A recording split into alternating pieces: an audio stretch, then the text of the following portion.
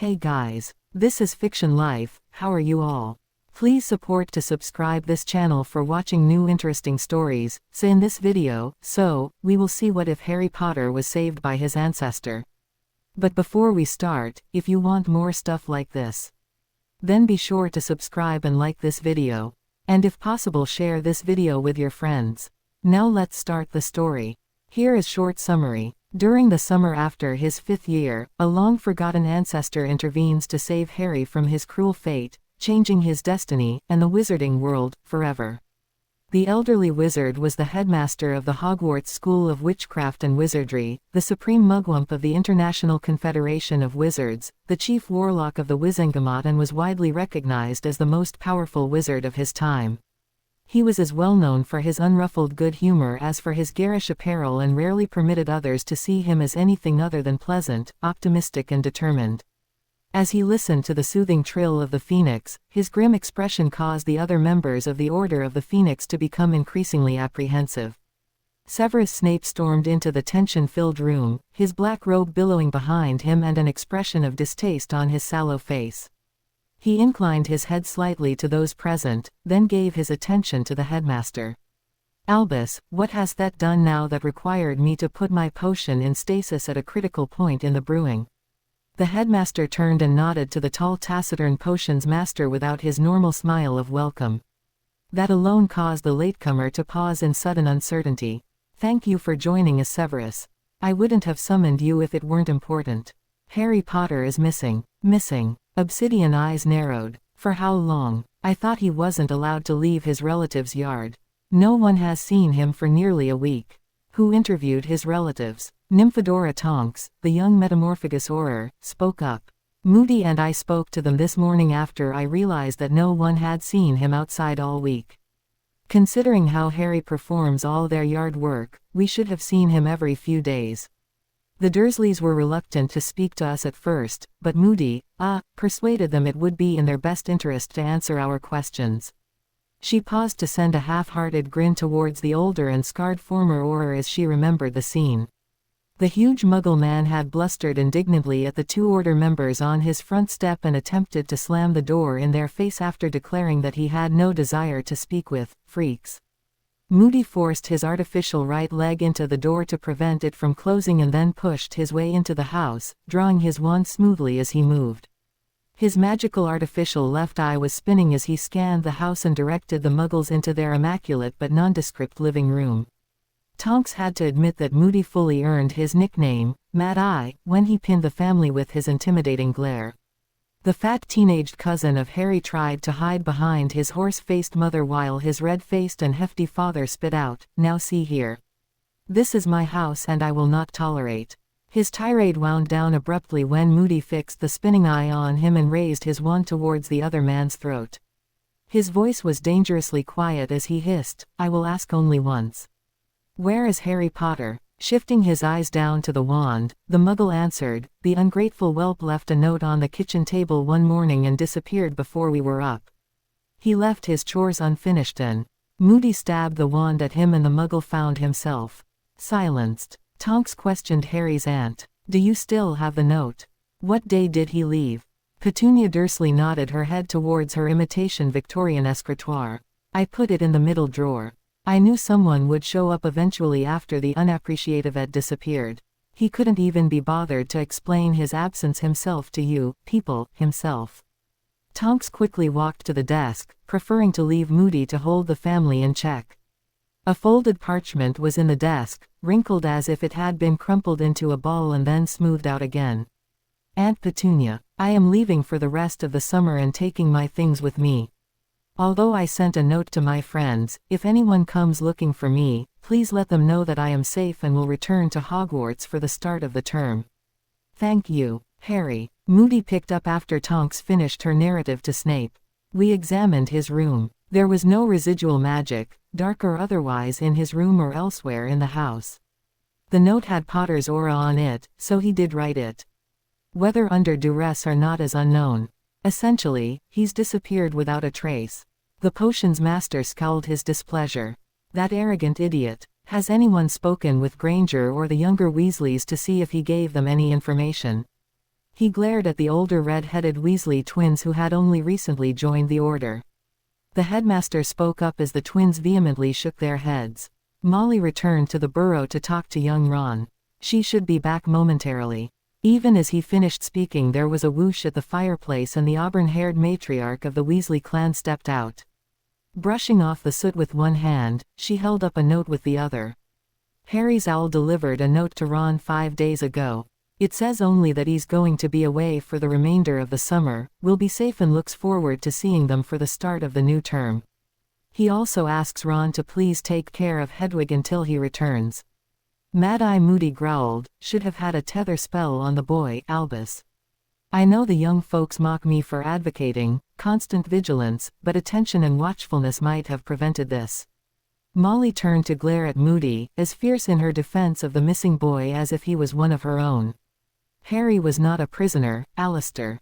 Now I don't know why he decided to leave his Muggle home, but to forcibly bind him there. That's outrageous. Moody shrugged at her. George and Fred Weasley looked at each other and shared a silent message. Predictably, their mother noticed the exchanged glance and the nearly imperceptible head movements. Did you boys know about this? Why didn't you say something? George spoke up first. No, Mum, we didn't know. Fred added, but we certainly aren't surprised. The twins began speaking quickly, finishing the other's sentences. You say you don't know why he decided to leave. But why is anyone surprised? It's not like he was ever happy there. Nearly starved, worked like a house elf. Locks on his bedroom door, bars on his bedroom window. Called a freak and a waste of space. Left alone to deal with his grief over his godfather's death. Would you have left one of your children alone to cope after witnessing a loved one's death, Mum? Molly Weasley's irate expression dropped as her tender heart melted. No, I would have been happy to have Harry at the burrow all summer. He shouldn't have been left to mourn alone. He needed support and comfort, not more abuse. She turned to glower at Albus Dumbledore, but paused at the distressed expression on the elderly wizard's face. Albus sat down heavily in his chair and sighed deeply. We'll have to do what we can to find him without alerting Voldemort that he's no longer under the protection of the Blood Wards. Ancestor, please work with Kingsley and Tonks to develop a covert search strategy. Severus, let us know if Voldemort gives any indication that he's aware Harry is absent. If we don't find him before the end of the summer, we'll just have to hope that he is indeed safe and able to return to Hogwarts as he stated for the start of the term. After a brief discussion, the Order members left the room, leaving the headmaster and Fox alone. The Phoenix trilled a question to the headmaster. The elderly wizard's voice was deep with regret. I did what I thought was best. I thought he was handling serious death. After all, Harry hadn't known him that long. I thought he understood how important the Blood Wards were. But I forgot that I was dealing with a 16-year-old boy. They have a hard enough time at that age without all the trials Harry has endured. The headmaster shook his head in remorse and resumed stroking his familiar, giving them both comfort. He dearly hoped that Harry was safe. The formerly round-faced and plump boy had grown over the summer, leaving his face leaner and his frame taller. He sighed loudly in disappointment when only Hermione and Ron came into the compartment. No sign of Harry then. The lanky red-headed boy answered despondently, nothing. He sat down quickly as the train lurched forward. Hermione's voice was grave as she murmured, I do hope he is all right. An amused voice answered her. I think I am, but thanks for the concern, my own. Leaning against the open compartment door was an elegant tall, dark-haired young man with brilliant green eyes. A pleased smile played on his lips at successfully surprising his friends. He indicated the compartment. Is there room for me then? Oi Harry, get your ass in here. Where were you? Do you know how worried everyone was? I thought my mum would have hysterics at the thought of you out and alone for the summer. Before Harry could respond, Hermione sprang at him and hugged him tightly. Don't you ever worry me like that again, Harry James Potter. Harry stifled a groan as the air was squeezed out of him by the ferocity of his friend's hug. Good to see you too, Hermione, he gasped.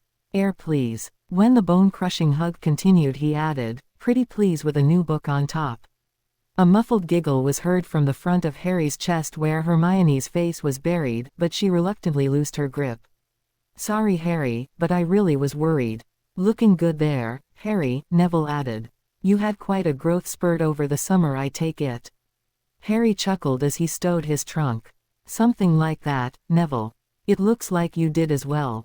Looking good yourself, mate.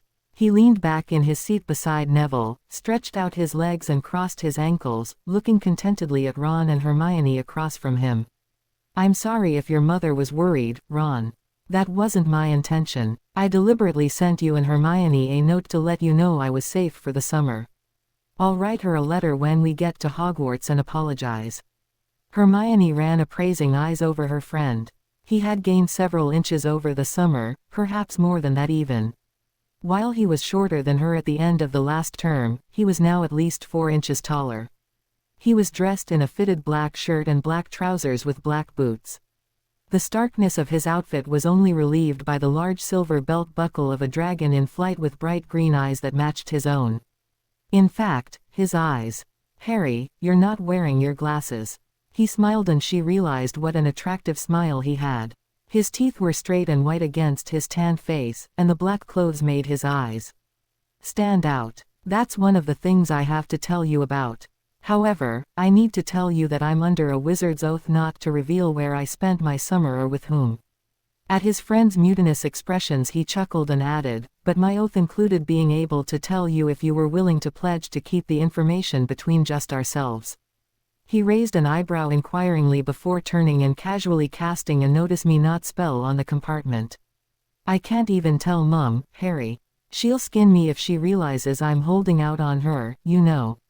Although I don't mind knowing something the twins don't know. Ron grinned mischievously. Hermione looked troubled. We can't tell anyone. Not the headmaster or Professor McGonagall. Harry shook his head. No, when I'm ready, I'll tell them.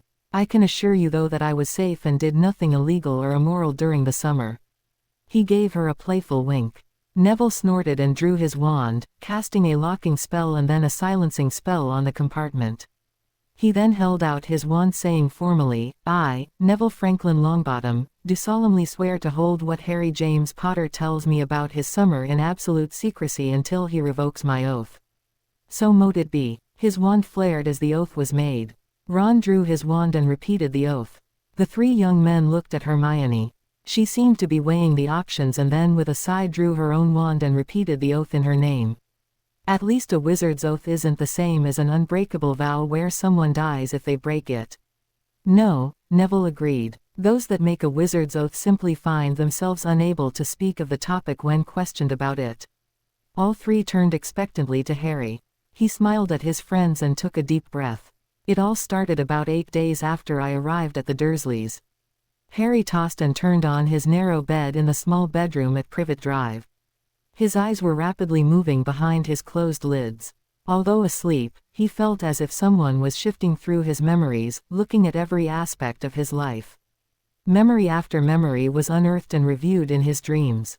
Harry sleeping in a cupboard, being told his parents were drunks and died in a car crash, being treated as a by his relatives, being called a freak and a waste of space, being the target of Harry hunting, and being beat up by Dudley and several others, punishments including going without meals for multiple days and being locked in his cupboard.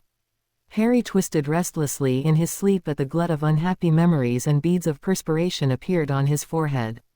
Now he was waiting for his 11th birthday and being introduced to the enormous Rubeus Hagrid who told him he was a wizard and was invited to attend the Hogwarts School of Witchcraft and Wizardry. Seeing Diagon Alley and having things bought just for him. Receiving Hedwig as the first gift he remembered. Meeting Ron Weasley who quickly became his first friend.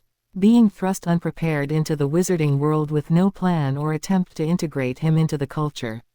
Being verbally abused by Snape who demonstrated a deep dislike of him at first sight. Fighting a troll let into the school. Becoming friends with Hermione Granger. Discovering the Dada professor was possessed by the spirit of Voldemort and nearly losing his life fighting the evil spirit. Harry's now sweat-drenched body thrashed and escaped his lips.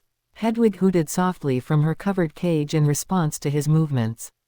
Harry learning he could speak to SS and being ostracized by many in the school for being the suspected heir of Slytherin. Fighting and nearly losing his life to a basilisk as well as defeating another version of Voldemort. Discovering that His parents' best friend betrayed them, leading to their deaths, and that this man had escaped from prison, supposedly looking for him. Meeting and befriending that man, his godfather Sirius Black, after learning that he was unjustly imprisoned without a trial. Being forced into the Triwizard Tournament and being accused by the majority of the school of cheating to enter the tournament, even by Ron. The eventual healing of the friendship only when Ron realized that Harry was in danger as a combatant. Being kidnapped with Cedric Diggory, who was callously murdered. Being bound and used in a blood ritual to revive Voldemort. Having only a handful of people believe him that Voldemort had returned. Harry kicked his sheet off as he struggled against the unhappy memories flooding his dreams. A compassionate presence realized his distress and soothed him gently. Harry's sleep eased as he was now held apart from the memories as they continued to surface. The Ministry of Magic going out of their way to publicize Harry as an unstable attention-seeking liar and attempting to discredit Dumbledore. Umbridge foisted on the school as a Dada teacher and persistently harassing Harry. Being forced to use the blood quill as it cut and permanently scarred him, as well as being threatened with Veritaserum and the Cruciatus Curse. Forming and leading the DA to help students practice their Dada spells. Snape's deliberate and cruel abuse while supposedly teaching him occlumency. Receiving the false vision from Voldemort and the debacle at the Ministry leading to Sirius' death. Being left alone to deal with his grief over Sirius' death. Gentle comforting sensations replaced the unhappy memories.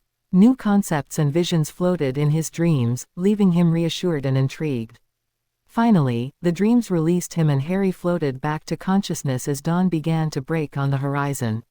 He got up quietly and took a shower before any of the Dursleys woke up.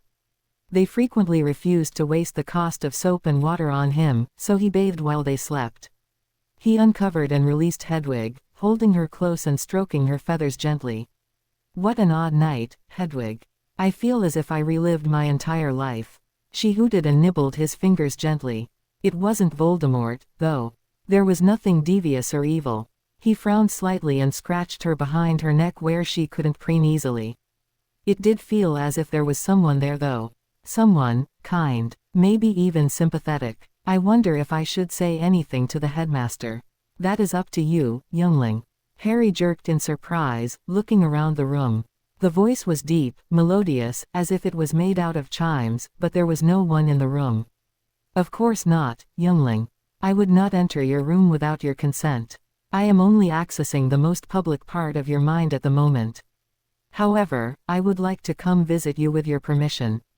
Who are you? Were you going through my memories in my sleep? Yes, I was discovering your history. I am Aranth and you are part of my extended family. I no longer live in your realm and the last time I opened the portal between our domains, your mother was carrying you. When I came again to ensure the health and safety of your family, I discovered that you were orphaned.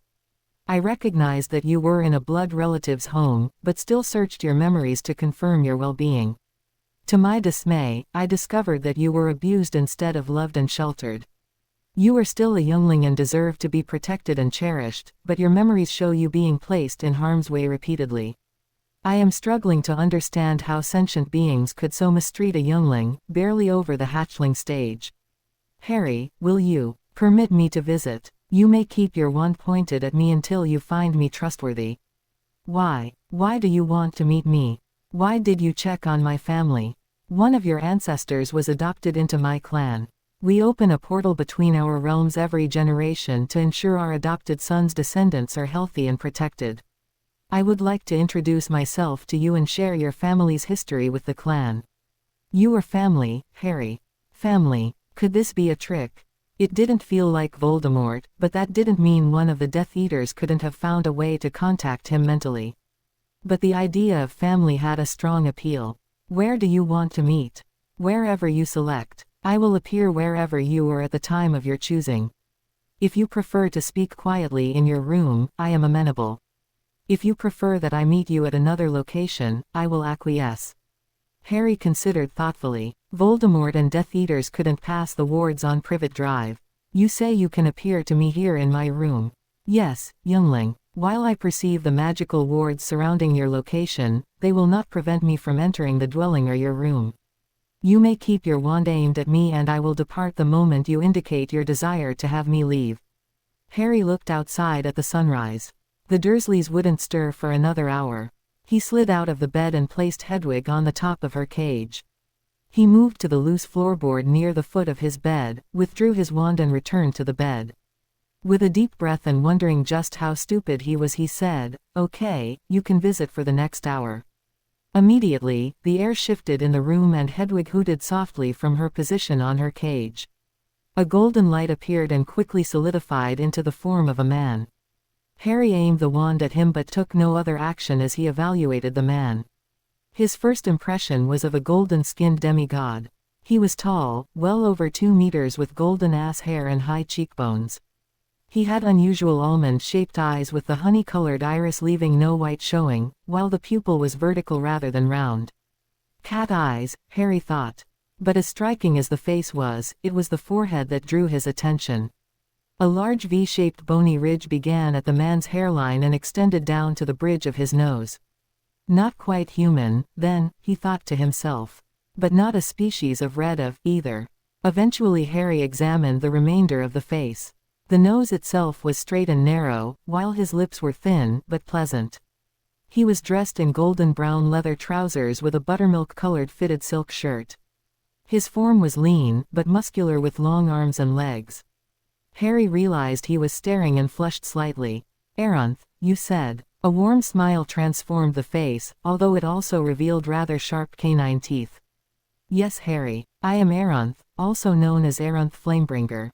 He laid a hand over his heart, pointing to his left shoulder, and bowed slightly, keeping his eyes on Harry. "The day's blessings to you. I am very pleased to greet a member of my clan." "What clan is that? And why do you say I am a member of it if it was an ancestor that was adopted?" Aranth nodded approvingly. "An excellent question that permits me to explain both my history and your own. My people, the Wanth Darastrix, were among the first inhabitants of this realm. We developed a close familial society as well as oral and written languages. As humans began to develop, we found pleasure in their thirst for knowledge. We took them under our wing and helped them thrive. Some of us even adopted humans who became dear to us, creating close kin, those who are bonded by blood and magic. As time progressed, we realized that, with the prolific natures of humans, we would eventually compete for territory with them. We were also concerned that cohabitating might lead them to become dependent on us. We recognized that they needed to grow and mature on their own.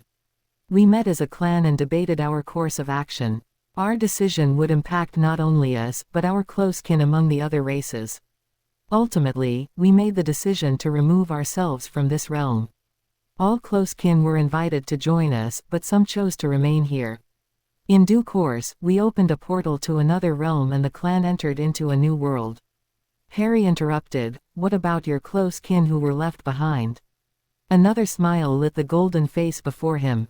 "You were indeed a quick-thinking youngling." Harry tried not to blush at the praise. Every generation, any who left close kin behind returns to check on their descendants. We consider the close kin as clan for 100 generations. Your father's family is descended from my adopted child and I have watched over you for over 1,000 years. Harry blinked. 1,000 years. How old are you? A melodious and low laugh erupted from Aranth. "Ah, youngling, would it bother you to know that my kind lives thousands of years? I have witnessed over 28 centuries. He chuckled at Harry's shocked expression. "That is why tracking 100 human generations is not difficult. What do you want with me then? I'm nothing special. I'm just Harry." Aranth leaned forward and met Harry's green eyes with his own intense golden orbs. "You are very special, Harry. You were kin. You were part of my blood and my clan. My kind has few young and each one is cherished and protected. You deserve much more than you have been given." He shook his head. "I know you cannot understand without knowing the clan and our history, so you will not comprehend how powerful the instincts are that are screaming at me to protect you and heal your mind, body and spirit. We treasure our young. Even the most ill-tempered clan member will lay down his life without hesitation in protection of a child." He took a deep breath as if to calm himself. "Youngling, what I genuinely desire is to become a part of your life. I would like to share our history with you and help prepare you for your life. I am willing to accept however much you are willing to give me. If it is the occasional mental discussion, then so be it. If in time you are interested, I would be pleased to have you spend time with the clan. Perhaps you might consider joining us for part of the summer before you return to your school this autumn. That would give us time to introduce you to your cousins, teach you about the clan, as well as restore your health to the way it should have been had you not been subject to the abuse of these human relatives. Harry heard a stirring down the hall and recognized that Aunt Petunia was waking up. Had they talked for a full hour already? He glanced briefly out the window and realized that more time than he had thought had passed. He looked back at the golden man. My aunt is getting up. I will think about what you've said. I would like to talk to you again, but it will be much later tonight before I'm done with my daily chores. Aranth smiled. Just open your mind and think of me when you are ready to speak again. I will hear you and respond. He laid his hand on his chest again, repeating the slight bow he had given earlier. I thank you for permitting me to speak with you and look forward to speaking again soon. Harry tried to mimic the action, placing his hand over his heart and bowing from his seated position on his bed. Thank you for looking for me, Aranth. I look forward to talking with you again. His emulation of the other's bow produced a smile of delight on his visitor's face, causing his golden eyes to glow with pleasure. A moment later, the tall man's form shimmered and disappeared. Harry took several deep breaths as he tried to convince himself this hadn't been a dream. Hearing his aunt moving downstairs, he quickly put it aside and dressed.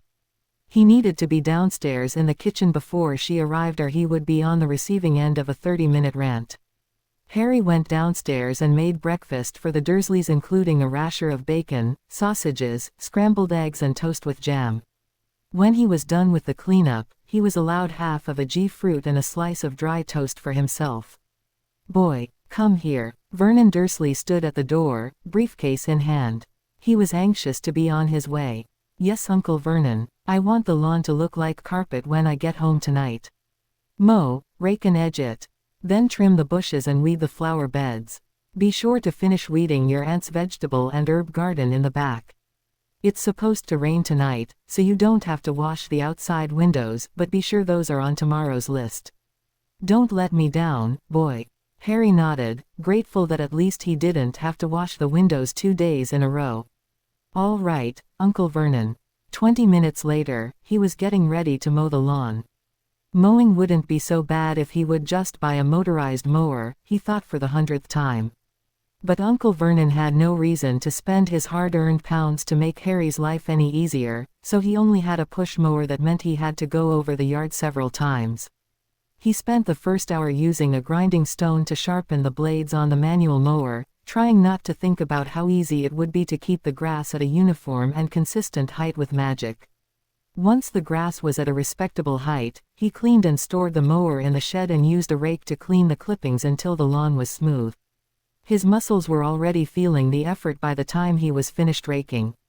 He decided it wasn't worth listening to Aunt Petunia complain about him getting a drink from the kitchen, so took a long drink out of the hose before moving on to the weeding. The front and side yards took until past noon.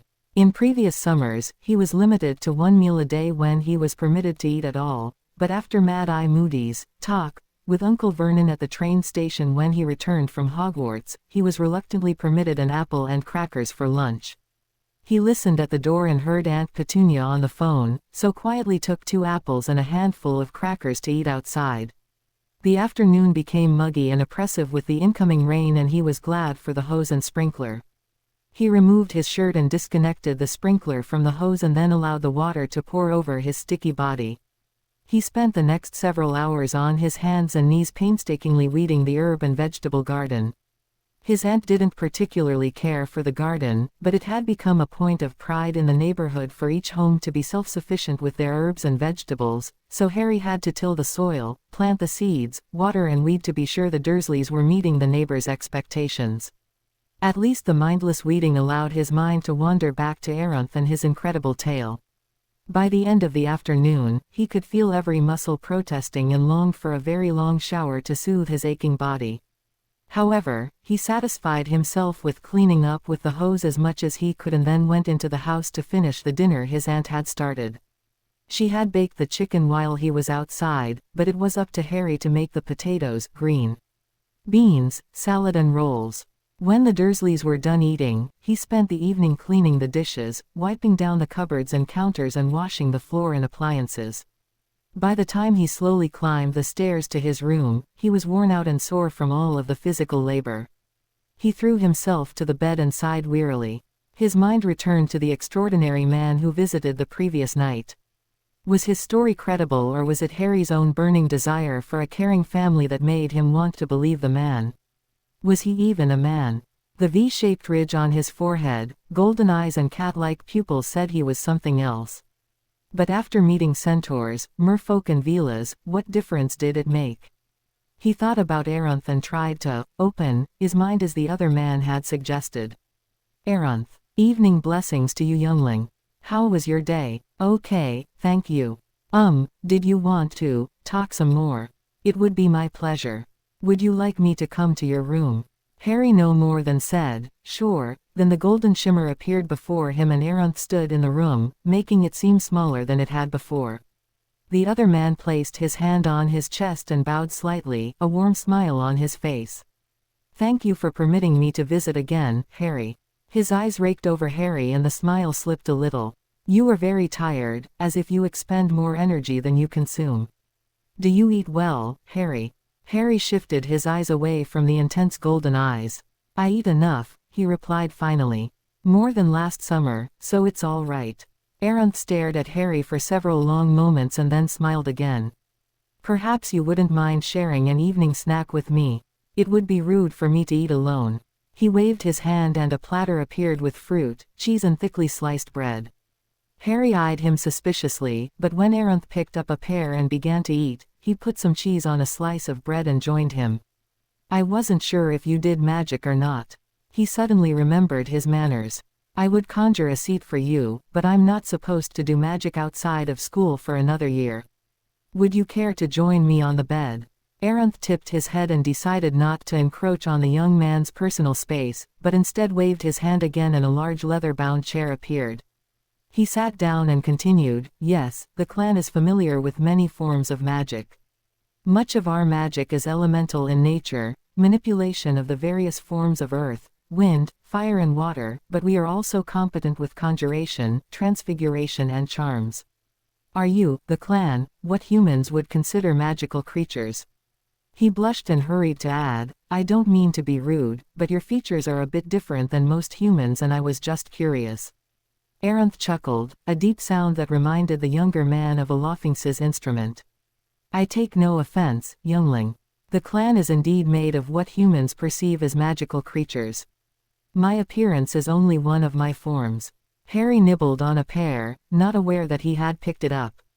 What are your other forms? That I will be able to show you if you choose to visit our realm. There are few places in this one that I can appear without raising an alarm.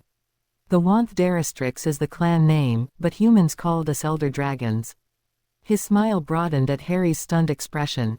You're a dragon, he squeaked. Not the type of dragon with which you are familiar. We are like to them as humans are to primates. There are similarities, but the dragons in your world are only beasts with limited intelligence and certainly not a complex oral and written language. Harry realized he had a bite of pear in his mouth and slowly chewed it. He was sitting across from a dragon if the man was to be believed. Would you share more of your history with me? He ventured finally. That would be an honor, the other man smiled, placing his hand on his chest and inclining slightly. In ancient times, when humans were still living in caves and marveling at fire, the Wanth-Darastrix was the most advanced race on Earth. I mentioned that we had a formal society and language already. We also share a genetic memory and a highly involved form of telepathy, which is how I spoke with you originally. At hatching, our young are approximately 1 meter tall and 2 meters long and continue to grow throughout their lives. The oldest Wanth-Darastrix is over 40 meters tall and 60 meters long. Our lifespans number in the thousands of years. Clan members come in various colors, ranging from the purest white to the deepest ebony, with gold, blue, red and green also being common. Our scales are impervious to most magics, although if we so choose, we may remove a scale for another use. Only the one whose scale it is can use magic to reform the scale's size or purpose, although we can gift it to a recipient and spell the scale to change to meet the recipient's wishes. Aranth hid a smile as he watched Harry unconsciously consume everything on the platter as the boy listened with keen attention to the history. The clan reproduces rarely and hatchlings are treasured. That is why I say you deserve to be cherished and protected, Harry. Tens of thousands of years of history are demanding that I care for you even as I cared for your ancestor who was my adopted son. Harry tried to hide the warm feeling he had at the words. How often do the Jew Anthederistics adopt others? The other man smiled and gently corrected the pronunciation, as he sent the now empty platter away with a careless wave of his hand. Wanth'deristrix. It is a fairly rare occurrence for one of the clan to adopt a member of another species, but there had been perhaps 100 over the last 2,000 years. These adopted children are considered close kin, sometimes called dragon kin, and are awarded full rights and responsibilities of naturally born Wanth'deristrix. The clan will watch the descendants of their dragon kin for 100 generations, interceding as necessary to ensure their safety and the continuation of the dragon kin's line. What about your laws and culture? Humans have so many countries and cultures, it's hard to work together at times. Just trying to learn the difference between how I was raised and the wizarding community is difficult. Aranth looked pleased. You ask discerning questions, youngling. The Wanth'deristrix have only 3 basic laws. The first law is that no Wanth'deristrix shall carry out intentional harm to another sentient being, unless the other is acting with malicious intent towards a clan member or sentient beings weaker than themselves. Harry considered that. So perform no violence towards others unless to protect others. Yes, but even more than that. Our definition of no harm includes physical, mental and emotional harm. While we may tease one another good-naturedly, we will not tolerate verbal or emotional abuse that has the intention of causing harm or pain. The older man's eyes narrowed and Harry suddenly realized the amiable man could be dangerous. We do not tolerate unkind characterizations of others as freaks or wastes of space. Harry stared at the other man in surprise. That would violate your first law. At the deliberate nod he asked, what would the penalty be? One who deliberately violates the first law, especially in regards to a youngling, would be banished if they failed to repent and mend their ways. They would not be welcome in Wanth'deristrix communities, we would not trade with them, communicate or otherwise share hospitality with them. It is a harsh penalty, but one that has kept the clan peaceful for millennium. Aranth paused briefly. That assumes there was no physical harm. One who deliberately injures or kills another is either mind-wiped or put to death, dependent on the wishes of the victim or their family. He looked at Harry and softened his expression. That penalty has not been invoked in my lifetime. Harry nodded and stashed the information away to consider later. What are the other laws? The second law is that all Wanth'deristrix will maintain appropriate courtesy and respect towards others, regardless of the topic under discussion or the species with which they are communicating. Wanth'deristrix culture has hundreds of idiosyncrasies, from courtesy within the smaller family, within the clan and within the world at large. For example, there are various courtesies to be followed in greetings. The depth of the bow, the position of the head and hands, he grinned at Harry, or foreclaws indicate the relationship between clan members and obligations. Harry considered that. So when you put your hand on your chest and bow slightly, that indicates your relationship to me. Approval shone on the older man's face. Yes, a single open hand over the heart area indicated a friendly and respectful relationship while the degree of the bow indicated slight informality. Keeping my eyes on you rather than dropping them indicates a relationship of parent to child or peer to peer. If I had used a closed fist, it would indicate an unknown relationship such as potential combatants. Dropping my eyes would portray respect to an elder or one higher in rank. So I should drop my eyes when bowing to you. If we develop a close relationship as I hope to do, that would be unnecessary. A child only drops his eyes to his sire if he desires to show his deference and submission. Harry's heart seemed to clench a little at the term, sire. Humans typically use sire as a term of address for a king, although the older meaning is a father. Aranth smiled and inclined his head at Harry's understanding. I meant it in the later use. I adopted your ancestor and considered him my son in all things. You were the son of his line. Harry blinked at the warm feeling in his chest. He wanted to believe this man so badly. What about the third law? Ah, the third law is a bit different. Defense of one's mate and hatchling supersedes all other laws. We mate upon finding a wanth Deristrix with a matching aura, and we mate for life. Once bonded, the pair is inseparable until death. We are highly protective of and loving towards our mates and offspring. If one half of a bonded pair or a hatchling is perceived to be in danger, then the other mate may do whatever is necessary to ensure their health and safety. Aranth chuckled lightly. For all our size and power, we are an affectionate and compassionate species, fiercely loyal to family and clan. You are part of my family, Harry. I want nothing more than to care for and protect you. He gave Harry a considering look. You are tired, youngling.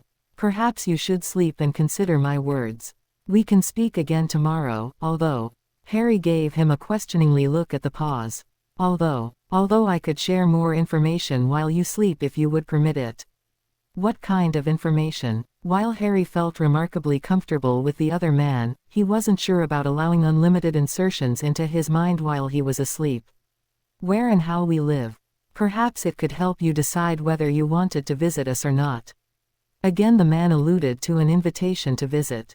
Harry found it difficult to believe they could be so interested in a total stranger. He could be such a disappointment to them. But then, Aranth had already rummaged through his mind and explored all of his memories. Perhaps he wasn't a stranger to the other man after all. What would be your expectations of me if I were to visit? Aranth tipped his head and looked at Harry speculatively. I would expect that you would allow me to heal your body of the abuse it has suffered. You were malnourished during your childhood, which led to your bones not developing properly. It also left some of your internal organs weaker than they should be. I would want to correct that, so that you reach the height and weight you should have been at this age and allow your internal organs to last a normal lifetime. Harry blinked. He wouldn't be the shortest boy in his year. He would perhaps be his father's height at this age. Merlin, that would be brilliant. He realized Aranth was still speaking and tried to pay attention. Other than that, I would offer you the opportunity to meet your clan cousins. If some of them have abilities that interest you, you could learn those abilities as well. In your dreams I can explain how we follow one of three paths, the way of the guardian, who include protectors as well as healers and growers, the way of the artist, who are the builders, poets, musicians, and the way of the academic who are the scholars, researchers and historians. The young wizard considered all he had been told. The man wasn't wearing glamour, and his story seemed much too elaborate for a hoax. If Harry was a Slytherin, he would probably remain suspicious and skeptical, but he was a Gryffindor and they'vely took risks. He took a deep breath and nodded at Aranth. If you can share that information with me as I sleep, I would be interested in seeing it. He received a warm and pleased smile as if he had given the older man a generous gift. I will not betray your trust, Seadivdru. After a moment's pause he continued in a gruff tone of voice. To bed and to sleep then, Harry. Aranth waited until Harry was under the covers, then laid a hand on his chest and bowed slightly, keeping his eyes on the boy. Nightly blessings and the sweetest of dreams, Seadivdru. Harry sat up slightly and returned the gesture, meeting Aranth's eyes. Good night to you as well, sir. I appreciate you taking the time to speak with me so much. It is my honor and pleasure to do so, youngling. With a golden shimmer in the air, the wanth Deristrix disappeared. Harry shook his head to dispel the memories and looked at his friends. After he visited me several more nights and shared some of his memories, I agreed to go visit for the remainder of the summer. I sent Hedwig off with the letters, wrote a note to the Dursleys and didn't look back. Everything he told me was true, the other realm, the clan, their history, their culture. He ran a hand over his torso. They corrected the effects of my years with the Dursleys, leaving me looking like I should have looked. I was tempted to stay with them even longer, but agreed to return for several reasons. First and foremost were my friends and how they would have felt if I never returned. He smiled at them and Ron nodded vigorously. Secondly, I want to finish my Hogwarts education. Hermione smiled approvingly at that. He didn't reveal the third reason. The wanth Deristrix had absorbed his memories, but wanted more information about wizarding and Muggle cultures, the cultures and status of all other magical creatures, and technological advancements. Harry had gained a desire to learn from Aranth and was willing to be their liaison to their original realm for a time. There are a few other important items to convey. But none of them need to be shared right now, and I'm sure Hermione has a lot of questions. He grinned at the young woman, but Ron spoke up first as his mouth finally caught up to his mind. Elder dragons, Harry. Bloody hell, mate, that's huge. He ignored Hermione's muttered language. Ron. I thought they were only the stuff of legends. They haven't been seen in over 1,000 years, maybe 1,500. There are dozens of stories I grew up with about elder dragons. Hermione shook her head in wonder as she tried to absorb all aspects of Harry's story. I wonder if I can find corroborating histories for you. You would probably find the human perspective a good compliment. But Harry, why is it a secret? Why don't you want to tell Professor Dumbledore? Neville spoke up when Harry paused before answering. I'll bet I can guess, Harry. At Harry's raised eyebrow, Neville continued, you don't expect to be believed about it, you might be considered delusional. Or if you were believed, you thought either the headmaster or Professor McGonagall would consider the Wanthdaristrix untrustworthy and try to keep you from them. You don't think they would trust you to evaluate the situation and make your own decisions. Harry looked at Neville in surprise. How did you know that? Neville shrugged. You've never been believed about important things, have you? But wouldn't Dumbledore, began to protest Hermione. No, Neville is right, my own, Ron interrupted. We couldn't get anyone to believe us about someone being after the Philosopher's Stone in first year. Most of the school didn't believe that Harry wasn't the heir of Slytherin in second year. The Ministry and most adults didn't believe him about Sirius in third year. Hell, even I didn't believe him at first about the Goblet of Fire in fourth year. Here Ron looked with shame at his best mate. Many people didn't believe him about how Cedric died or that you-know-who was back. They didn't believe he had been attacked by Dementors at his trial until the squib testified. Certainly not the Ministry when they allowed Umbridge to get at him in fifth year, and who believed or protected any of us from that toad. Neville added softly, how many people in a position of authority have ever believed Harry? Or been there for him? Snape never believed any of us that the Slytherins sabotaged our potions, or else he thought it served us right. It doesn't surprise me that you would keep something this private a secret until you've decided how to handle it in the long term. But don't you think Dumbledore should know about this? Hermione whispered, her face showing her internal conflict between respecting authority and recognizing the truth that Ron and Neville spoke. Harry sighed and voiced the thoughts he had considered repeatedly over the long summer as he tried to explain and rationalize his life to the clan. They had never accused the headmaster of anything, but they asked a great many questions. The headmaster chose to drop me off at a home where I wasn't wanted and where I was abused for the next 10 years and never checked on my safety or well-being. While the chief warlock of the Wizengamot, the headmaster allowed an innocent man to be sent to prison without a trial, without even looking at his pensive memories that could have proven his innocence. The headmaster hired Quirrell, and even though Dumbledore is one of the most powerful wizards alive today, he never noticed Quirrell was possessed by a dark wizard spirit. The headmaster hired Gilderoy Lockhart, who was obviously unfit for the role without ever testing his abilities, and we all lost a year of training besides having our memories threatened. The headmaster hired Mad-Eye Moody, and even though he knew the man for years, he never noticed that the Auror had been replaced by someone using Polyjuice. Harry took a deep breath as Hermione's face looked more and more uncomfortable in the face of these facts. The headmaster has made a number of poor choices and decisions over the years, whether out of a misguided belief in his own decisions, whether because he's spread too thin to give attention to the particulars, or for other unknown reasons. I'm willing to assess this very private situation about my family history on my own. I'm willing to evaluate a summer's worth of actions and the consistent behaviors of the hundreds of individuals I met to make my own judgment call.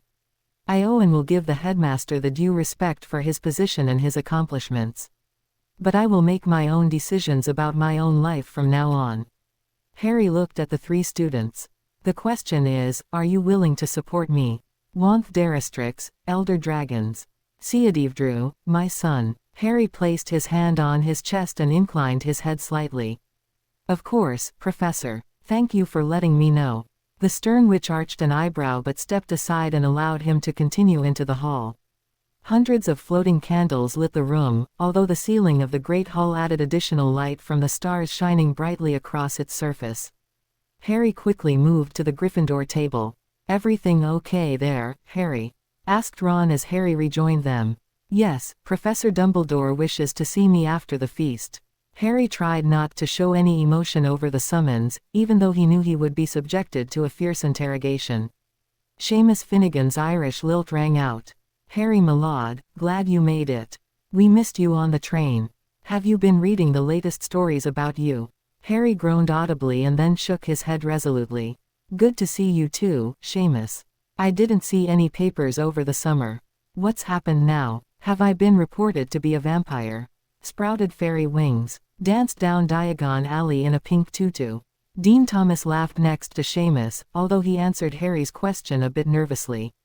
Well, there was some talk about a fight at the ministry, Voldemort was seen, a prophecy was mentioned and the Daily Prophet started calling you the chosen one. He looked carefully for Harry's reaction, ready to duck if the notoriously quick-tempered boy reacted badly. To the surprise of those around them, Harry's laugh rang out warm and velvety. So I'm on the pedestal again for the start of the year. Okay Dean, you start up the pool on when I'll be a deranged liar again. Put me down for a sickle by the end of October. His good-natured acceptance raised a few eyebrows. Harry was well known among his house for avoiding the limelight and its corresponding publicity. Several of his housemates seemed to be giving him an appraising glance, he noticed. He met their assessing eyes with a cool assured gaze, surprised to see how many blushed and turned aside. From a few seats down, Ginny Weasley leaned forward and commented, "You're looking good this year, Harry. It's a good thing I got over my crush last year or I might have quite a bit of competition for your attention." Before Harry could ask what she meant, Professor Dumbledore stood in the Great Hall quieted. "Welcome back one and all. The very best of evenings to you."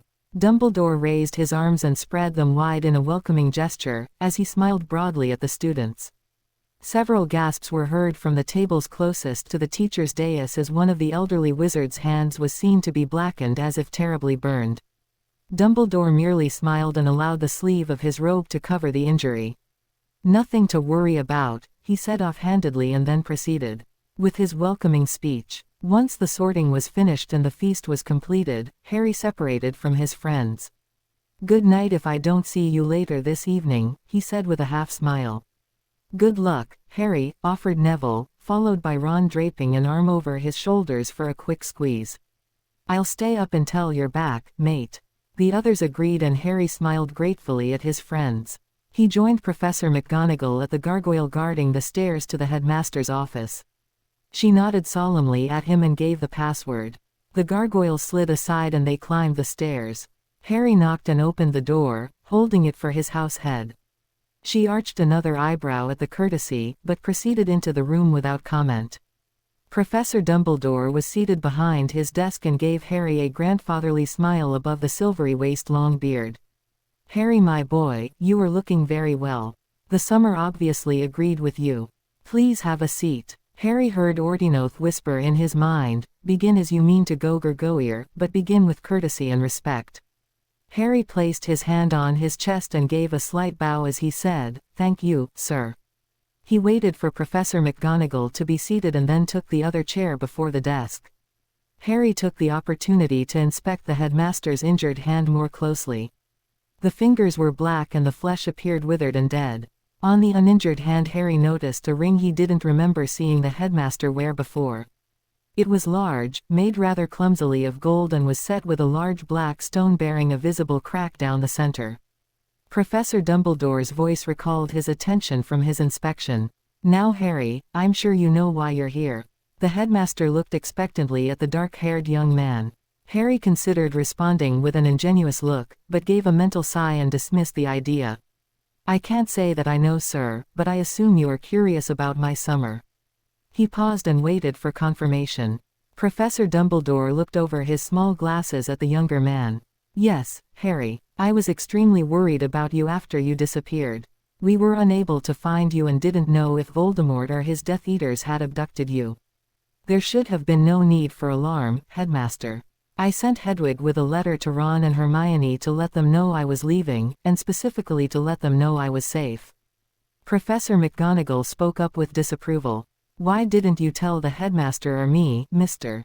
Potter?" Harry turned innocent eyes on his house head. You and Professor Dumbledore don't correspond with me during the summer, Professor. Considering no one was interested in helping me cope with the loss of my godfather, I had no reason to believe there would be interest in any of my other activities. He felt a twinge of guilt at the older woman's remorseful eyes, but ruthlessly reminded himself that she had offered no support in his time of need. Perhaps his blunt words would ensure another child would receive the needed help in the future. I sent Hedwig to the ones that could be expected to contact me and would worry if I failed to respond. I also sent Hermione enough galleons to cover my school materials and asked her to pick mine up when she got her own so that I would be fully prepared for the start of the new term. Dumbledore picked up the conversation again. Harry, others were concerned. No one meant to abandon you. But picking up and leaving wasn't the best reaction. Where were you? I'm sorry if you were worried, Headmaster. I wasn't in any danger. Unfortunately, I swore a wizard's oath not to reveal my location or companions. As you can see from my appearance, it was a very beneficial experience. Years of neglect were erased and corrected. Believe me when I say that I was safer and happier than I've ever been since my parents were killed. Professor McGonagall's eyes widened as he spoke. A wizard's oath. Why would you swear a wizard's oath, Mr. Potter? Harry turned apologetic eyes to his house head. I'm very sorry, Professor, but I can't say. The oath, you know. Her lips were thin with disapproval. Dumbledore knew that with enough questions, he might find a way around the wording of the oath. How did you meet your summer companions? I'm sorry, Headmaster, but I can't say. When did you meet your companions? I'm sorry, Headmaster, I can't say. The headmaster tried a different approach. Harry, how was your physical condition altered? I'm sorry, Headmaster, but I can't say. The elderly wizard sighed and leaned back, steepling his fingers. Why was your appearance changed? Harry looked surprised at the question and felt his Loire snort with amusement. However, this one he could answer as it didn't do anything to reveal the clan. My companions were shocked at the years of neglect and malnutrition I experienced while under the Dursleys' care. They were rather adamant about correcting the damage done to my health. He carefully maintained an impassive expression when the headmaster had the sense to look embarrassed. His house head ventured her own question.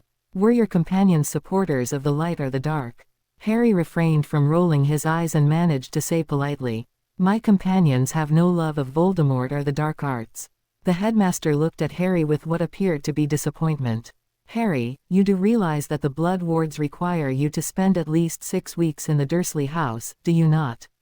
Actually, you've never explained the specific details of the wards to me at all, Headmaster. I never have understood why I had to stay where I was routinely starved and abused when I could have stayed at Hogwarts, which has always been described being the safest place in the world, barring Gringotts. He covered his mouth for an unexpected yawn. I'm sorry, sir. It's very late and I'm very tired. Is there anything else or may I retire for the night? He allowed himself a hopeful look. Go ahead then, Harry. We will speak more soon. Yes, sir. Good night, Headmaster, Professor. He stood and laid his hand once more on his chest and inclined his head respectfully before he left the room. The mental voice was melodious in its approval. Well done, Gregorier. You bring pride to the clan. Thank you, Niflosola. The clan gives me strength. He felt pride underscored with good humor at his ritual response. Hermione, Ron and Neville were waiting for him in the Gryffindor common room. Ron was the first to speak when he stepped through the painting's opening. All right there, Harry. Yes, fine thanks. The headmaster and Professor McGonagall wanted to know where I was this summer, but my wizard's oath wouldn't let me answer many questions. I just let them know that I had let you two know I was leaving, and that I was safer and happier than I've been since my parents were killed. Neville looked at the dark-haired young man inquiringly. They couldn't have been too pleased with you. Harry grinned unrepentantly. You could say that. He looked quickly at Hermione and added, but I was polite and respectful during the entire conversation. Hermione shook her head and gave him a wry smile. As long as you're okay. I unpacked the books for the classes you requested from my trunk and asked Seamus to place them on your bed. Speaking of which, I suppose we should all go to bed. Classes begin tomorrow and we won't know where we start until we get our schedules at. Breakfast. Let's hope we all get into the ones we want and have the necessary books and supplies. The boys groaned piteously, but headed to the stairs obediently. Harry smiled at the ceiling of the great hall, which was showing an azure sky with puffy white clouds drifting serenely across the expanse. His smile faded as he saw a number of girls looking at him with decidedly odd expressions. Had the Daily Prophet published something else about him already? Ginny Weasley greeted him with a warm smile as he walked past her to his own seat with the 7th years. "Good morning, Harry." He paused to return the smile. "Morning, Ginny. Ready to jump into classes?" "Am I ever. Good luck getting all the NEWT level classes that you want." "Thanks, Gin." He patted her shoulder in farewell and moved on towards his seat. He was surprised to hear one of Ginny's classmates squeal, "Introduce me next time, Ginny. Even if you consider him a brother, give the rest of us a chance." He shook his head at the perplexing behaviors and sat down next to Ron. Breakfast appeared on the tables and Harry helped himself to toast and eggs, but at the mental nudge he added fruit to his plate. His Loire were quite insistent on him eating balanced meals. As he chatted with Ron about his beloved Chudley cannons, he heard Hermione whisper, "He's doing it again." He turned and saw her looking across the room. He looked up at the Slytherin table in time to see Malfoy turn and begin speaking to Blaise Zabini. "Who's doing what?" Malfoy was watching us again. He looked more closely at the Slytherin table and then at the students sitting near it. "Actually, I think more people are staring at Malfoy. What's up with that? Besides being good-looking with those silver gray eyes and shining-ass hair, elegant attire and family fortune." Harry chuckled. "True, although there's also the conceit, arrogance and bigotry. Not that we're judgmental, right?" Hermione blushed, but grinned back. "Right." After they had eaten, Professor McGonagall arrived at the Gryffindor table to confirm the students had earned the necessary OWL grades to continue with their chosen NEWT level classes. Hermione was immediately approved to continue with ancient runes, arithmancy, charms, defense against the dark arts, potions and transfigurations. She smiled happily and waved at the others as she hurried off to arithmancy. The older witch shuffled through her papers for Harry's information as she approached him. "Now let me see, Mr. Potter. Oh yes, charms, defense against the dark arts, herbology and transfiguration were your strengths." She peered at him over her glasses. "I was especially pleased with your transfiguration marks. Well done. I am curious as to why you didn't apply for advanced potions. You need that NEWT if you are to achieve your goal of becoming an Auror." Harry allowed his chagrin at his marks to show. "Yes ma'am, but I only received an exceeds expectations not an outstanding, and that was a requirement." The professor gave a small satisfied smile.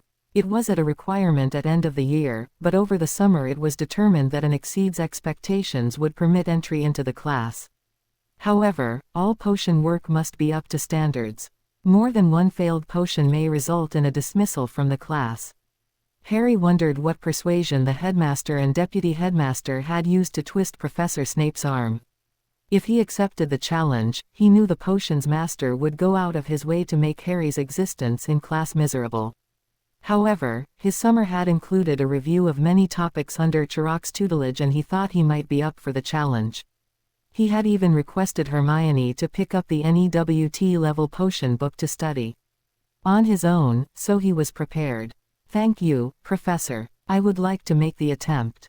Her eyes brightened with approval, but she merely nodded her head and tapped her wand against the blank schedule which immediately filled in with the details of his course selections. Harry accepted the completed schedule and inclined his head politely. "Thank you again, Professor. I look forward to the coming year." He gathered his book bag and departed with poise, not noticing the appraising look she gave him before she continued to the next student. The day was done, first assignments finished and the Gryffindors were relaxing in the common room before going to bed. Harry stretched out on the chair and smiled at his friends.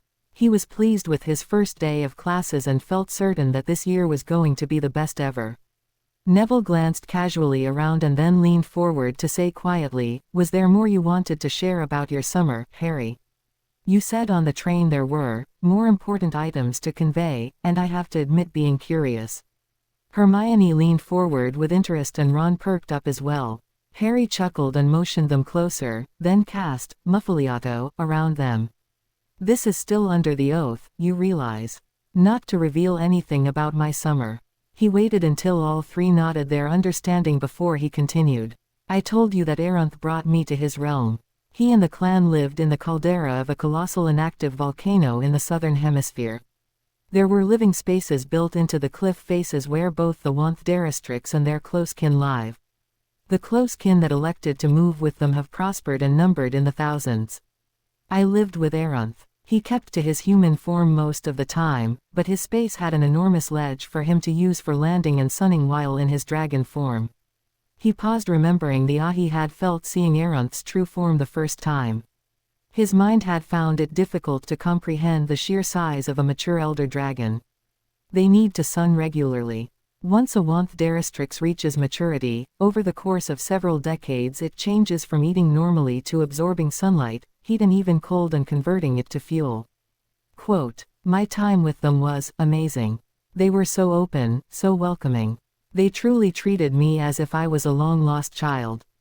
They value their young with something approaching reverence. As I was introduced to each clan member, they shared their expertise with me. Oh wait, I should explain something more fully. The clan is loosely divided among three ways of life. There are the guardians. They protect the clan, the close kin and the land. They are the healers and farmers, as well as the fighters. Then there are the artists. These are not just the poets and musicians, but anyone who creates something. They include every type of craft imaginable. Finally there are the academics, and those are the scholars, researchers and historians. He smiled slyly at Hermione. You wouldn't believe what the academics have. The main library is the size of Hogwarts. He chuckled warmly at the wide-eyed lust immediately seen in her eyes. In addition, they have a collective genetic memory. What one Wanth-Darastrix learns is shared with all members of the clan. He leaned closer to his studious friend and murmured, imagine having thousands of years of knowledge available with a single thought. Her wistful expression was his reward. He leaned back and continued, anyway, as I was introduced to each clan member, they explained their specialty and offered to train me in anything that interested me. It was just amazing. He paused in memory of the warm and affectionate clan members, a smile playing across his face until a cough reminded him of his waiting friends. Sorry about that. After I had been there a while, Aranth talked to me about 2 ways of healing the years of abuse caused by the Dursleys. He sat in Aranth's comfortable study. While carved out of stone, the walls were covered with woven tapestries depicting the history of the Wanth-Darastrix. He never tired of looking at the tapestries and hearing the explanation of the stories they told. The craftsmanship was superb, even to his untrained eye. Harry, there are 2 ways of restoring you to full health. One will involve several weeks with the Guardians as both potions and spells rebuild the years of neglect. It might be a bit dull for an active young man, but the results will be well worth it. And the other, sir. The other is more intrusive and life-altering. The ass leaned forward and met Harry's green eyes with his intense golden ones. You are close kin already. You are the descendant of my adopted son and as such, you have full rights among the Wanth-Darastrix. But we have shared memories in our dreams and I feel as if I have been with you for your entire life. Your parents are gone as is your godfather. The tall man cleared his throat. If you are willing, I would like to adopt you as my son. The adoption is through both blood and magic, and would heal your form quickly. Aranth, he paused when Aranth held up a hand. There is more Seadivdru. You must understand all of it. He waited for Harry's nod before continuing. When a Wanth-Darastrix dies, the final burst of magic marking his or her passing imprints the dying dragon's consciousness onto the other members of his or her line. Their consciousness remains in the background of their descendants' mind to act as advisors and counselors and gives the outdweller access to their ancestors' memories and knowledge.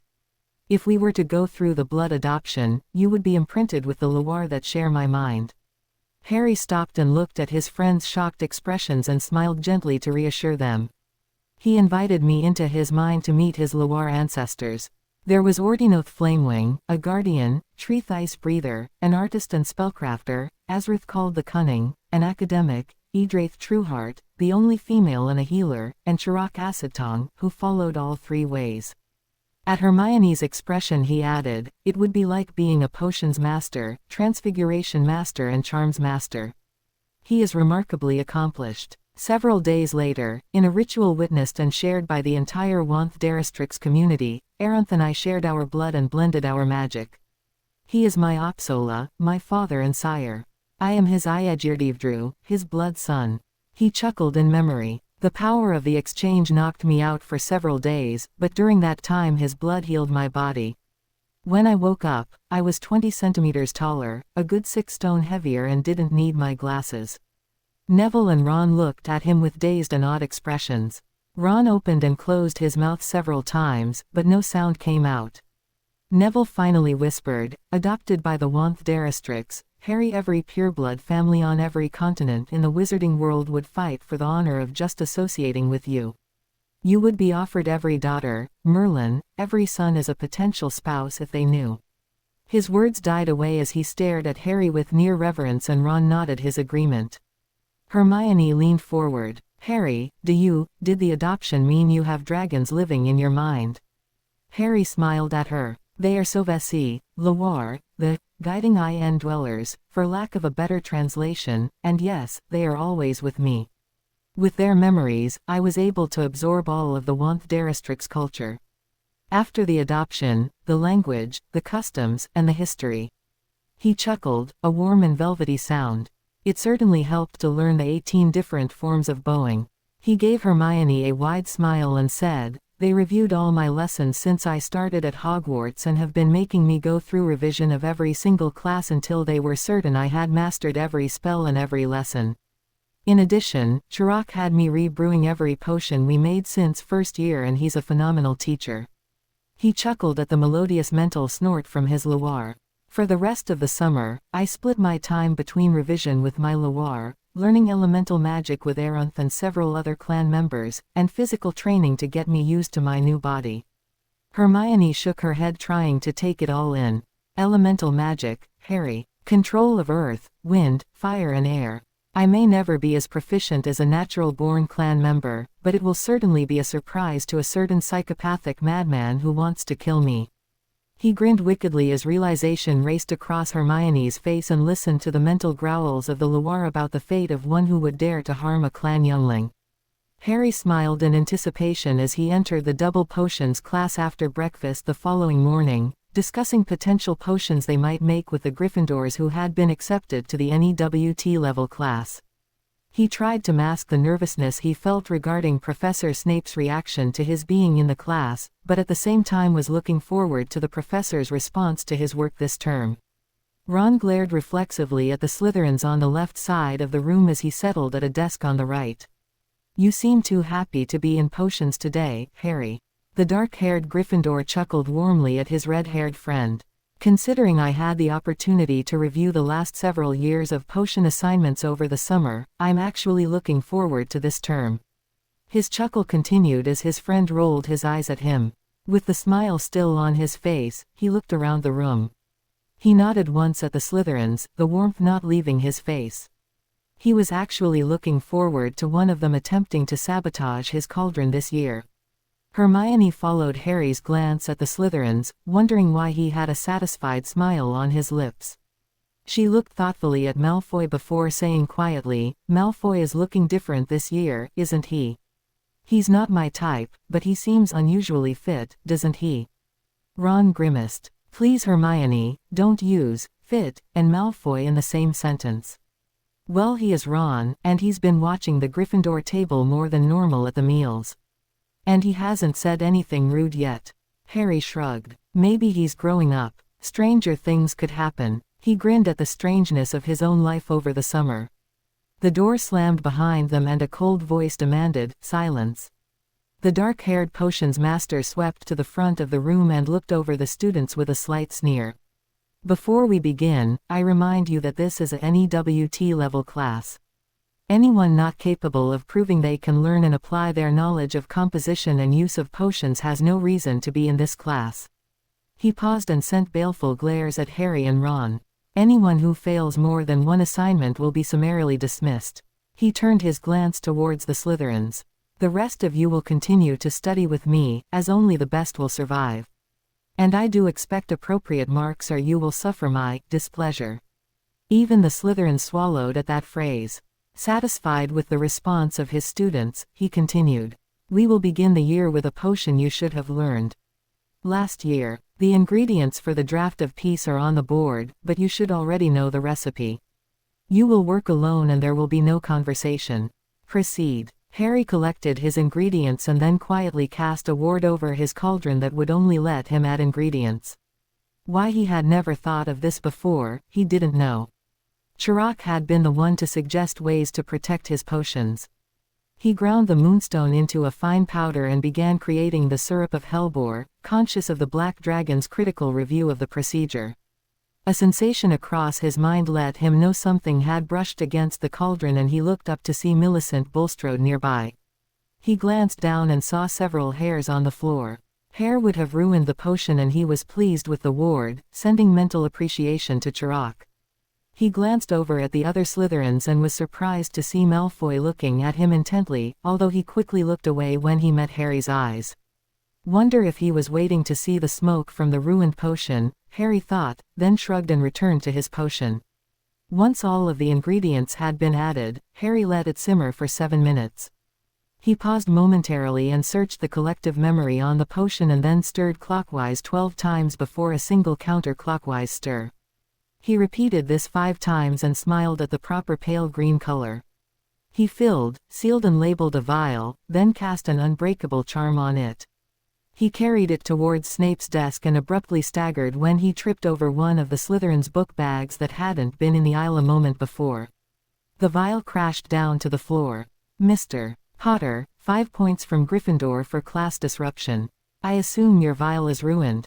That will count as a failure for the assignment. My apologies for the disruption, Professor." He stood and walked forward 2 desks and picked up the charmed vial. "My potion is fine, sir." He placed it on the potion master's desk and inclined his head respectfully.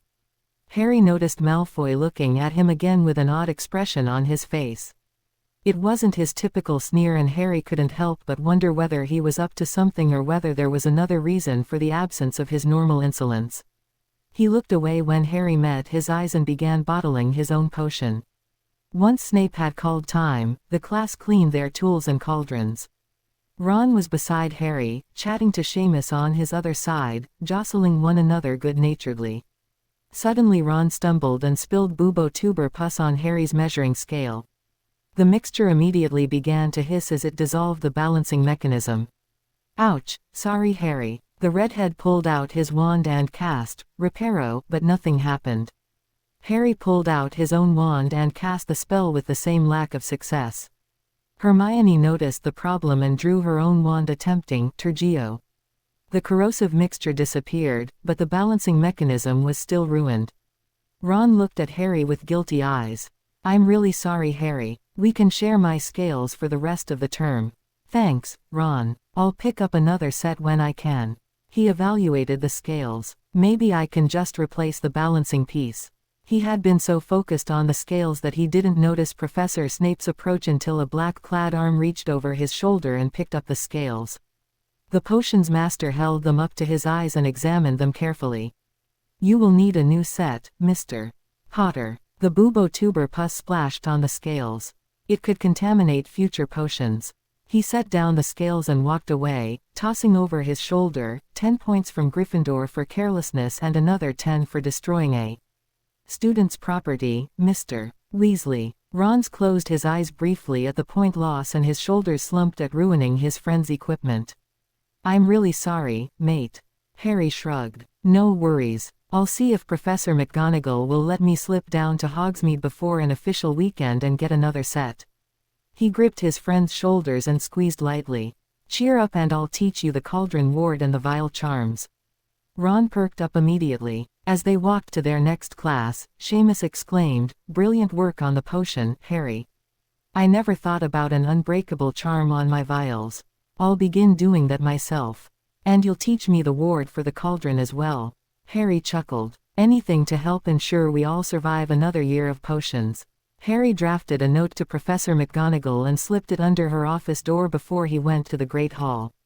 He explained the accident in potions, Snape's confirmation that the scales were ruined, and then requested permission to visit Hogsmeade after school one afternoon or this coming Saturday to select another set before the next potions class. If it weren't a NEWT level class, they could probably share a single set, but the students moved at different speeds in the portion preparation and it would be extremely difficult to share without constantly cleaning the scales. He slipped into the Great Hall just as dinner was being served and sat down in the seat Ron had saved for him next to Neville. He filled his plate and turned to his dorm mate. "Neville, I forgot to ask you, but how are your grandmother and Uncle Algy? Were you able to help your uncle with his plants this summer?" Neville brightened and began to describe the Mimbulus Mimbletonia, a rare plant his great-uncle had given him over the summer. "It's very rare. He thinks it originally came from Assyria, but the origins may be lost. It tends to pulsate and squirm in its pot. It has the most interesting defense mechanism, too." Harry grinned at his enthusiastic friend. "Let me guess. It hurls fireballs or screeches like a mandrake." "Hey, nothing that bad. But if you poke at it, it squirts out stinksap.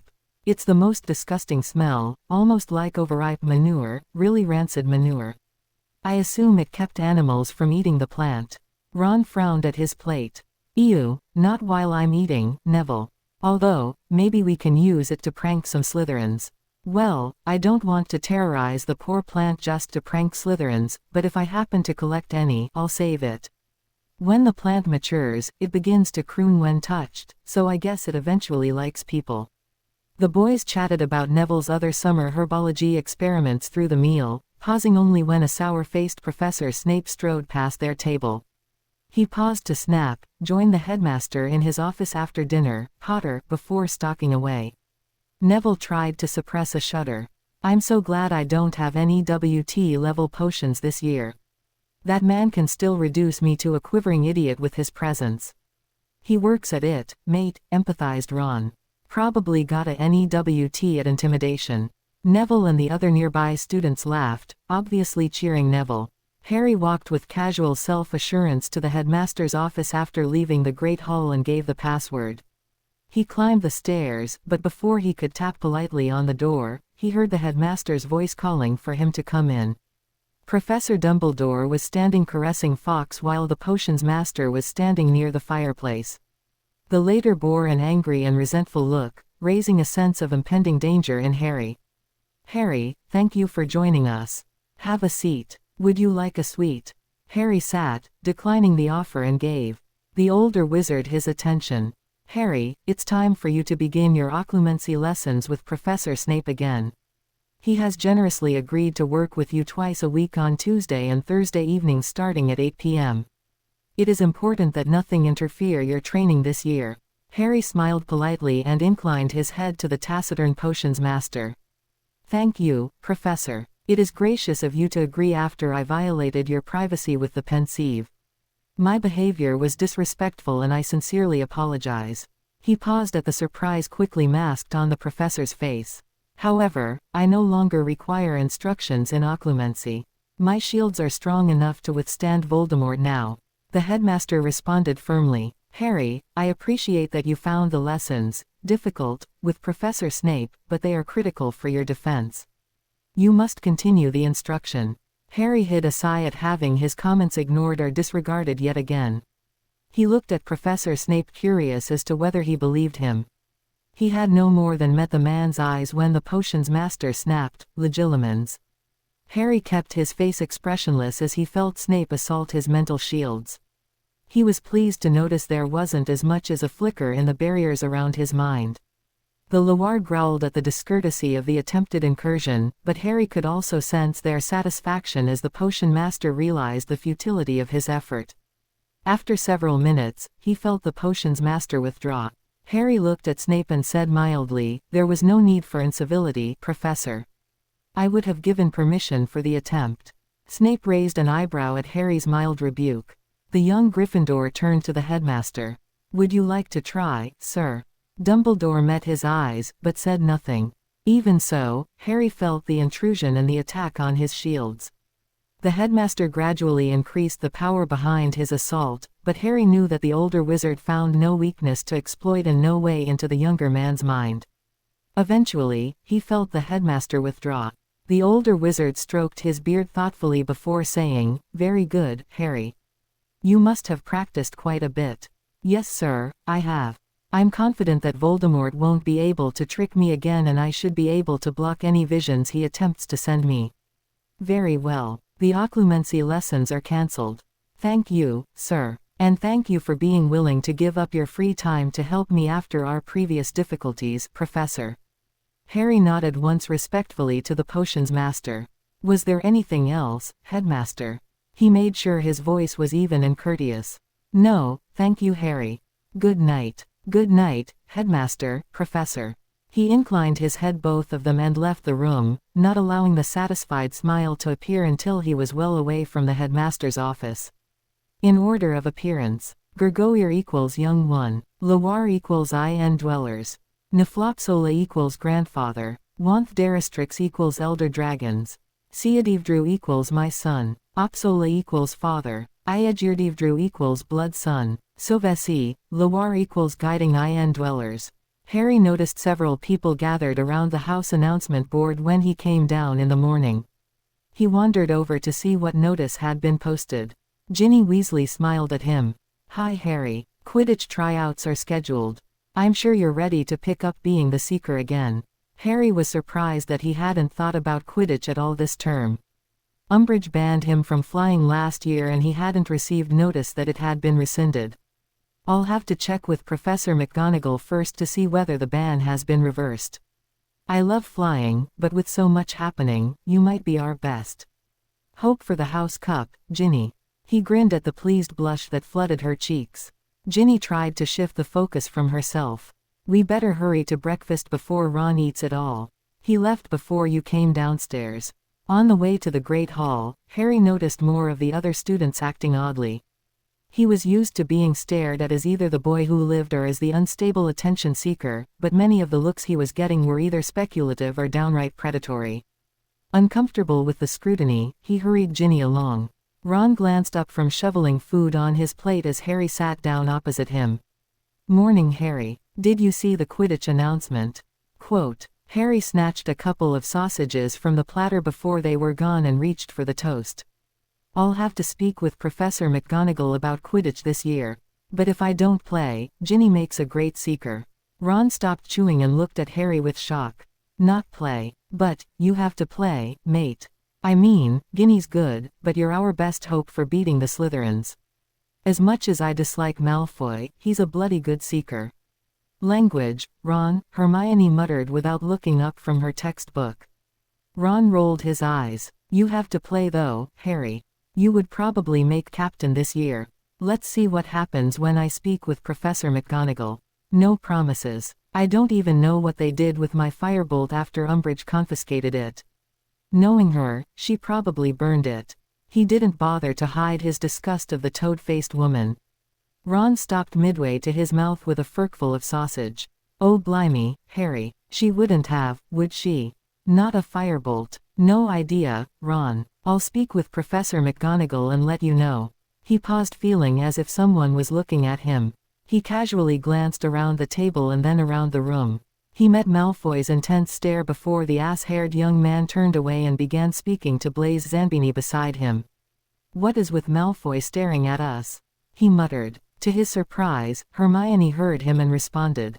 "He does seem to be making a habit of it, doesn't he? It's just getting on my nerves and makes me think he's planning something," Harry groused. "Probably is, that bloody ferret," mumbled Ron around his toast. "You can never trust him." "Language, Ron." Hermione looked at Malfoy as if evaluating him. "He still isn't wearing his usual pompous sneer. If I had to put a description on him, I would say he is either worried or—" When Hermione paused and blushed, Harry prompted, "Or what?" The young woman shook her head. "Never mind, it's silly." No amount of teasing from either Ron or Harry could persuade her to continue her thought out loud, that he looked ravenous. One of the first years gave Harry a folded parchment when he returned to the common room following his afternoon classes. Opening it, he found his note to Professor McGonagall with, "Approved for this afternoon upon completion of classes. M. McGonagall," written at the bottom of his request. He returned to the Gryffindor dorm and changed into black trousers and a green silk shirt. Ron and Neville came in as he finished dressing. Professor McGonagall gave me permission to go to Hogsmeade this afternoon to get my new scales. Can I get either of you anything while I'm there? Neither of his friends needed anything, so he said goodbye and let them know he would be back later. At Dervish and Banges on High Street, Harry found several scales. The set he bought in his first year was inexpensive and appropriate for a first-year potion student, measuring up to 50 milligrams. Now he perused scales capable of measuring as little as 20 milligrams and as much as 500 milligrams. He finally settled on a 500 milligrams set that came with a hardwood carrying case. The scales components and weight set all fit neatly inside the box's velvet-lined drawer. A divider in the drawer separated the weight set from the scale mechanism. The portly shopkeeper smiled at Harry and nodded approvingly. A fine set, that one is, young sir. It can be assembled in less than a minute. That is a scale a potions master would appreciate. You're welcome to try it on the counter. Harry opened the hardwood box and began assembling the scale, pleased with the quality of the pieces. He tested the measurements by weighing some coins as well as a quill resting on the counter. Happy with the ease of assembly and the accuracy of the scales, Harry purchased the set, then cast a spell to shrink the box and stored it in his pocket. I should go back to school for dinner, he thought even as his feet turned towards the 3 broomsticks. He stepped inside and sniffed cautiously to see what Madame Rosmerta was serving today. The attractive 30-something witch looked up from the counter where she was reading the Daily Prophet and greeted him with a smile. Come in, dear. What can I get for you this fine evening? Harry looked around and noticed only 2 tables had occupants. A couple with 2 young children was just finishing their meal while a dark-haired woman half in the shadows sat alone and sipped from a teacup. Harry smiled at Madame Rosmerta and moved to the counter, sitting down on one of the wooden stools. A butterbeer, please. What is your special tonight? I'm not sure whether I want to wait until I get back to Hogwarts to eat dinner. We've got a nice pork loin in a sweet apple sauce tonight. Our vegetables are roast potatoes and glazed carrots. When Harry hesitated, she smiled and said, I'll get your drink while you think about it. After she brought him the butterbeer, she turned back to the newspaper. Oh, here's a picture of the new Minister of Magic, Rufus Scourgeour. Isn't he a formidable-looking gent?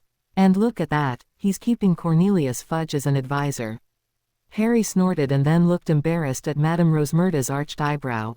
When he didn't comment, she continued, well, as a former Auror, I hope he'll round up those Death Eaters better than Fudge did. Harry smiled at the friendly woman. One can only hope. However, I've learned not to get my hopes up too high too soon where some members of the ministry are involved. Do you have reason not to trust Minister Scourgeour? Harry mentally cursed himself for even opening his mouth. I've never met the gentleman, which is why I am at least cautiously optimistic. Over his shoulder, Harry heard, excuse me, Mr. Potter. He turned to find a dark-haired matronly woman dressed in stylish navy robes looking at him curiously. I'm sorry to intrude, but you are Harry Potter, are you not? Harry avoided voicing the sigh he gave mentally. He wondered whether she wanted to shake his head, ask for his autograph, or chastise him for some inaccurate portrayal that appeared in the Daily Prophet. However, he replied courteously, yes ma'am, I'm Harry Potter. The woman gave him a friendly smile. I do beg your pardon for intruding, Mr. Potter. My name is Amelia Reinhold. I should say up front that I'm a reporter for Witches Weekly magazine. While I wasn't attempting to eavesdrop on your conversation, I couldn't help but overhear your comment, and I admit to being curious about why the boy who lived holds such a skeptical view of the minister. Harry looked at her warily, but noticed her appraisal was mainly curious rather than the predatory expression Rita Skeeter always wore. Miss or Mrs. Reinhold, he began. Mrs., the older woman smiled. My youngest son is a few years older than you, Mr. Potter. He returned the easy smile she gave him. Mrs. Reinhold, I am not a political figure and have no interest in holding any type of public office. I have another year at Hogwarts before I'll even be a legal adult. However, while I'm too young to vote in political elections, I still can evaluate public officials based on my experience with them. His voice became firm. But my opinions are personal, I had no intention of expressing them in a public forum. I can understand that, Mr. Potter. I only wish my youngest son paid attention to what happens in the world at large rather than his small circle of friends and coworkers. She looked at him with a motherly gaze. May I ask off the record what reason Harry Potter has to be wary of the Minister of Magic? Harry considered her carefully. He was well aware that Rita Skeeter wouldn't honor an off-the-record comment, but didn't know about Amelia Reinhold. He nearly declined to comment, until Ordinoth's voice rang in his mind. Otgabin, for years you thought yourself weak if you exposed the evil done to you. Has the clan taught you nothing? Will you permit others to harm those in their care with impunity in violation of the first law? Ordinoth. Harry stopped and gave the question serious consideration and felt the approval from his Loire for putting aside his instinctive reactions to evaluate the question logically. After several long moments he responded, "You are correct, Isohanaflosola. Fudge and Umbridge did act with malicious intent towards being weaker than themselves. If I speak up, I may prevent them from harming others as they harmed me." The Loire's interwoven harmonies echoed in his mind. You bring pride to the clan, Gurgoir. Only through the strength the clan provides, Isohanuri. Harry returned his attention to the woman before him. Mrs. Reinhold, you said you have a son only a few years older than I am now. At her nod, he continued, how would you have felt if he was tried for simply protecting himself from dementors while away from school? How would you have felt if at 15 years old, he was publicly portrayed as mentally unstable and a liar because he described events that occurred? What if those events could have been validated through pensive memories, but no one bothered to do so, but instead encouraged publications to report what an attention-seeking liar your son was? He saw a shift in her attitude from reporter to mother and pressed his advantage. Look at my hand, Mrs. Reinhold. Do you see these scars? A ministry official forced me to use a blood quill that sliced my skin open for telling lies about Voldemort's return. That same ministry employee threatened me with the Cruciatus curse. At her shocked gasp, he nodded. It's hard to believe, isn't it? But that ministry official is still employed by the ministry and has had no charges pressed against her. The obvious sincerity in his eyes would have convinced a much less compassionate person. Tell me, Mrs. Reinhold, would you be likely to automatically trust the officials that consistently behaved in such a manner if you were me? Her warm brown eyes searched his face with a quiet intensity. These are serious allegations, Mr. Potter. Would you sit with me and tell me more? It will be off the record unless you tell me otherwise. Did he want his opinions published? Was he willing to face the aftermath of Dong So? Was he willing to risk speaking with another reporter? Do you use a quick quote quill, ma'am? Or do you write down what I've actually said? I've seen too many stories use quotes I've never said. I hope you understand my hesitation after so many inaccurate and deliberately misleading stories about me. The dark-haired woman gave an inelegant snort. You must be talking about Rita Skeeter. How she can have a byline on anything but a gossip column is beyond me.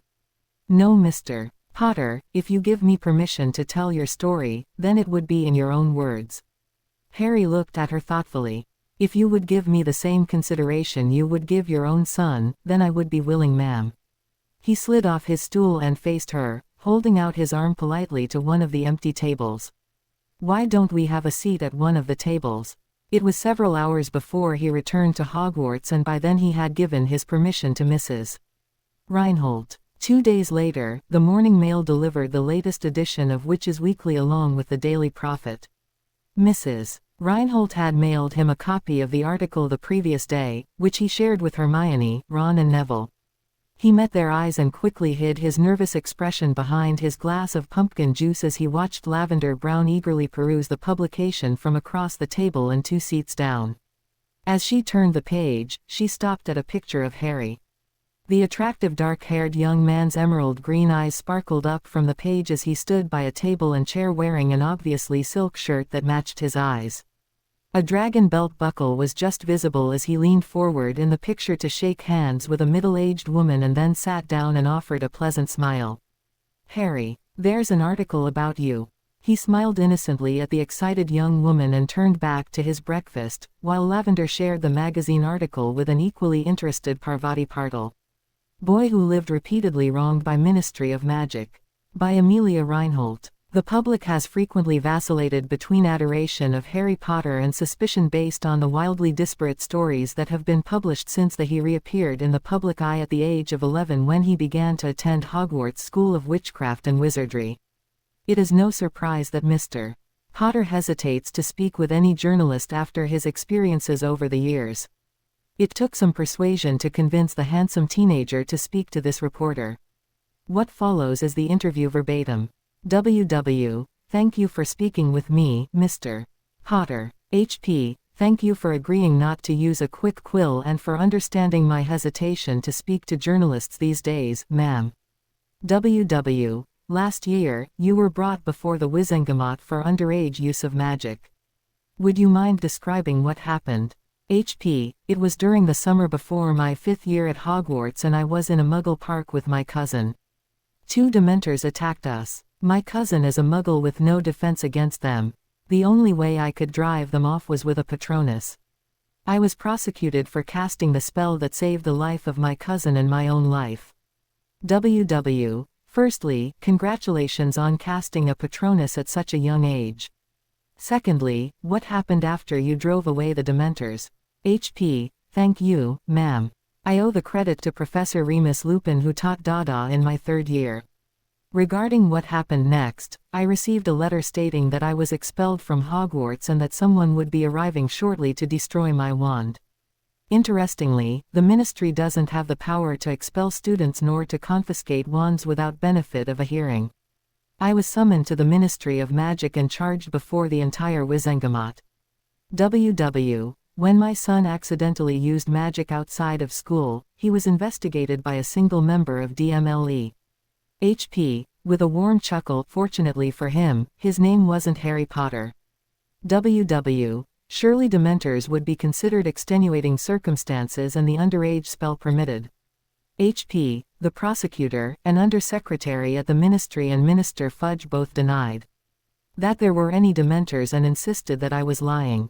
Only after eyewitness evidence by a neighbor corroborated my testimony was I cleared of the charges. WW, did anyone discover how and why the Dementors were in the area? HP, not immediately. However, last year, the same undersecretary came to Hogwarts, theoretically as our defense against the dark arts instructor.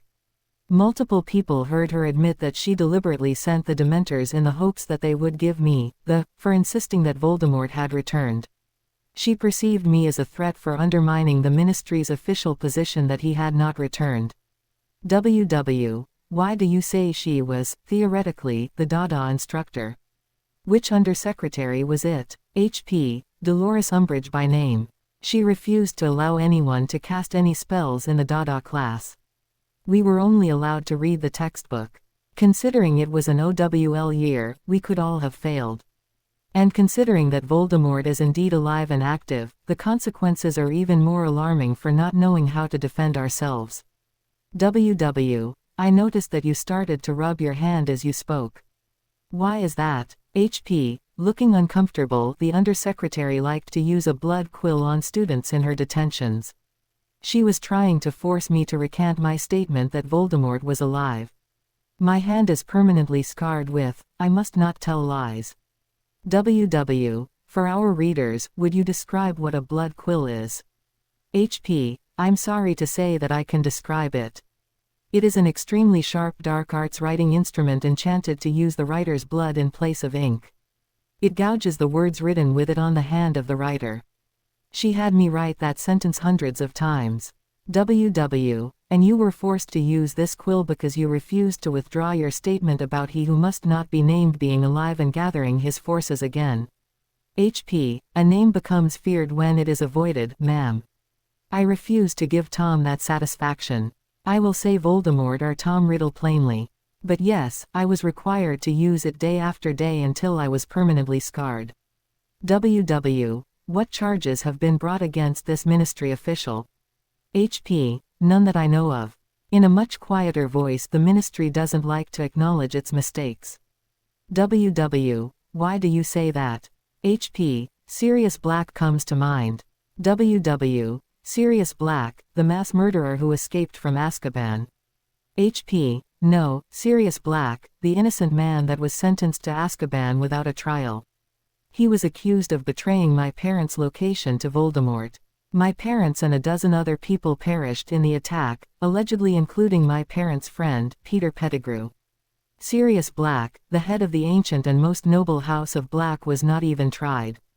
If there had been a thorough investigation, Veritaserum could have shown he wasn't my parents' secret keeper. Peter Pettigrew was the secret keeper and he betrayed my parents to Voldemort, then cut off his own finger as supposed evidence of his demise.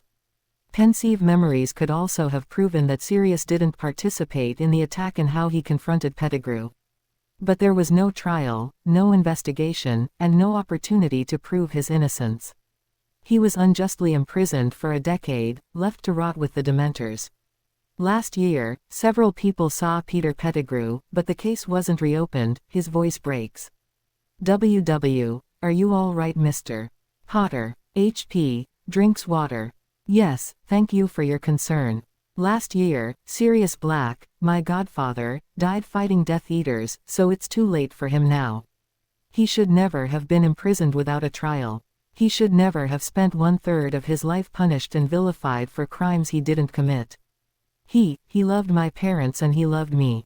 And now he's gone. WW, much of this was done under Cornelius Fudge. You realize that Rufus Scrimgeour replaced him as the Minister of Magic.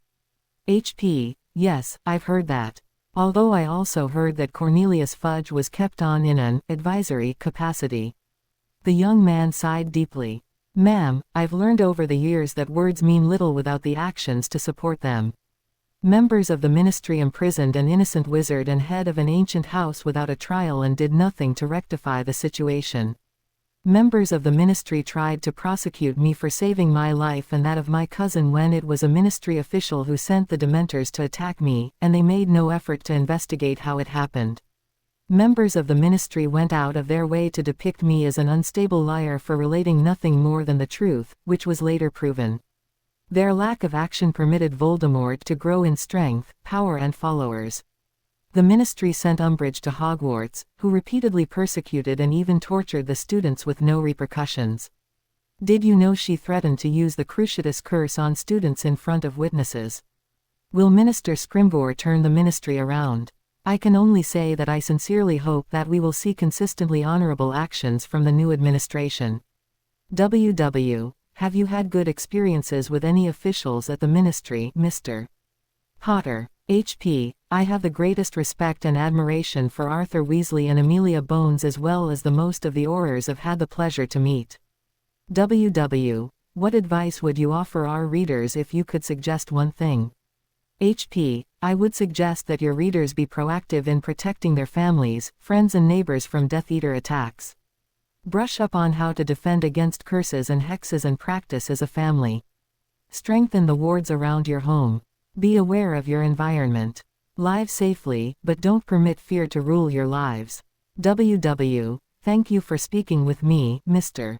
Potter. HP, thank you ma'am. I appreciate your time and courtesy. Editor's note, when he who must not be named was seen by many witnesses in the Ministry several months ago, it became evident that Albus Dumbledore and Harry Potter had been telling the truth about his return for a year. It raised many questions about why former Minister Fudge had been attempting to discredit both public figures. Less than 2 weeks after You-Know-Who's public appearance, Fudge was replaced by Rufus Scrimgeour, former head of the Auror's office.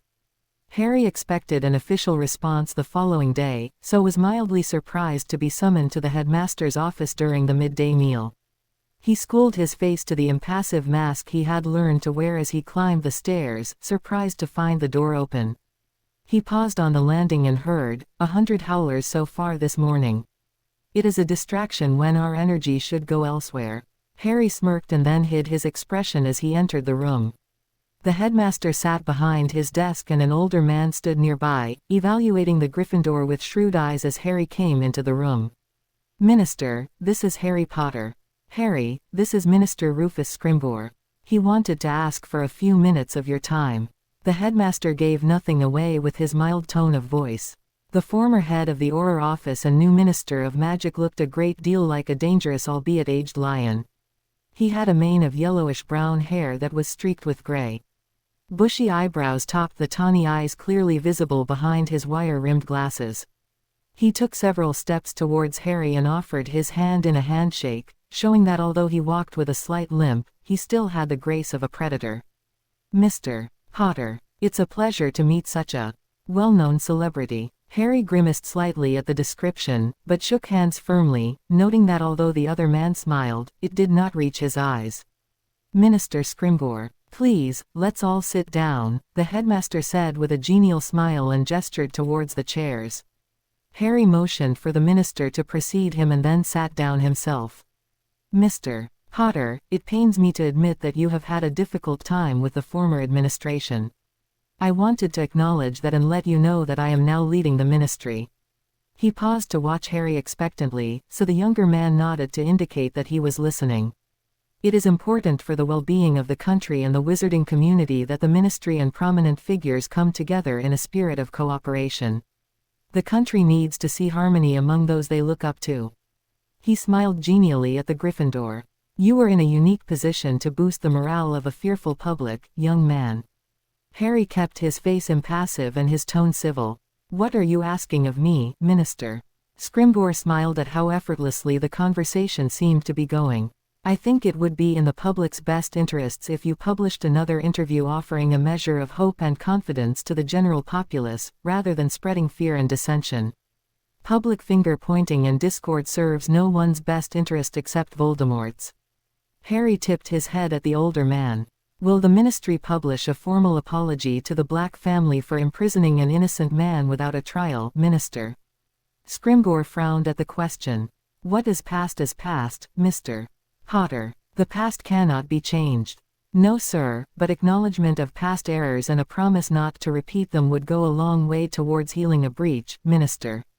"Are you saying a second interview is contingent upon a formal apology?" "I will need to ask the ministry's attorneys before authorizing it." Harry fought to keep the contempt from his voice. Right and wrong weren't always black and white, but they were in this situation. "Of course, Minister. I can understand wanting to protect the ministry's reputation and employees. It is a shame the same consideration was not given to my godfather." The minister narrowed his eyes and his face hardened. Harry could see that this man had been in awe by his commanding no-nonsense attitude. Before he could respond, Harry asked another question. "Minister, is there an investigation underway into Dolores Umbridge's actions? Sending a Dementor to a Muggle neighborhood to attack a juvenile, for using a dark arts torture instrument on students or for the threat to use unforgivables on students?" "Mr. Potter, what the public needs is to see healing, not opposition. It could be argued that you have a duty to help your fellow witches and wizards by being willing to work together to defeat Voldemort. He is the enemy here, Mr. Potter, not the ministry." Harry looked at the grim-faced man with a cool expression.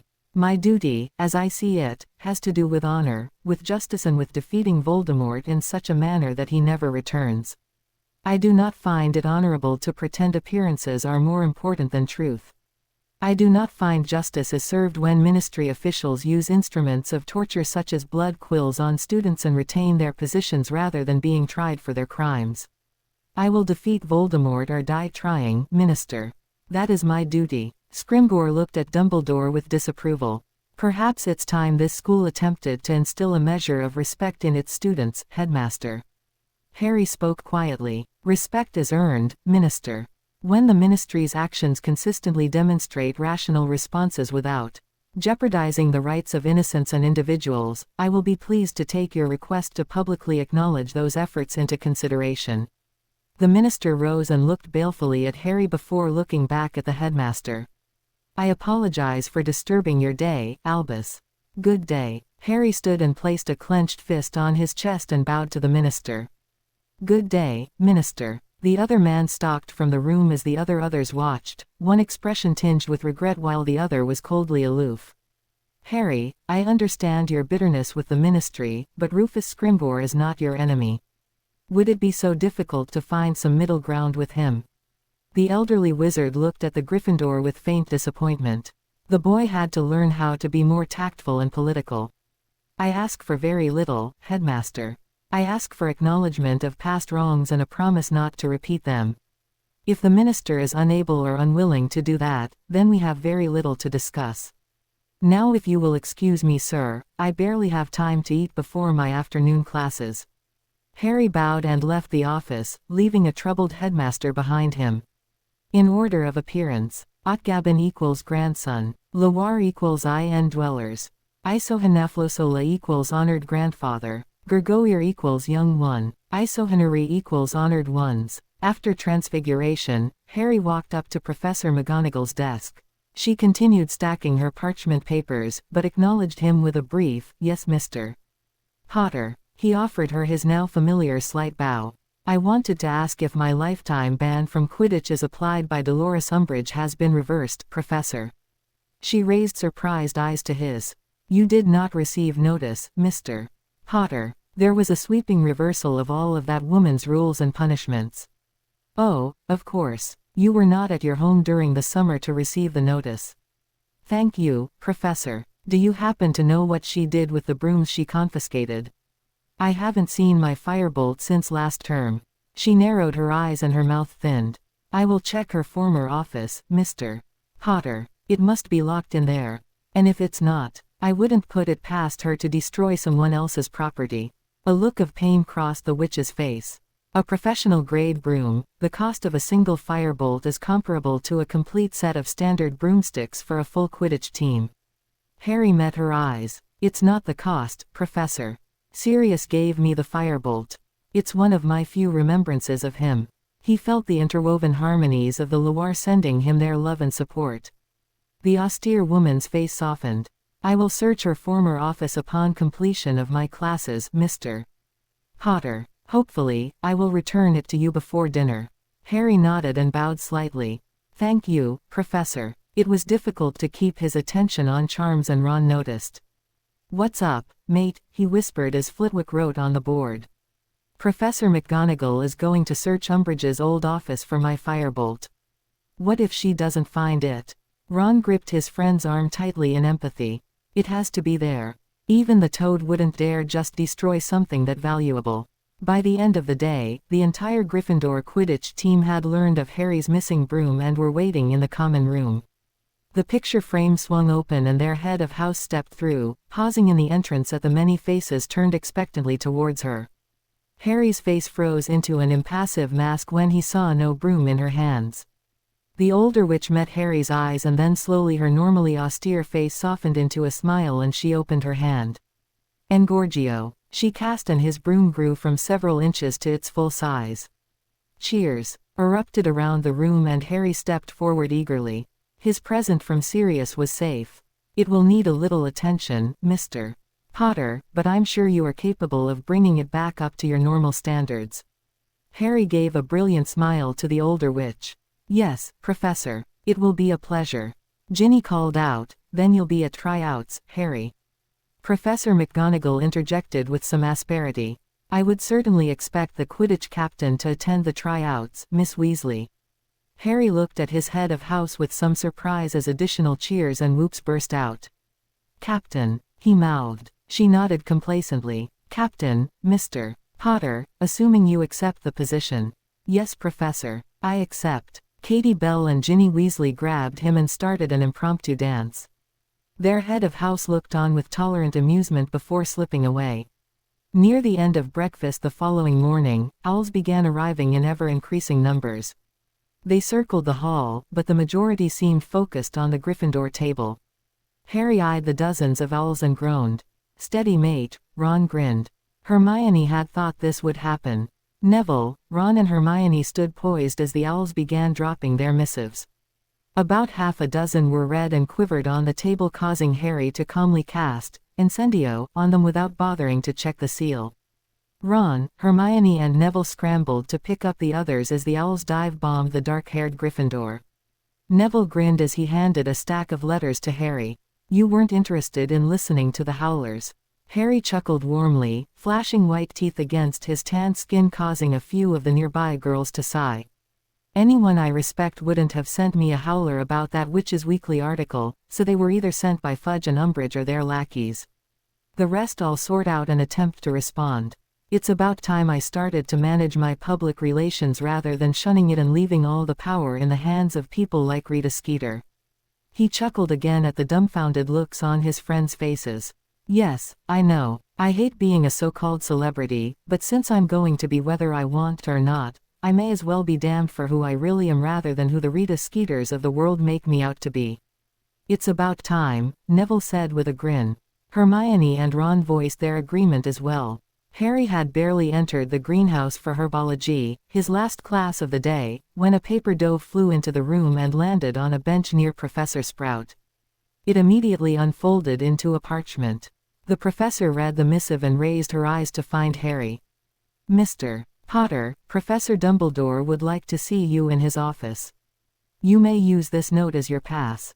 Harry sighed mentally and picked up his book bag, retrieved the pass from Professor Sprout and nodded politely to her before quitting the room. He walked quickly back to the castle and then to the headmaster's office, wondering what the headmaster wanted this time. He wouldn't interrupt his herbology class to discuss the Witches Weekly article again, would he? Unlikely Gurgoyer, thought Ordinoth. Family matters perhaps. Harry's family consisted of the Dursleys and little was known of them to the wizarding world outside of the Order of the Phoenix. While he had no affection for them, he didn't wish them permanent harm either. The only other person he thought of as near family was Remus Lupin. He quickened his steps to the headmaster's office. To his surprise, the gargoyle jumped aside as soon as he reached it, not requiring a password. Harry climbed the stairs, knocked politely on the door and opened it at the cheery, "Come in, Harry." There were 4 chairs in front of the headmaster's desk, but it was the occupants of 3 of those chairs that made Harry pause. Draco Malfoy and his parents, Lucius and Narcissa, turned to look at him as he entered. Harry narrowed his eyes slightly upon seeing the pureblood family. There was no denying the relationship between Lucius and Draco. They each had pale-ass hair, gray eyes and a slightly pointed chin. His eyes slid over them to the sole woman in the room. He had to admit that Narcissus Malfoy was more than lovely, she was exquisite. Her long silky golden hair, blue eyes and high cheekbones were captivating. The Ministry had proven that Lucius Malfoy had been impersonated by Amicus Carrow using Polyjuice during the fiasco when Sirius had died, but Harry still harbored a deep resentment regarding the older man's behavior over the years. Support came immediately from the Loire. Maintain a detached and impassive demeanor, Gurgoyer, while showing them the courtesy for which the clan is recognized, advised Ordinoth. Harry bowed politely to Dumbledore, then inclined his head slightly to the Malfoys. "Headmaster, you asked to see me." He was pleased, his voice was cool and unemotional. The headmaster smiled kindly at him. "Yes, Harry, please have a seat. I've been sitting quite a bit today, sir, so would prefer to stand, but thank you." He didn't feel safe enough to sit with the Malfoys, even though they were in the headmaster's office. However, he did step forward towards the unoccupied chair so that he became part of the group. Lucius stood and walked around the chairs to stand in front of Harry, who covertly fingered his wand when the senior Malfoy began to move. To Harry's surprise, the older man bowed elegantly before speaking. "Mr. Potter, through a series of unfortunate circumstances, we have been at odds. I sincerely regret that I caused you pain and distress on more than one occasion through my actions. Professor Dumbledore knows that I will now support your efforts in the conflict with the Dark Lord. I know you have no reason to believe me, but I hope you will give me the opportunity in the future to demonstrate my sincere regret and will be able to accept my apology at some point in the future. If there is other restitution that I can provide, please let me know and I will endeavor to provide whatever is needed." Harry struggled to keep his face impassive even as he reeled under the impact of a Malfoy apologizing for anything. And he intended to renounce Voldemort. Could that be believed, or was it part of an elaborate hoax? He wouldn't put such a deception past the Slytherin. When he realized the elder Malfoy had stopped speaking, he inclined his head civilly and managed, "Thank you for the apology, Mr. Malfoy. I look forward to observing the effects of your future actions." As Lucius returned to his chair and sat down, Narcissa stood up and walked gracefully over to Harry. Her golden hair shone in the afternoon light, Her face was smooth and unlined, her dark lashes framed the clear blue eyes that regarded him with curiosity. Harry bowed slightly to her and she offered a slight curtsy in response. Mr. Potter, while we have not been introduced formally, I would also like to offer my personal apology to you on behalf of our family for any pain we may have caused you and your family or friends, both directly and indirectly. As my husband said, we would like to make amends and towards that end have pledged our opposition to the Dark Lord.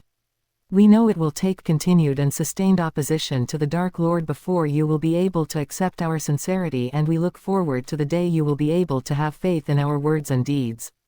Harry clamped down on his emotions in an effort to hide his shock at Narcissa's apology. What was the family up to? However, he bowed a second time to her in response and said formally, Madame Malfoy, I thank you for your apology and also look forward to the day we might be able to cooperate as allies. He thought he saw a flicker of surprise and approval at his use of Madam rather than the less formal Mrs. As Narcissa returned to her seat, Draco stood up.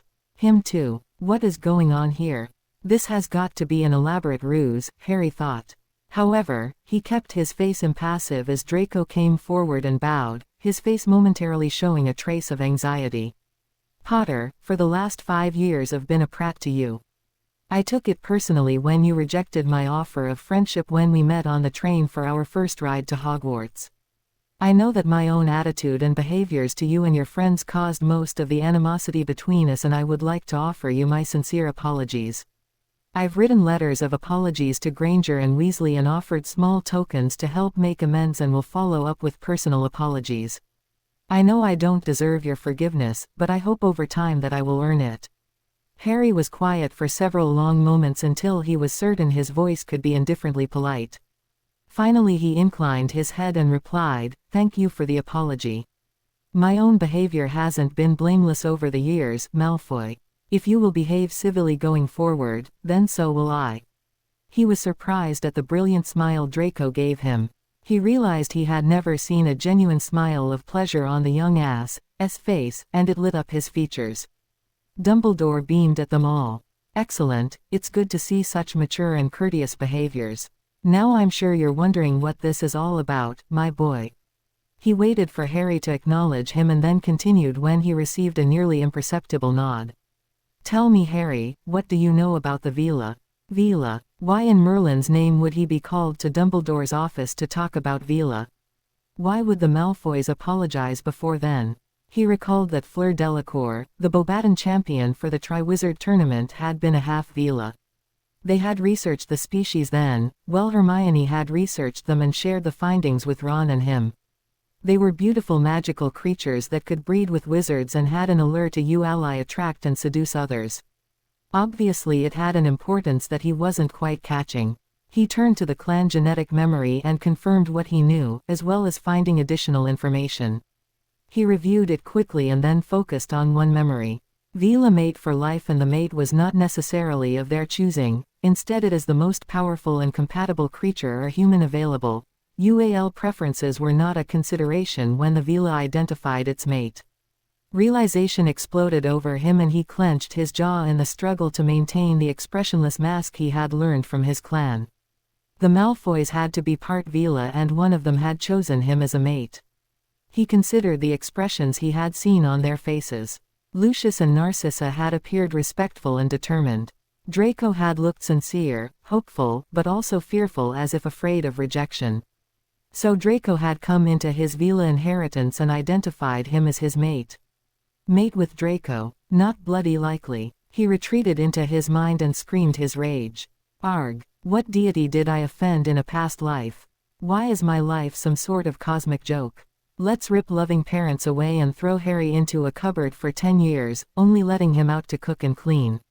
Let's throw him unprepared into a wizarding world where others waver between adoration and suspicion and scorn depending on the rumors at the time. Let's give him a few weeks where he finds love and support, letting him think he might be able to have some command over his own life, and then once again subject him to the control and manipulations of others. He gave another inarticulate scream of fury safely in the confines of his mind. A moment later he felt Ordinoth say, "Well done." Nothing more than a muscle twitched in your jaw for anyone to see. Do you feel better now? The deep low-pitched bass voice held both affection and amusement, causing Harry to slide his eyes over to his Niflosola's image. A little, he admitted dryly, but not that much.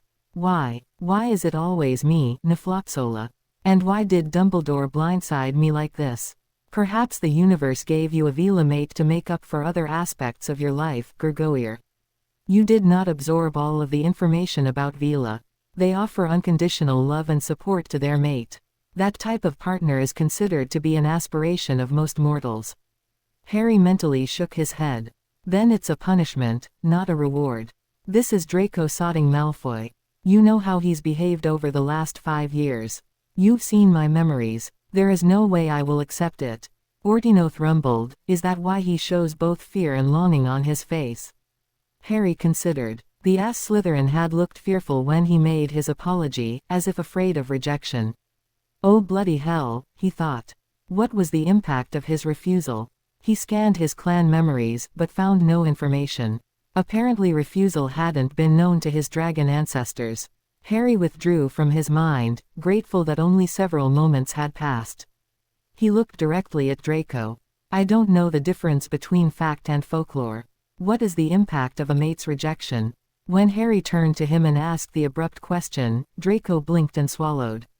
He hadn't realized Harry would put the pieces of the puzzle together that quickly.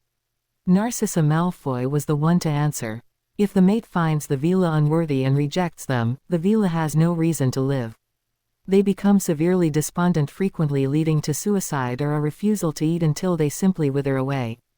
Draco swallowed again, watching Harry's face intently. Harry, he began but stopped when Harry made an abrupt motion. Harry fought the impulse to indulge in a violent outburst, destroying the headmaster's office. Couldn't he have some measure of control over his life?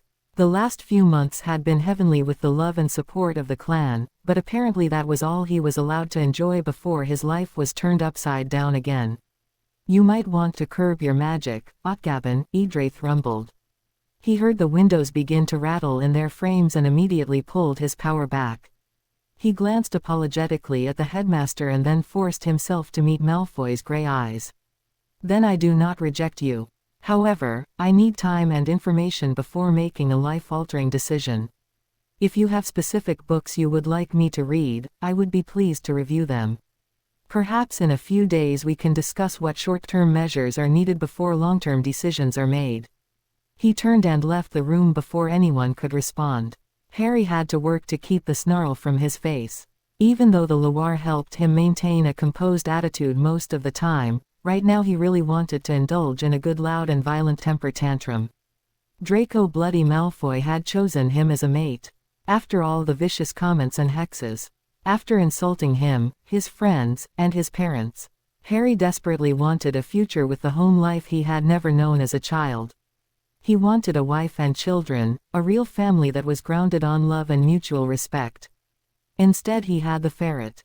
And if he refused, the ferret would die. Bloody hell, he didn't need another death on his conscience. Harry turned his feet towards the room of requirement. As he walked back and forth, he focused on a space where he could rage without hurting anyone. The door appeared and he gave a brief smirk of approval. The room before him was magically warded, the type used to test out new spells. Practice dummies lined one wall. He imagined Malfoy's face on them as he focused hex after hex on the first dummy until it disintegrated, then he moved on to the next. When the first batch had been destroyed, the room supplied more, and this time he used elemental magic to destroy them. Only when the last dummy had been destroyed did he stop and catch his breath, finally feeling the sweat soaking his shirt. Bloody hell, he said again, dropping to the floor. Why is it always me? Was that a rhetorical question? Asked Edraith. Harry growled at the good-natured tone before responding to the wordless encouragement he felt from his clan. Yes, I suppose it was, Naffledisk. What do you suggest I do now? Learn what you can about Veela. Ask your friends what they know. Young Ron and Neville might be good sources of information as their families have long wizarding histories. And of course Hermione will probably be happy to help you research. Edraith added, you will want to talk to them regardless, to confirm that the young man apologized and to ask your friends for their reaction. Harry grumbled mentally, but acknowledged the wisdom of the advice. Of course, Gregorier. That is why we're here after all. Their voices sang to him in woven harmonies of love and support. It was late when Harry stepped into the Gryffindor common room, but he was glad to see Ron and Hermione look up and smile at him.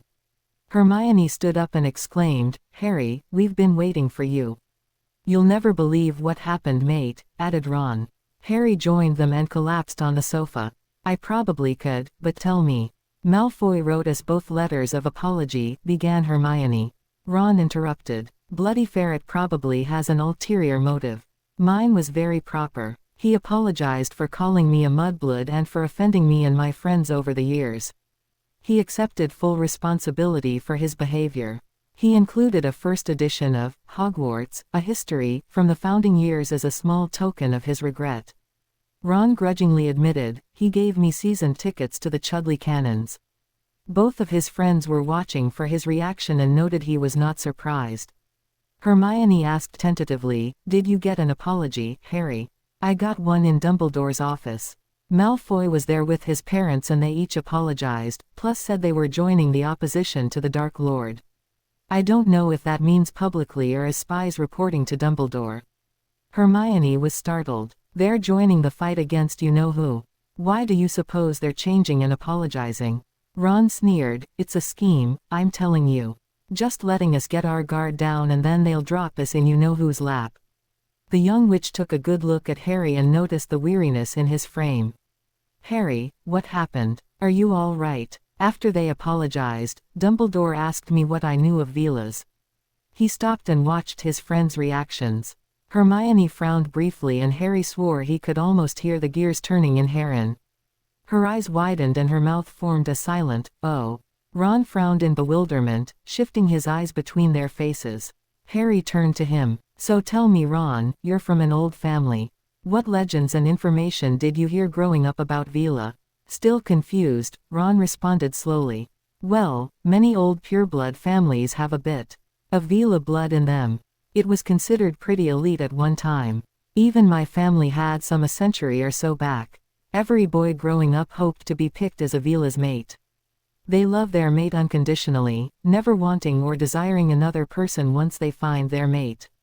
I believe they find them through a combination of scent and touch. If their mate dies, the Veela usually follows." Harry nodded at the confirmation of his own memories. "What if the mate rejects them?" Ron looked at Harry in disbelief. "I've only heard one story about someone refusing a Veela. No one in their right mind would reject being a Veela's mate, Harry. It's pure love and adoration from a gorgeous magical creature.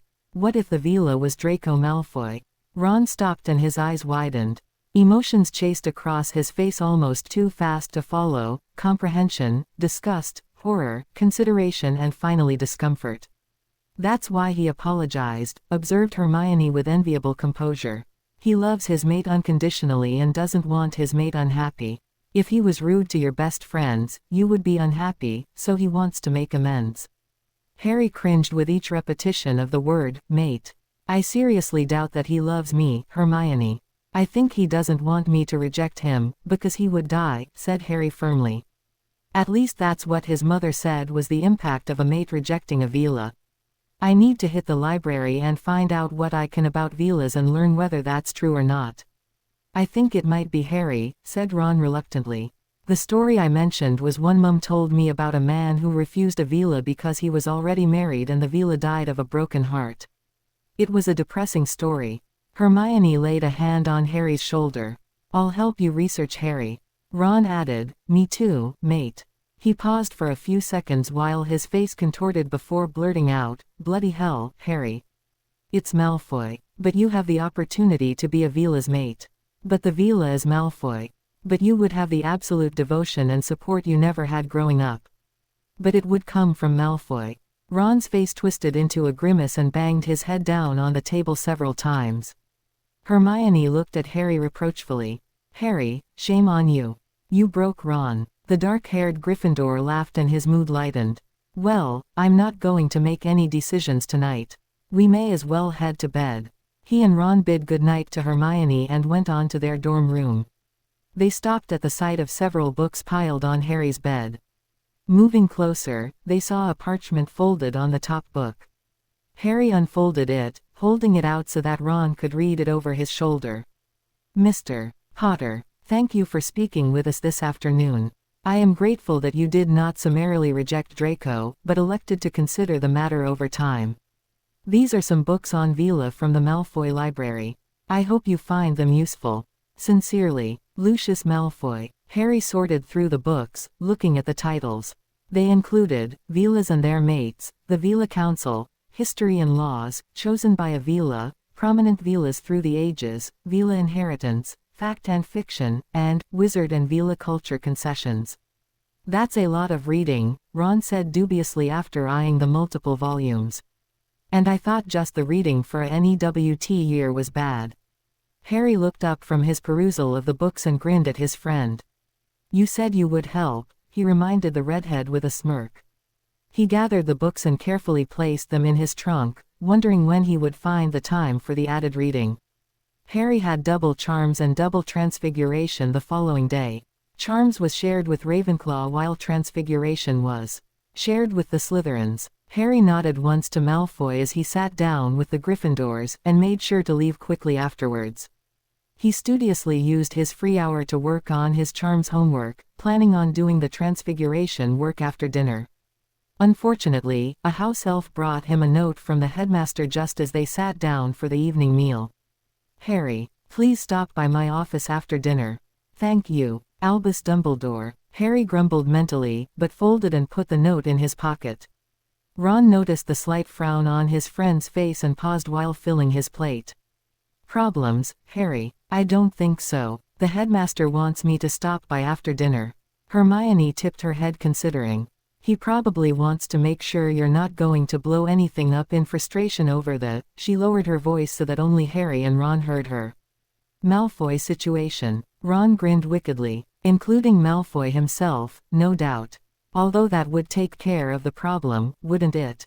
Harry snorted and filled his plate.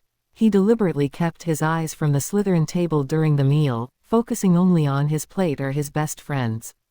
Once the meal was done, he separated from his friends and turned towards the headmaster's office.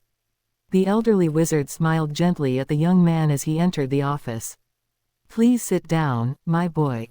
Once Harry was settled, he continued, I wanted to talk to you about yesterday. I would not be surprised if you felt angry or frustrated, or felt that your life was being controlled again. He paused, but Harry waited for the full message before responding. With a sigh, the headmaster continued, even an old man can learn, Harry. I have learned that I cannot withhold information from you and retain your trust. I wanted to see if you had any questions about Vilas and the impact of being chosen as a mate. Thank you, Professor. Mr. Malfoy provided half a dozen books for me to read, covering the subject quite extensively. Unfortunately, I haven't had a chance to look at them yet. If I have questions after reading them, I will let you know. If you choose to accept the bond, I can offer you and Mr.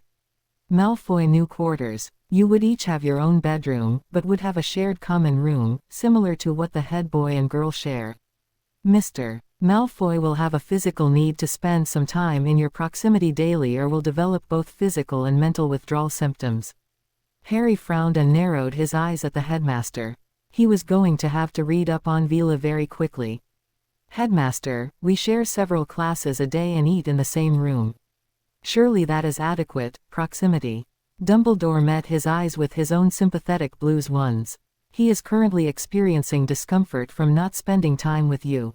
Eventually, he will need to spend multiple hours near you every day or will suffer acute physical and mental side effects. Such as, Harry wasn't sure how much was manipulation and how much was fact. The other wizard sighed. He will have physical pain. His mental abilities will become erratic, making it difficult for him to concentrate or complete his assignments. Emotionally, he will become despondent, spiraling into hopeless and despair the longer you are separated. Harry felt the loss of control as if walls closing in on him. Immediately the Loire sent waves of love and support, stabilizing him for the moment. He took a deep breath. And how much time makes him able to function? Dumbledore's kindness was tinged with approval that Harry even asked. If you shared quarters, even with separate bedchambers, the common classes might be sufficient. Harry wasn't willing to be forced into spending time with Malfoy just yet. I see. Thank you for the information, Professor. He decided to sound out the older wizard on Malfoy Sr. Tell me, sir, what is your opinion regarding Lucius Malfoy's future with Voldemort? The headmaster blinked at the change of subject, but responded readily. To be honest, Harry, I think Lucius will avoid anything that could potentially put his son at risk. Velas are renowned for being extremely protective of not only their mates but their children as well. Harry frowned slightly as he considered. Voldemort won't let him go without a fight, though. It might be to our advantage to let Voldemort know of you being chosen by Draco and Fane, that you are open to being turned. That would buy Lucius some time and still put us in a position of having another insider in Voldemort's circle as long as possible. The younger man tried not to grimace at the manipulations of the older wizard. His ability to turn situations to his advantage was one of the reasons he was head of the Order of the Phoenix after all, but he wasn't about to sell himself to the Malfoys for that advantage. I will consider it, Headmaster. I may still ask Mr. Malfoy if he would consent to restating his allegiances under Veritaserum. Harry expected Dumbledore to either be adamantly for or against such a request and was surprised when the headmaster merely said quietly, "That is your prerogative, Harry." Gurgoyle, Edraith interrupted his thoughts. I have been studying his injured forelimb.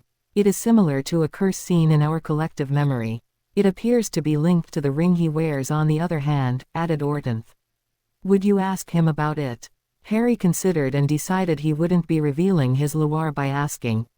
He allowed the professor to see his eyes move from the blackened withered limb to the heavy gold ring. Headmaster, on a different topic, the damage to your hand and arm appears to be tied to the ring. Was it cursed when you put it on? Dumbledore tilted back in his chair and considered Harry over his spectacles at the unexpected question. After several moments he responded, "To my embarrassment, I put the ring on without inspecting it for enchantments." It was indeed cursed. Professor Snape was able to slow the progression of the curse with his excellent potions. You do not need to worry about it, Harry. Edraith snorted in his mind. The curse will kill him without a cure. He likely has a year or so to live. Chirac added, ask for the recipe of the potion used. Let him know that the curse is one you read of during your summer. Harry met the headmaster's curious eyes. A vicious curse, Professor. It sounds like one of Tom's. At Dumbledore's slight smile and nod, Harry continued. I had access to a wide range of resources over the summer, sir. The curse is remarkably like one about which I read.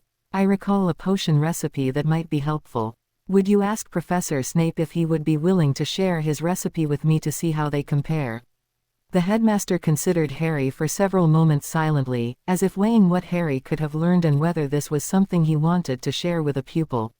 Finally he stood and walked over to the fireplace. Throwing in a handful of flow powder, he called out, Severus. Are you there, my boy? Shortly, Severus Snape's face appeared in the fireplace. Yes, Albus. I'm marking essays. What do you need? In a mild voice, Dumbledore replied, would you step through with the potion recipe you developed to counteract the results of my foolishness? Right now. At Albus' nod, the potions master grumbled and agreed. Several minutes later he stepped through with a parchment. He started to hand it to the headmaster but stopped when the older wizard motioned him to give it to Harry, whom he obviously hadn't noticed until then. Potter. You want Potter to look at this potion recipe? Please, headmaster, that can barely keep his cauldrons from exploding. Dumbledore smiled placidly and folded his hands. Nevertheless, I would like you to share it with Harry and stay with us for a few minutes as he reviews it. The potions master stared at the headmaster as if expecting a prank, but finally thrust the parchment at Harry with a scowl. Try not to smear it, Potter, he sneered. Harry inclined his head politely to the potions master and read through the recipe. The ingredients were clearly defined, as were the preparations and brewing instructions. He could feel the Loire studying it with him. After reading through it, Chirac's approval was voiced. A good attempt if he didn't have any experience with the curse. He did very well slowing down the progression. If unicorn blood freely given was added, it would break the curse, although it wouldn't heal the damage already done. Harry looked up at the tall taciturn man. The sneer was still evident, but his eyes held a hint of curiosity. I believe he was impressed with and approved you warding your cauldron and making the vials unbreakable, thought Chirac. He wonders what other surprises you might have. Professor, over the summer I had the opportunity to study various topics including potions, and I recall one for a similar curse. Unicorn blood freely given added to this recipe might break the curse. Harry and his Loire watched the potions master consider the suggestion. His agreement was evident when he replied with only a shadow of a sneer, "The unicorns in the Forbidden Forest will no longer donate their hairs or blood since one of their kind was murdered several years ago. And it should be fresh for this particular antidote, not preserved from another source." Several years ago, oh, Quirrell. The potions master nodded. "I wonder if the unicorns would respond to us," said Ordinoth thoughtfully. "No time like the present to find out," the Gryffindor responded mentally. Harry stood and handed the recipe back to the dark-haired man, then bowed slightly to both professors. "Thank you for your offer, Headmaster." Turning to Snape he added, "Thank you for interrupting your marking to find and show me the recipe, sir." With another nod, he left the headmaster's office. Harry headed directly to the Gryffindor dorms, unlocked his chest and selected a vial from his potions kit and put it in his pocket. Next he selected his invisibility cloak and covered his broom with it. Finally, he took Marauder's map and put that in another pocket. He evaded the eyes of everyone in the common room to avoid conversation and exited through the picture portal. Once out of the school, Harry mounted his broom and took a roundabout route to the Forbidden Forest. He found a clearing and quickly cast a detection spell. Finding no predators, he landed. He followed the instructions Ordinoth gave and cast a summoning spell, focusing on the need for friendly or at least neutral unicorns. Harry sat in the clearing watching the shadows lengthen, and attempted to focus on his need to parley with the unicorns found in the forest. Eventually, he heard movements in the trees on the outskirts of the clearing. He waited patiently, trying to concentrate on being non-threatening. An iridescent white form stepped out from the trees. The herd stallion, identified Ordinoth. Harry stood slowly and then bowed formally, keeping his eyes on the unicorn's eyes. The stallion stepped slowly forward, stopping several lengths from the human. He lowered his horn and pointed it at Harry, then lifted his head. Harry stood puzzled, not sure if a response was needed from him. The stallion repeated the gesture and then pawed the ground as if irritated. Finally, he felt a tenuous mind touch and after a moment's hesitation, he lowered the outer shields. "Who are you, wizard? Why do you summon the herd? Your smell and aura are not those of a normal two legs." The mental voice gave the impression of a bassoon being played in his mind. Harry blinked at the firm yet melodious impression. "Greetings, bright one," he returned as he gave another half-bow. "My name is Harry Potter, wizard, student of Hogwarts." The unicorn stamped his foot impatiently, "and close kin to the Wanthdarastrix," he finished. Violet eyes met his as the stallion froze in place to stare at him. Finally the bassoon voice murmured, "Touch my horn, Harry Potter, wizard, student of Hogwarts, and close kin to the Wanthdarastrix." Harry stepped forward slowly and respectfully raised his hand to touch the offered horn. Power swept through him, as if a bright light had illuminated all aspects of his soul. To Harry's amazement, his Loire began to materialize in their human forms beside him, although they were somewhat transparent. The stallion bowed his head and the Loire placed their hands on their chests, each offering the unicorn a respectful greeting of one peer to another. Chirac stepped forward and spoke for them. "Honored one, we seek a favor to save a life." The headmaster of the wizard school was cursed, albeit through his own idiocy. While this is not your concern, he has been fighting the dark for most of his life. Humans have only been able to slow the curse, not stop it. We seek your help in curing the curse. The stallion stared at the Loire for several long moments. "You seek our blood then?" "Only if it is freely offered, honored one," Chirac replied with another courtly bow. Silence reigned for several long moments. Finally a movement was heard from the edge of the clearing and Harry looked up to see a delicate-looking unicorn step gracefully forward until she stood next to the stallion. "For your potion, you need the freely given blood of an unmated filly. Lyria has agreed to donate." The filly bowed her head daintily. Harry bowed to her gratefully.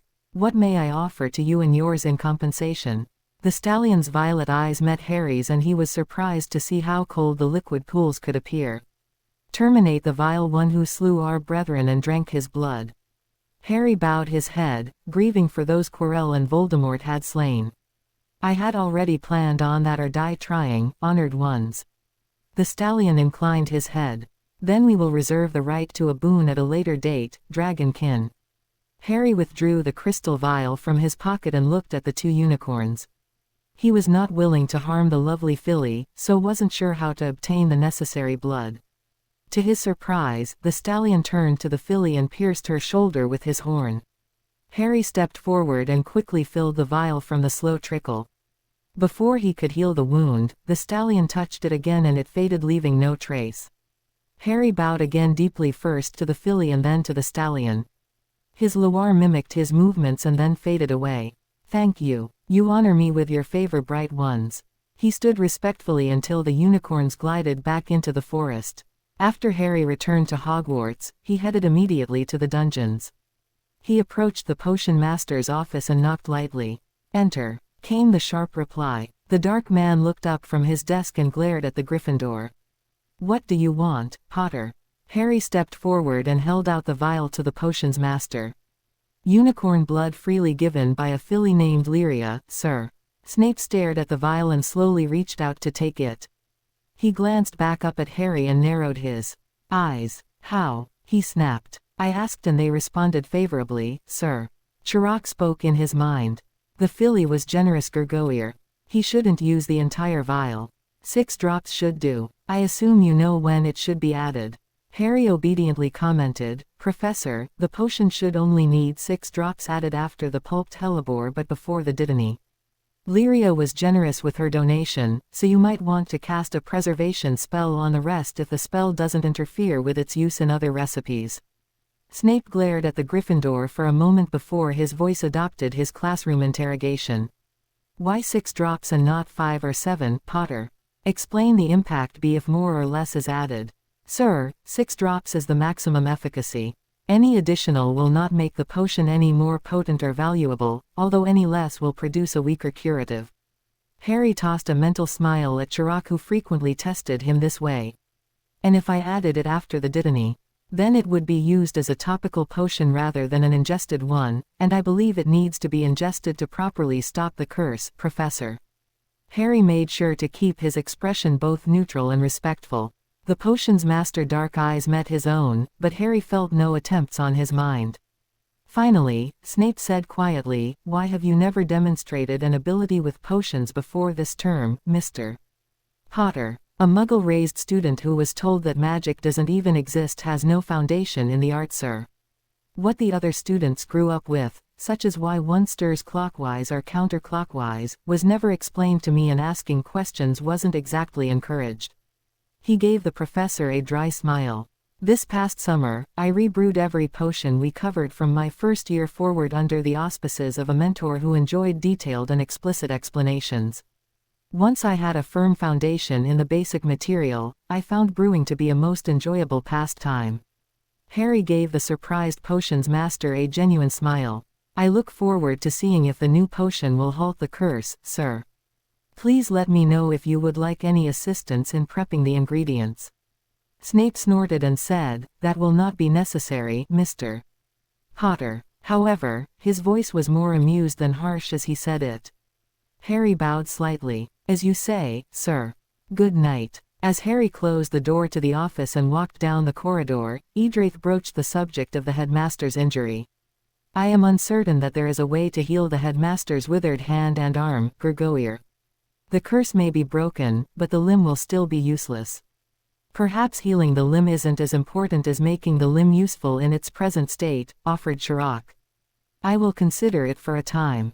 Harry. Hearing his name, Harry paused and turned to look back down the corridor. Draco Malfoy walked hesitantly towards him. Harry laid his hand lightly on his chest and inclined his head. Malfoy, please thank your father for the books. Unfortunately, I haven't had the chance to read any of them yet. I understand, it's only been a day. I just wondered whether you had any questions or would like to talk for a while. The ass Slytherin attempted a nonchalant attitude, but Harry saw the tension in his muscles. Why do I feel like I need to save the entire bloody world, he thought irritably.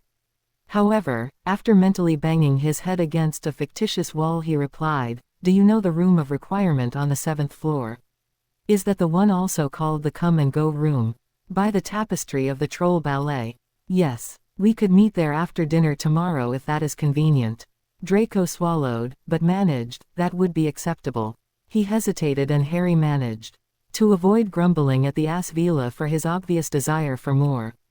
However, the clan was nothing if not courteous. I'm just heading back to the Gryffindor dorm. If there's something you would like to discuss, perhaps you would care to walk with me. He felt the Loire's approval of his courtesy. The Slytherin was carefully polite. I would like that, thank you. As they walked, Draco said hesitantly, I understand that this is new and uncomfortable for you. Would it add to your discomfort if we used each other's given names rather than our surnames? How about if you ask me again in a couple of days? Let me try to adjust to this a bit more. We've never gotten along and trying to force friendly feelings in a matter of hours isn't going to happen. He glanced up at the Slytherin from the corner of his eye to gauge his reaction. The ass's jaw clenched briefly, but he responded evenly, I understand. They walked in silence for a few minutes before Harry asked, what would have happened if Voldemort or the Death Eaters had killed me before you came into your Vila inheritance? Would you have found another mate? The response was immediate and sharp. No. He glanced at Harry apologetically. Sorry, but no. A person has only one true mate. I would have lived a half-life, always searching and never finding my counterpart. I might have married eventually to produce an heir, but it would have been a shallow relationship compared to that of a true mate. Harry looked over at him. You don't find this whole situation odd? You've despised me for years. We've argued, fought and hexed one another. Doesn't it feel bizarre to turn it around and want to spend time, much less the rest of your life, with me? Scarhead. Perfect Potter. Draco gave a twisted smile. The human in me wanted to smack the Vila in me a few times at first, but I've grown up for years knowing that I would be seeking my true mate. I knew it could be male or female, wizard or Mew, Muggle-born, although I had assumed my counterpart would be someone who had the same background and beliefs. Within hours of realizing that you were my mate, I had already come to terms with it. As much as I may have ignored it over the years, you are a kind, thoughtful, and loyal man to your friends. You're also one of the more powerful wizards of our generation and the Potters are an ancient and noble family. Of course, the Slytherin in me can see the political and social advantages of being associated with the savior of the wizarding world. He offered a wry smile to Harry. They arrived at the portrait leading to the Gryffindor common room and dormitories. This is my stop. Draco looked uncomfortable and Harry searched the collective memory and sighed. Somewhat reluctantly he reached out and grasped Draco's wrist, ignoring the other's slight jump at the contact. Vilas require not only proximity but touch, don't they? He would have to remind Dumbledore about the concept of full disclosure. Even as he thought that he noticed that Draco's body seemed to lean a bit towards the hand holding the wrist, and after a moment Draco nodded. I didn't mean to make your life more difficult or awkward, Potter. Harry cut him off. He didn't need apologies, he needed his life back. Keeping his voice as even as possible, he said, it's all right, Malfoy. Tomorrow we'll meet at the room of requirement after dinner, and you'll fill me in on what this whole situation means to you. Let me know what you expect, what you need and the consequences if it doesn't happen. Okay. The ass nodded slowly and Silver eyes met green. Thank you, Potter. I'll be there immediately after dinner. Harry lifted the wrist slightly. Are you okay for the night then?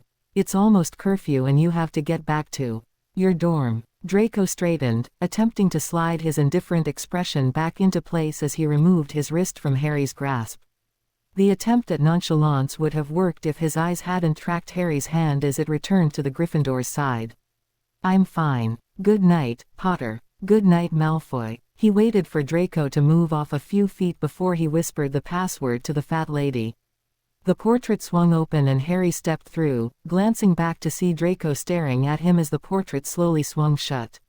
Harry woke early, the faint dawn light not even beginning to breach the horizon. He had so much to think about that he knew he wouldn't fall back asleep. With a groan, he left his sleeping roommates and showered, savoring warmth penetrating his muscles. He dressed and returned to the dorm room and quietly opened his trunk, careful not to awaken his dorm mates.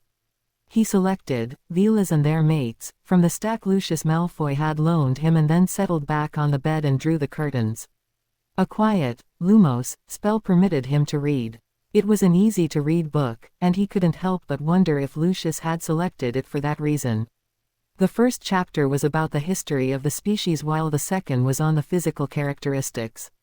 It was not surprising to read that white, light-ass or silver hair accompanied by a pale complexion were classic characteristics. Chapter 3 provided information on the mating habits on the Vela.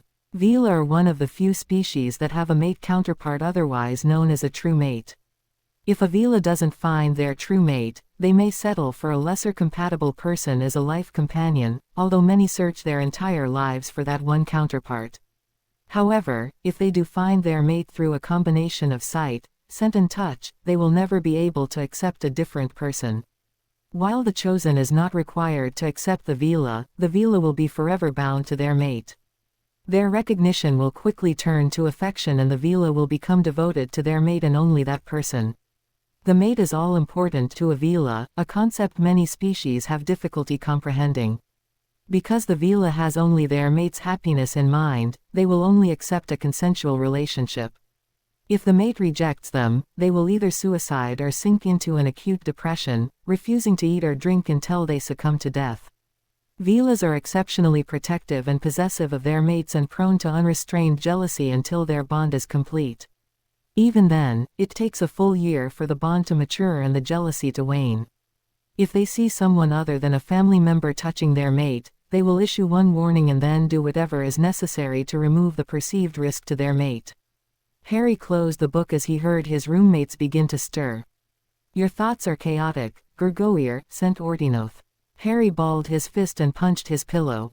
How many times did he call Hermione a filthy mudblood, or make cruel statements about Ron's lack of wealth?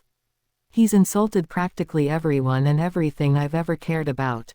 He's been a miserable git. How am I supposed to set that all aside and voluntarily spend time with him, especially if he's going to be clingy and possessive? But as you don't want to be responsible for his death, you believe all control has been removed from you. Azrith spoke up this time. Harry retreated into his mind and looked at his Loire. Either I accept this or he dies. What kind of a choice is that? You may have read the words, but do not appear to either comprehend or believe what you are reading, Gurgoir. The mate is all important to a Vela. Do you think he will continue to behave in ways that are contrary to your basic beliefs? He's a Malfoy. He has been raised to believe that Muggles are filthy and unworthy of magic, that Dumbledore is a joke because he supports Muggle-born students, and the family supports Voldemort. Azrith smiled gently. And yet he apologized to your friends and his family has said they will oppose Voldemort. Young Malfoy's words were followed up with actions in regards to your friends. If his family's actions with Voldemort also support their words, what will you think? I don't know. Harry frowned at Azrith. Are you suggesting that I accept this bond? I am an academician, Gurgoir. I study, analyze, experiment and then form theories followed by more examination to see if the facts support my hypothesis. He smiled again at Harry. If your hypothesis is that this is all a hoax, then see if the facts support it. If it is that young Malfoy is a Vela, but that he cannot change from the youngling you've known in the past, then examine his behavior over time to see if it supports your belief. Explore the collective memory. Have there been instances of Velas permanently changing their behaviors to support their mate? That is part of the analysis I suggest. Harry evaluated the other and finally his lips twitched into a reluctant smile. Azrith, the cunning, indeed. So grow up and stop living in the past, accept what has been and see what the future holds. He smiled ruefully. I suppose whining and stomping my feet won't get me anywhere. All right, I'll try. He accepted a mental hug from the other but muttered, but he's still an arrogant git. Azrith sent him a playful swat and Harry chuckled before packing the book away in his trunk and heading out to start the day. When Harry finished the evening meal and laid his napkin down, he noticed Draco immediately stood up and walked to the exit. He sighed and stood to follow. Harry. Ron looked at him curiously. I have a meeting I need to attend. I'm not sure how long it will take, but we'll see you later tonight. Ron noticed the ass Slytherin by the door and grimaced in distaste. Good luck there, mate. Do you need any backup? Hermione looked up, ready to go with him if needed. Harry smiled gratefully at his friends. No, but thanks. I'll tell you about it later. He followed Draco out of the room to find the ass was waiting in the hallway. Come on, Malfoy, let's head to the 7th floor. They walked in silence, the raven-haired Gryffindor absorbed in his own thoughts, and not really looking at the other teen. When they reached the right corridor, Harry looked for the tapestry of Barnabas the Barmy teaching trolls to dance. He walked back and forth in front of the room of requirement and thought, we need a neutral place to discuss an uncomfortable situation. The door appeared and Draco opened it, smiled when he looked in and gestured Harry to precede him. The room had apparently decided a family environment was in order and provided a cozy paneled study with 2 overstuffed leather armchairs on either side of a low burning fireplace with a velvet-covered sofa facing it.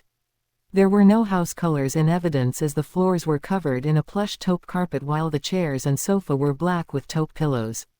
A large chandelier filled with candles offered lighting in addition to the fireplace. Harry took one of the chairs and waited for the Slytherin to take the other. He looked at the other team carefully.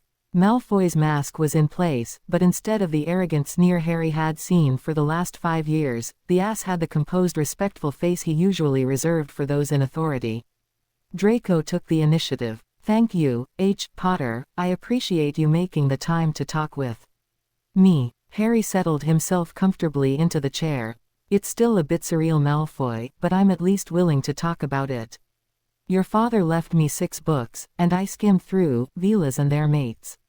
That gave me some information, but I'm more interested in what you have to say. Why don't you tell me what it means to you to be a Veela? The other teen looked thoughtful at the question. I grew up knowing of my Veela heritage. It's considered an honor among the pureblood families to have some magical blood. Harry interrupted, how are you considered a pureblood if you have Veela in the mix? Malfoy looked surprised at the question. I forget you were raised by muggles. Pureblood refers to whether there is muggle blood in the mix within the previous 10 generations. Having magical blood is considered a privilege, as it increases the magic and power of the descendants. He paused. Does my having Veela blood bother you?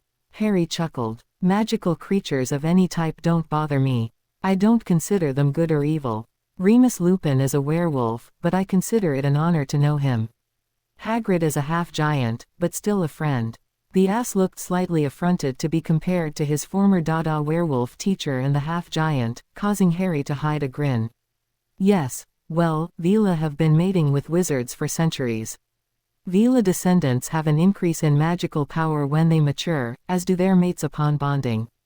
There is usually between a 25 and a 50% boost in magic. He looked at Harry with intense silver eyes. A mate is all important to a Veela. The mate's safety, happiness and well-being is critical. Protection and support of the family comes second only to the mate. Once I realized you were my mate, you automatically became part of the Malfoy family in our eyes. We offer you our shelter, protection and strength as part of the family. We will support and accept you when disagreements would tear apart other relationships. Our perspective is that you are the strength of the family and the family is your strength. He paused as shock at the revelation was clearly expressed on Harry's face. The dark-haired teen struggled to come to terms with what he heard. Are you saying that your parents feel that way as well? Yes, Potter. That is why my father agreed to help defeat the Dark Lord. The Dark Lord wants to kill my mate, a member of our family. Father knows that you don't trust him, but because you are now family, he would willingly stand between you and Voldemort. Plus being part Veela himself, my father understands that I have a burning desire to reach through the Dark Lord's putrid mouth and rip out his spine, vertebra by vertebra and present it to you as a gift. Harry blinked at the Draco's grisly idea of a present. You are my true mate and whether you accept me or not, we will consider you family, Harry. That's a lot to take in. Is it so different than the clan, Gurgoir? Edraith asked. The entire Wanth-Darastrix community accepted you without reservation because one of your ancestors was close kin. The perspective appears compatible with the clan, does it not? Harry paused and set that aside to consider later. The ass spoke with a low and sincere tone. It is how we feel. The mate and the family are essential to a villa. What do you want from me? What are your expectations and what do you need for survival, Malfoy? Draco swallowed but met Harry's eyes. What I want is to earn your trust and respect and prove to you that I can be a worthy lifetime companion. Harry nodded. At least the other teen didn't expect him to accept him with open arms. And your expectations? If you don't accept me, then I have no expectations. Harry stopped himself from frowning and decided to let that one pass for now. What do you need from me to survive? Draco swallowed again but replied in an even tone. I need to spend time with you and I need some physical contact every day. It could be as simple as sitting close enough to touch or a hand on a shoulder, or the way you held my wrist yesterday. If we shared a living space and some classes, that would be sufficient. What happens if we don't spend time together? Dumbledore had already explained it, but Harry wanted to hear the Slytherin's response. At first it would be a nagging discomfort, but the more time that went by without being near you, the more difficult it would become. I wouldn't be able to sleep much and eventually the discomfort would become painful. The lack of sleep and the stress of the separation would also affect my memory, judgment and ability to reason. Eventually, the Vila in me would see it as rejection even if you hadn't said so. Harry nodded. That confirmed what the headmaster had said. He looked at the other teen and considered. You can ask me anything, Potter. Go ahead. You've only mentioned spending time together and the occasional touch. Is that all you need? The ass leaned forward and looked him in the eye, his voice earnest. While a full bond is the goal of any villa, it has to be freely made. If all you can offer me is your companionship, then so be it. Harry managed to avoid squirming in discomfort. But by bond, you mean physical intimacy. It's much more than that, Harry. If you accept me, a general bond will begin to form between us. We will gain the ability to identify where the other is and if the other is safe or in danger. Beyond that, there is a physical bond. That is what causes the boost in magic power. Some couples can also form telepathic bonds with one another. But I would never push you to that. I may flirt with and tease you, I am Draco Malfoy after all. He gave a wry smile at the other teen. But I would never try to manipulate you into a physical bond. Harry gave the ass a slight smile and said, okay, I'll hold you to that. Dumbledore did offer us new quarters with 2 bedrooms, a bath and a common area. If we take him up on it, what would you say to your house? Isn't this going to cause a rift with some members of your house? Most of my house knows that I'm a Vila. They will adapt. He paused and looked appraising Ly at the Gryffindor. Not every Slytherin wants to follow the Dark Lord, even those whose parents follow him. If I support you, I might be able to sway some of other Slytherins. They may see that there is another choice. Draco looked at him, opened his mouth and then hesitated. What is it, Malfoy? We may as well lay all of our cards on the table. The other teen arched an elegant eyebrow at the Muggle expression. I wanted to ask whether my friends would be welcome to visit if we shared quarters. Harry frowned at him. Of course they would. I would expect you to invite your friends as I would invite mine. If they're not comfortable around me, I will either stay in the bedroom or take a walk or something if you want. Otherwise, if they will be civil, so will I. I assume we'll each continue to eat at our house tables for meals and spend time in the house common room. Draco looked uncomfortable and slightly apologetic. If we haven't had any classes together on a given day, I might need the proximity at lunch or dinner. The Gryffindor tried not to make a face. I guess we can work it out. We'll have to match up our schedule and see when that will be a problem and let our houses know. I suppose we can alternate between tables. The ass looked surprised. You would be willing to sit at the Slytherin table? Harry frowned at him. Malfoy, what did you expect? That I would stomp my feet and insist everything be done my way? The other teen spoke slowly. I expected that as the supplicant, I would be making any concessions or sacrifices. You didn't ask for any of this. I'm the one intruding uninvited into your life. A slight blush heated Harry's cheeks. He did feel that way, that the Slytherin was an uninvited intrusion. But even so, common courtesy would imply that Harry meet him at least part way. He leaned forward to speak when Edraith spoke up. Otgabin, the Gurgoyer looks as if he is coming down with an illness. Perhaps he needs your touch. Harry noted shadows under the other's eyes. Malfoy, do you need physical contact tonight? Surprise at the change of topic flashed across the other teen's face, and then a slight embarrassment was evident. It would help, he admitted. Harry got up, walked over to the sofa and sat down. When the ass paused, Harry nodded at the seat next to him. He hid a smile when the other teen hurried over and sat next to him. Harry turned slightly so their knees touched and picked up the other boy's wrist as he had done the night before. Tension immediately eased out of the Slytherin and he gave a nearly indiscernible sigh. Harry sent a thought of appreciation to his Nafl Dask for her shrew observation and felt the wave of encouragement the Loire sent back. Okay, back on the original subject. If I were younger and more selfish, I might accept you making all concessions, but simple good manners call for compromise and negotiation. Like this. He indicated the two of them sitting together. So if we need to sit together for some or even all meals, we'll work out a schedule that's fair to both of us. That is, unexpected, Potter. Thank you. Harry grinned mischievously. I wonder what Snape will say if I sit at the Slytherin table. Draco gave a half smile. He knows what I need as a Vila. He is my godfather after all. Harry dropped the other teen's wrist as his eyes widened and his mouth dropped.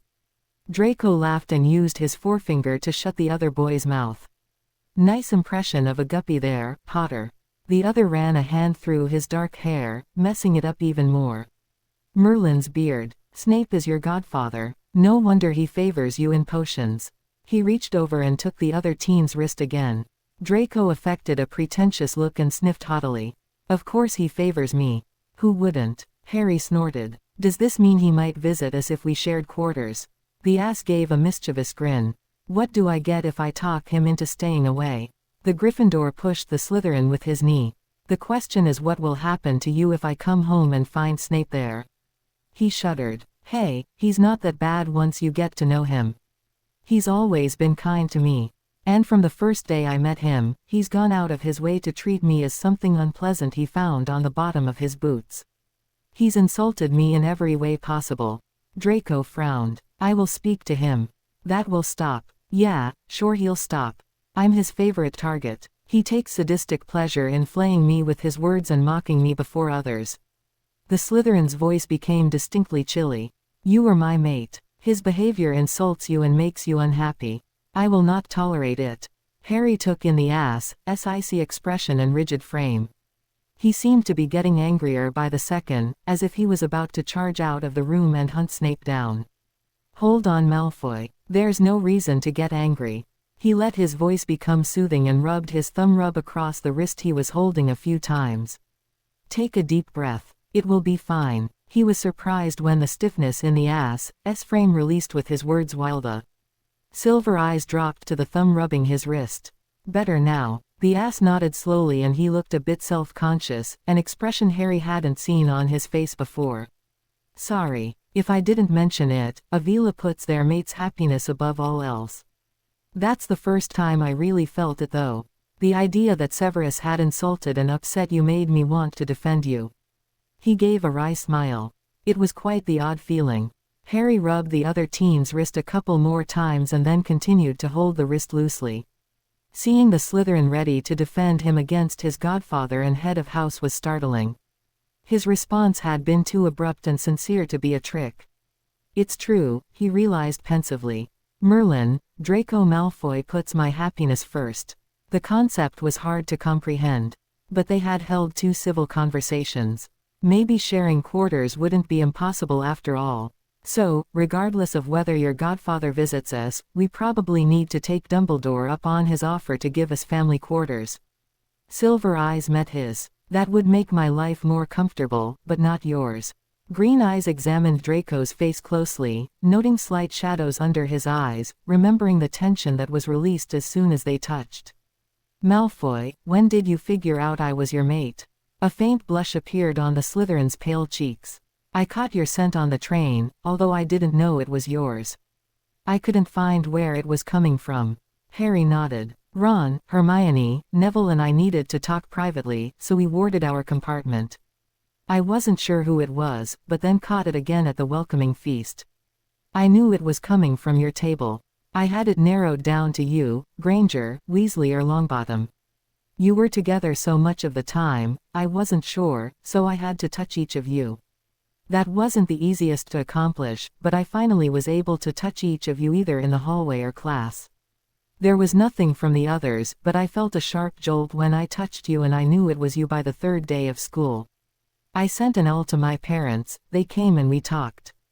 They understood totally and we made our plans, and then we approached Dumbledore. The rest you know. So it's been a week since you figured it out. The ass nodded. And yesterday was the first time I touched you, and that was only for a few minutes.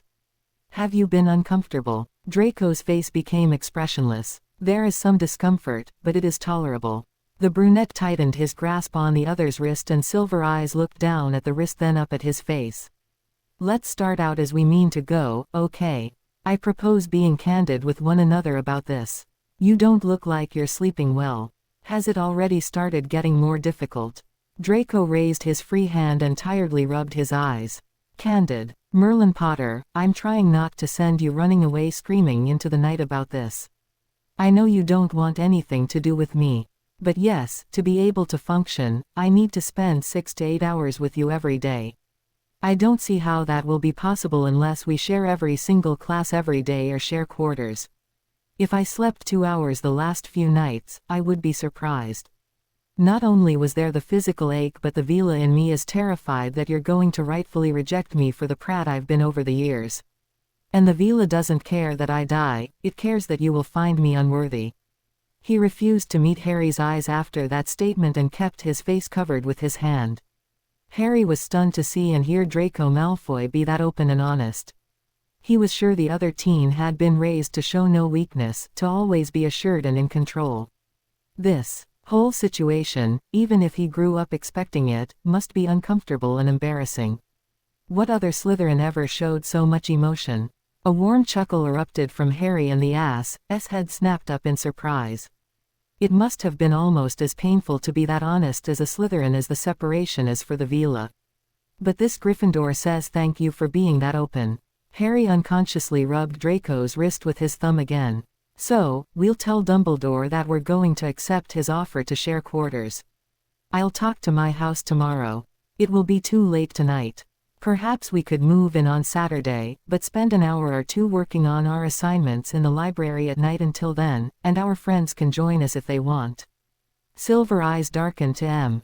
Draco stared at Harry. I never expected a Potter to render a Malfoy speechless, Harry smirked. That seemed to prompt a response. I never expected a Potter to be so altruistic to a Malfoy, but it must be that Gryffindor courage and nobility, smirked Draco. Must be, Harry agreed. He covered his mouth and yawned. It's getting late. Ready to call it a night? Draco smiled, an open expression that softened his features. I think I'm ready for a good night. Harry groaned as the first rays of dawn filtered through the window to awaken him, turning his face away from the window. The day's blessings to you, Gurgoyer, harmonized the Loire cheerfully. Bright blessings to you as well. Have I ever mentioned that you lot are much too cheerful in the morning, he muttered as he tried to wake up. Melodic laughter like bells and chimes echoed in his mind. After showering and dressing, Harry opened his trunk to get the Vila book he had been reading.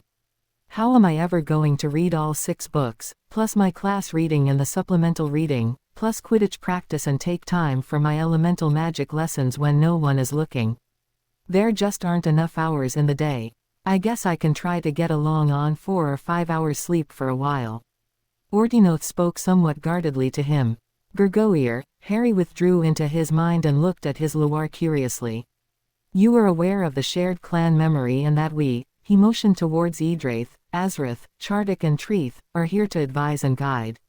Yes, Niflosola, your wisdom and guidance is much appreciated. Chardic snorted. Just say it plainly, ho fibavi ice the sea. Harry raised an eyebrow. What am I missing? Azrith met his eyes with the slight smirk that Harry had come to recognize as meaning that he had missed something elementary.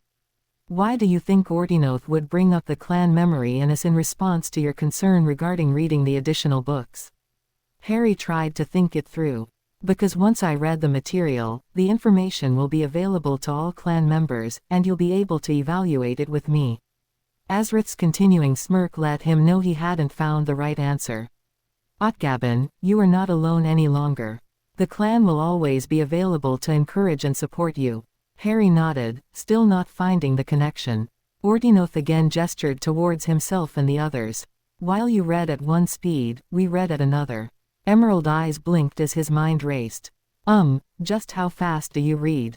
Chimes rang in his mind again as the Loire chuckled. Just show us the page, and we will read it, Gurgoir. The information will be available as if you had read it yourself. Well, why didn't you say so? Do you know how much reading I have for each class? This will make everything so much. He paused as the Loire all shook their heads. No. For your lessons, you need to be responsible for your texts. You selected each class with the understanding of what would be involved. However, this is additional reading, and we will assist to ensure you have sufficient sleep. Harry nodded ruefully and acknowledged that was appropriate. Thank you for your assistance, Isohenry. He took all 6 books out of his trunk and retreated to his bed. He flipped page by page through each book. By the end of the second book, he felt as if Hisson was overflowing with information. Cordon off a section of your mind, Gurgoir. We will release the information more slowly so that you can absorb it at your own rate. That proved easier said than done, but by the time they walked him through the process and he had flipped through all 6 books, his dorm mates were up, dressed and ready for breakfast. Harry shook his head at seeing the same 6 howlers with the morning mail. Apparently Fudge, Umbridge and perhaps their followers were the only ones willing to send the bright red screaming messages. Ron, Hermione and Neville helped him collect the other letters. Harry looked at them quickly and opened only one immediately, nodding in satisfaction as he quickly perused the contents. He loaded the others into a specially sized pocket in his book bag and then took out a number of rolled parchments bound together as well as a small leather pouch. He shrunk the parchment until all of the scrolls fit in the pouch, which he laid by his plate. He smiled as Hedwig flew into the room and landed on his chair, and then hopped to his shoulder. She nuzzled his ear and preened several strands of his hair. After several minutes of petting, she held out her leg, and Harry tied the leather pouch to it. She hooted once and launched herself into the air, her wings beating strongly until she exited the Great Hall. "What's up, mate?" asked Ron. "I just received confirmation from a mail service in Hogsmeade. Rather than sending Hedwig flying all over, I only need to send her to the service, and they will forward all my responses." "Good idea, Harry," Hermione approved. Neville looked surprised. "Are you responding to each letter, Harry? That will take you weeks to write and respond to each person individually." Harry chuckled and took a quick swallow of pumpkin juice. "Actually, I wrote 3 form letters and then just duplicated them. Now I just fill in the recipient's name and address and I'm all done." "Oh, that sounds smart," Neville agreed. "What type of form letters?" "I divided my mail into support mail, hate mail and various personal or business propositions." He stopped and dug 3 blank letters out of his book bag. "Here, you can read them." Lavender spoke up. "Would you mind if he read them out loud, Harry?" At Harry's agreement, Neville read them. "Thank you for taking the time to share your thoughts with me regarding my experiences with the Ministry.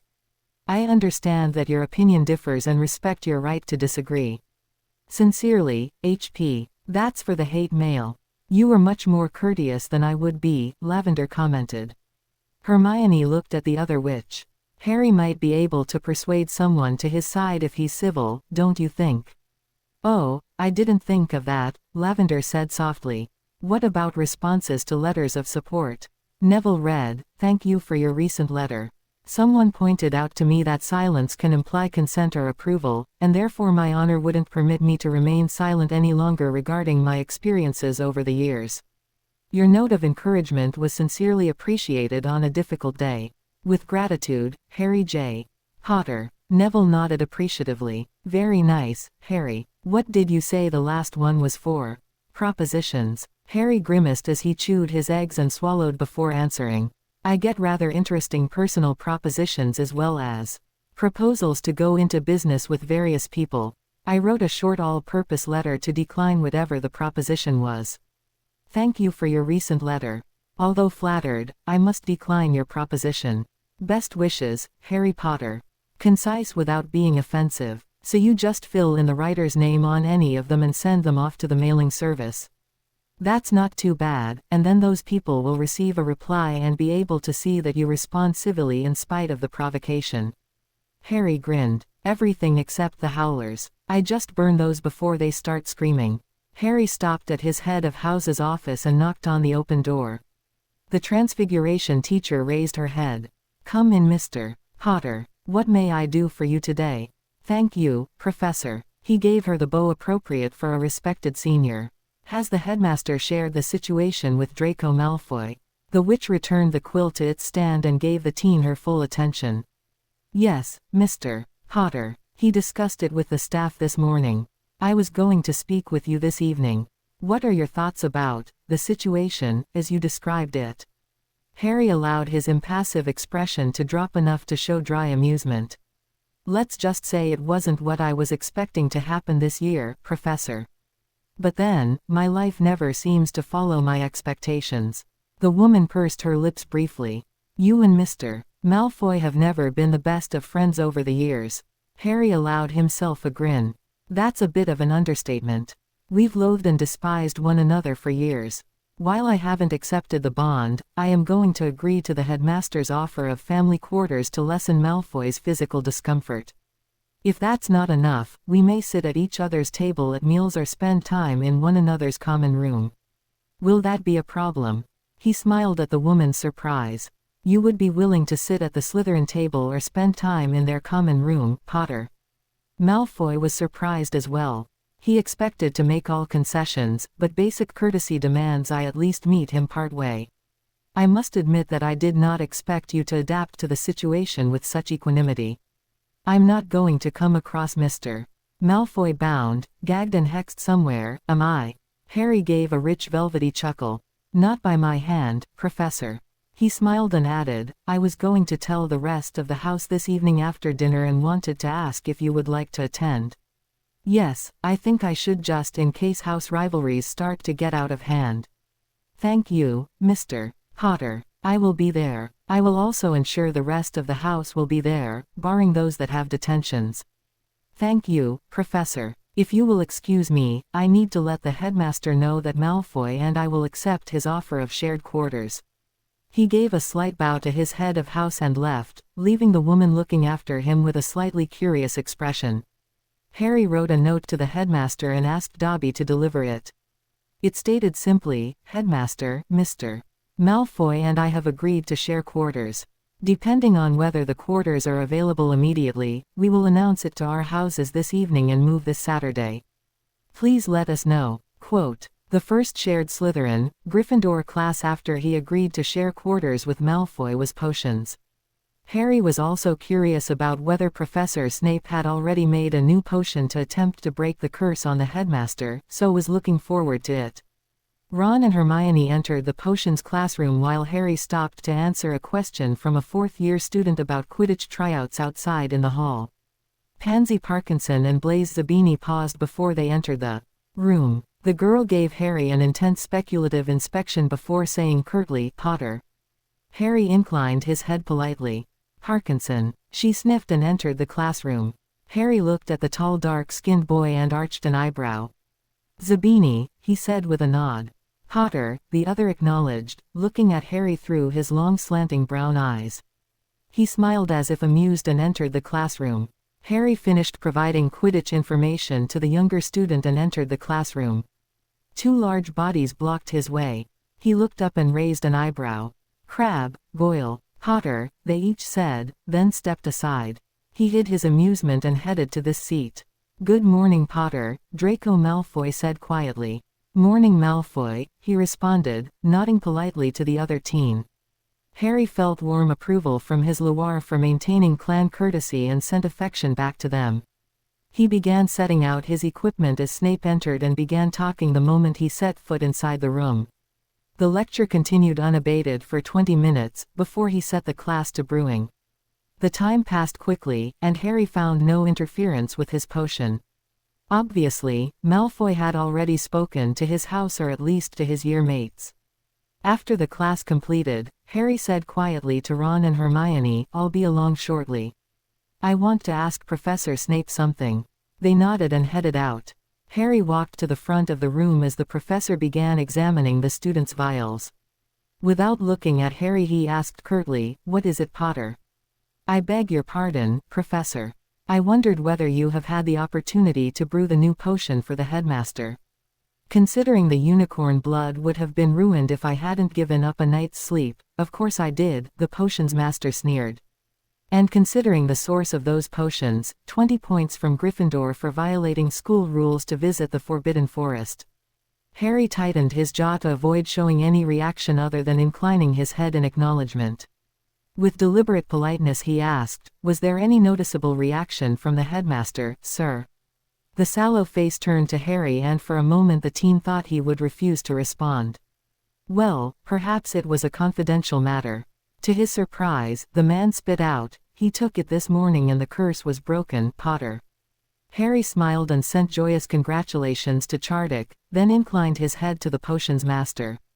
"Thank you, sir." As he walked away, he heard in a low mutter, 20 points to Gryffindor for finally showing some intelligence. Harry spun on his heel, not sure he had actually heard those words. Severus Snape gave points to Gryffindor. Not possible. Snape had an almost pained look on his face and his eyes dared Harry to say a word.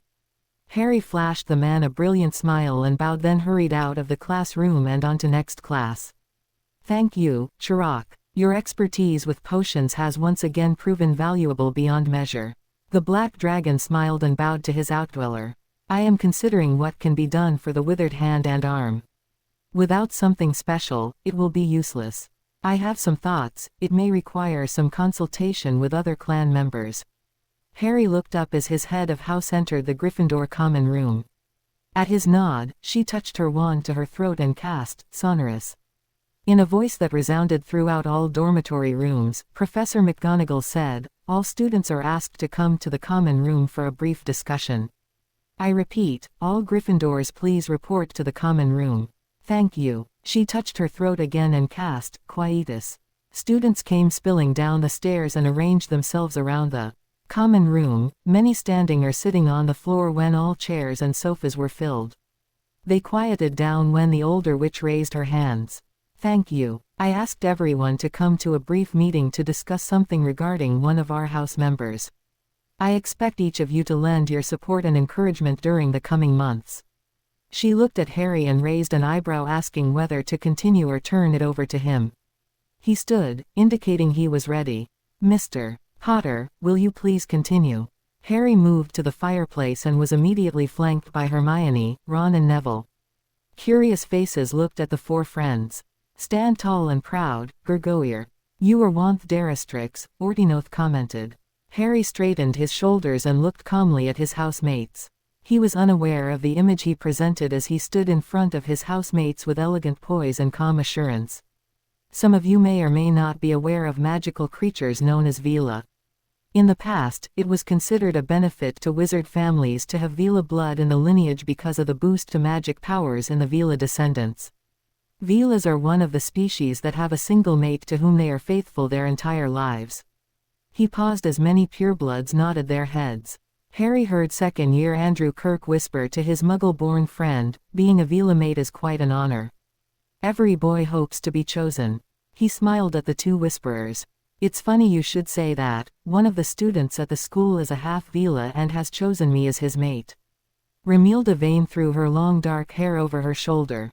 "Really, Harry? We're not like Bobaxton with a large Vila population." "Wait, his mate." Audible gasps were heard in the room. Katie Bell muttered loud enough for most of the room to hear, "Fair complexion, white-ass hair, him. Malfoy." She turned large eyes to Harry. "Harry, Draco Malfoy is a half Vila." Harry chuckled at Katie. "I would give you 5 points if I could, Katie." That was a fast identification. "Yes, Draco Malfoy's parents are both half Vila and their son is as well. He identified me as his true mate." From what I've been able to discover, the mate rejecting Avila is pretty much a death sentence. I haven't rejected him, but neither have I accepted the bond. I'm going to take some time to see whether this is something I can do or not. Seamus Finnegan spoke up. But Harry, what about his family following you-know-who? Several muttered agreements were heard. Ron took a half-step forward and cleared his throat. Avila can't harm his or her mate. The mate's safety and happiness is critical to Avila. That means that Malfoy's support will swing to Harry. He gave a mischievous smile and wink as well. It also means that he won't be harassing Gryffindors because that would make Harry unhappy. Lavender Brown giggled and half raised her hand. Harry, that's just hot. You and Draco together. Oh my. She took her homework essay and fanned herself. Next to her, Parvati Patil nodded enthusiastically. Really hot. Professor McGonagall snapped, Miss Brown. Miss Patil, behave with appropriate decorum or leave the room. The two girls blushed. Sorry, Professor, said Lavender, who then met her friend's eyes and both girls looked down and giggled. Harry picked up the discussion lead again. This situation impacts all of us in a couple of ways. Firstly, Malfoy needs to spend time with me. Spending too much time apart will make him sick. Having either of us in the other's dorm isn't the best idea, so Professor Dumbledore is giving us family quarters. However, we'll be eating most meals in the hall and will still be spending time in our house common rooms. It's possible that you may see Malfoy at our table, or in the common room on occasion. I'm not going to ask you to be friends with him, but I am going to ask that you be as civil to him as he is to you. And yes, that means if he's an ass, you can be as well. But if he is polite, then please be civil in return. Several faces turned towards their head of house, who nodded her agreement although her lips were compressed tightly. Secondly, I'm going to be taking some meals at the Slytherin table and spending time in their common room as well. What I want to stay within these walls is that many students follow Malfoy, and this is an opportunity to help win some of the Slytherins to the light. Not all of them believe in Voldemort's methods, but haven't had a reason to oppose him. This may be an opportunity and I'm taking it. Remember, if they make the choice to oppose Voldemort, it means they might have to face their own family across a battlefield. When they've been raised to believe, family before all else, this would be a monumental sacrifice on their part. Whispers could be heard in the room. Neville stepped forward. Harry is right. Family before all else has been drummed into most pureblood children from birth. To choose a route contrary to their parents requires as much courage and bravery as any Gryffindor has ever displayed. While some of the house looked incredulous, other purebloods nodded in agreement with Neville's statement. Harry motioned and drew his housemate's attention again. If the headmaster has quarters available, I'll probably move this weekend after the Quidditch tryouts. He looked around the room. Are there any questions? Parvati cleared her throat. Harry, I thought you liked girls. He chuckled, a warm and velvety sound that gave a few of the girls in the room a shiver of delight. I do like girls. As I said, I haven't accepted or rejected the bond. You all know the rivalry Malfoy and I have had over the years. However, he did say that if all I could offer him was companionship, he would accept that. Colin Creevey spoke up. Harry, what kind of quarters would you two have? And may I take a couple pictures of you two together? Harry tried not to roll his eyes at the second question. The headmaster said it would be comparable to the head boy and girl quarters. 2 bedrooms, a shared bath and a common area. And do you really want to face an annoyed Draco Malfoy, Colin? The younger boy gulped audibly and shook his head quickly. Professor McGonagall stepped forward and swept the room with austere eyes. I expect every member of this house to behave with appropriate decorum towards Mr. Malfoy. You will not make this situation harder for the two of them, but will demonstrate appropriate support and good manners. Do I make myself clear? Yes, Professor, came from most throats in the room. She gave a dry smile. If Mr. Weasley can behave with restraint, I expect no less from the rest of this house. She nodded at the 4 at the fireplace and left the room, ignoring Ron's delayed and muffled, "Hey." Harry paused with Ron, Hermione and Neville outside the Great Hall as they encountered Draco Malfoy, Blaise Zabini, and Pansy Parkinson after dinner on Thursday. Vincent Crabbe and Gregory Goyle leaned against the wall, watching and waiting. Draco stepped forward and Harry was pleased that none of his friends tensed. The ass Slytherin held himself straight with the haughtiness he normally exuded, but his voice was carefully civil. "Good evening, Potter. We were going to head to the library to work on our charms essays. As you and your friends are in the same class, we wondered if you might be going there as well." The raven-haired Gryffindor quickly realized that the half-Veela needed to spend time in his company. Draco's year-mates were obviously there offering their quiet but visible support. Harry nodded and said, "Good idea. I haven't started that essay yet. I still have the supplemental reading to do." He looked at the other Gryffindors. "Anyone else up for the library? If not, I'll catch up with you later." Hermione spoke up immediately. "When have I ever turned down a visit to the library, Harry?" She hid a grin at the snorts of amusement from both the Gryffindors and Slytherins, then elbowed Ron, who seemed to enjoy her comment too much. Both Neville and Ron agreed as well, with Neville saying quietly, "Why don't I pick up our book bags from the dorm and meet you there?" Harry smiled in gratitude at quiet brunette. "Thanks, Neville." When Neville turned in the other direction to go to the Gryffindor dorm, Crabbe and Goyle followed him. Harry watched them with curious eyes, trying to decide whether to say something or not. Blaise noticed Harry watching the dark-haired Slytherin and said quietly, "They're going to escort Longbottom to make sure no one messes with him." "That's very considerate of them," he responded, then flushed as even he could hear the surprise in his voice. Pansy shook her head. "Slytherins don't go anywhere alone. We never know when someone might decide to harass or hex one of us, so we always travel in pairs or more. Because Longbottom is with you and you are with us, Crabbe and Goyle are giving him the same protection." Harry was pleased to see that Hermione and Ron appeared as surprised as he felt. The bushy-haired girl was the first to recover. "Very commendable attitude." Ron nodded slowly, obviously thinking it through. "So you all watch out for one another, kind of like all members of one family." "Makes sense." No matter how much he and his siblings teased and tormented one another, they were ferocious in defending members of the family from others.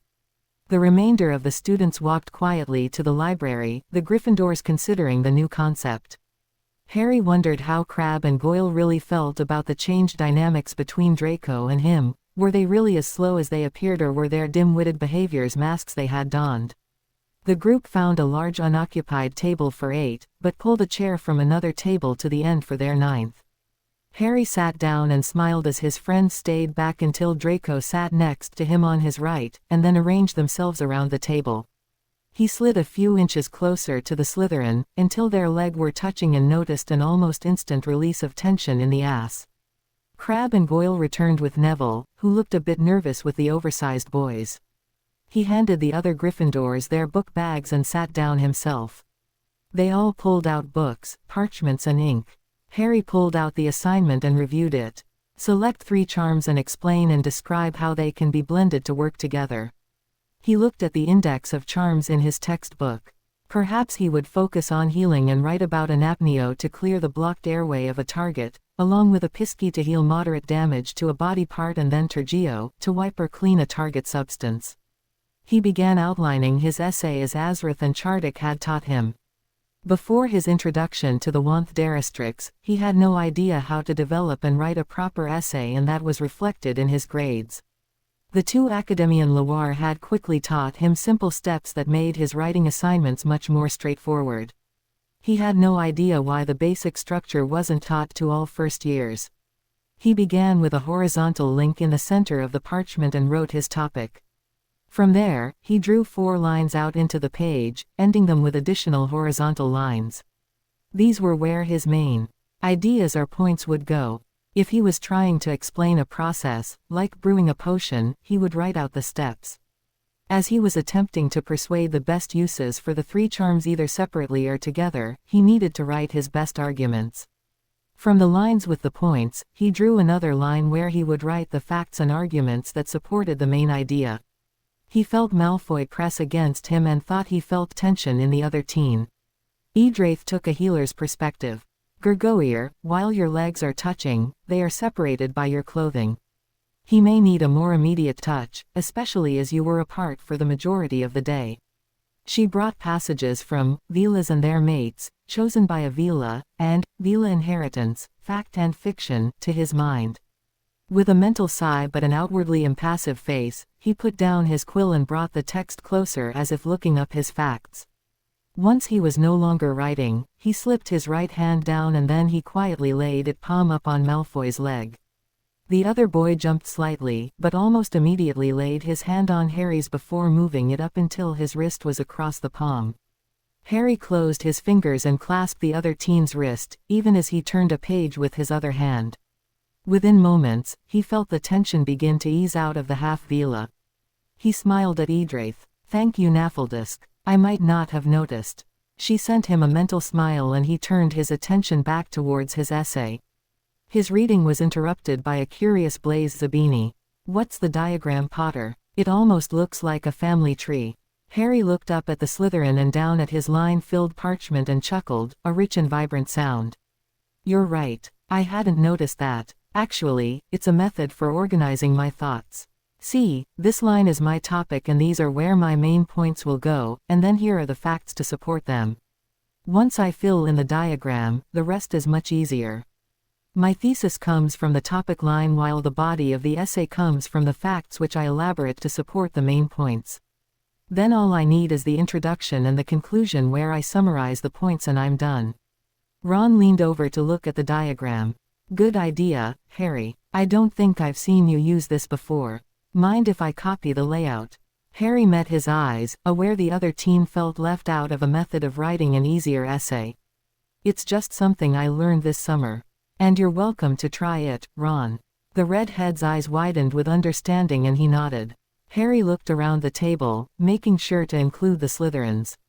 "Anyone is welcome to copy the layout if it helps. I used to struggle with my essays, but this helps me lay it out and keep my information organized." His diagram was passed around.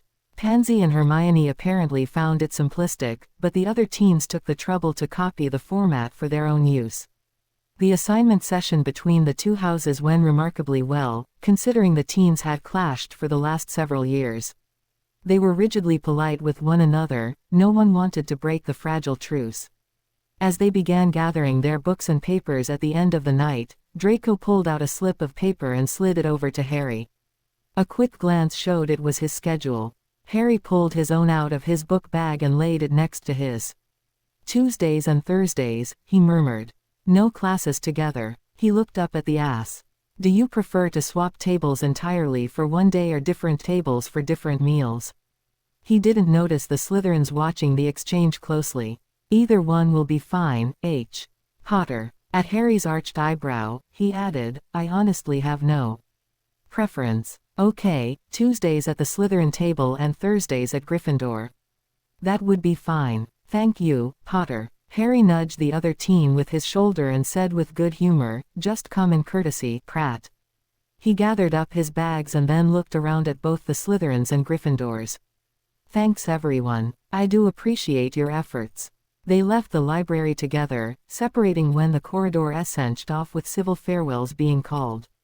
Ron waited about 2 minutes and then said, "If anyone had ever told me I would spend a reasonable night surrounded by Slytherins, I would have thought they were barmy." "I never realized that Parkinson and Zabini were such good students," murmured Hermione. "Did you see how they automatically helped explain things to Crabbe and Goyle? I think your diagram might help those too." Once Parkinson explained it to them, they seemed impressed. Ron looked around to make sure there were no students nearby or portraits that could overhear him, and then turned to look at his dorm mate. "You got that this summer, Harry?" "From the Elder Dragons." He breathed the last 2 words with near reverence. "Yes, and it's been a big help. No one ever explained the key components of an essay to me before or how to structure it. No wonder the professors were so unimpressed. I can see the difference already." Hermione turned stricken eyes on Harry. I never thought about it, Harry. You didn't know the basic steps." "Oh, I'm so sorry. I thought." She stopped abruptly. Harry stopped and hugged his friend. "You thought I was just lazy or sloppy, didn't you?"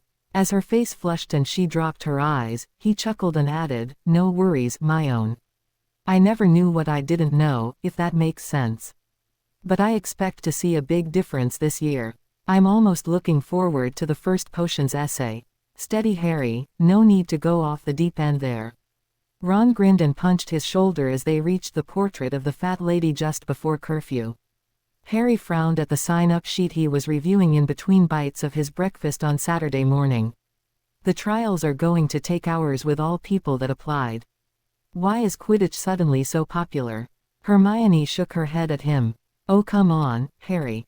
It's not Quidditch that's popular, it's the tall, tanned, muscular Quidditch captain. Half the school fancies you. You have had to notice. Large green eyes widened with shock stared at her. Me. His voice squeaked and he made an effort to lower it. Why would people sign up for Quidditch because of me? He heard the harmony of amusement in his mind and shook his head at his Loire.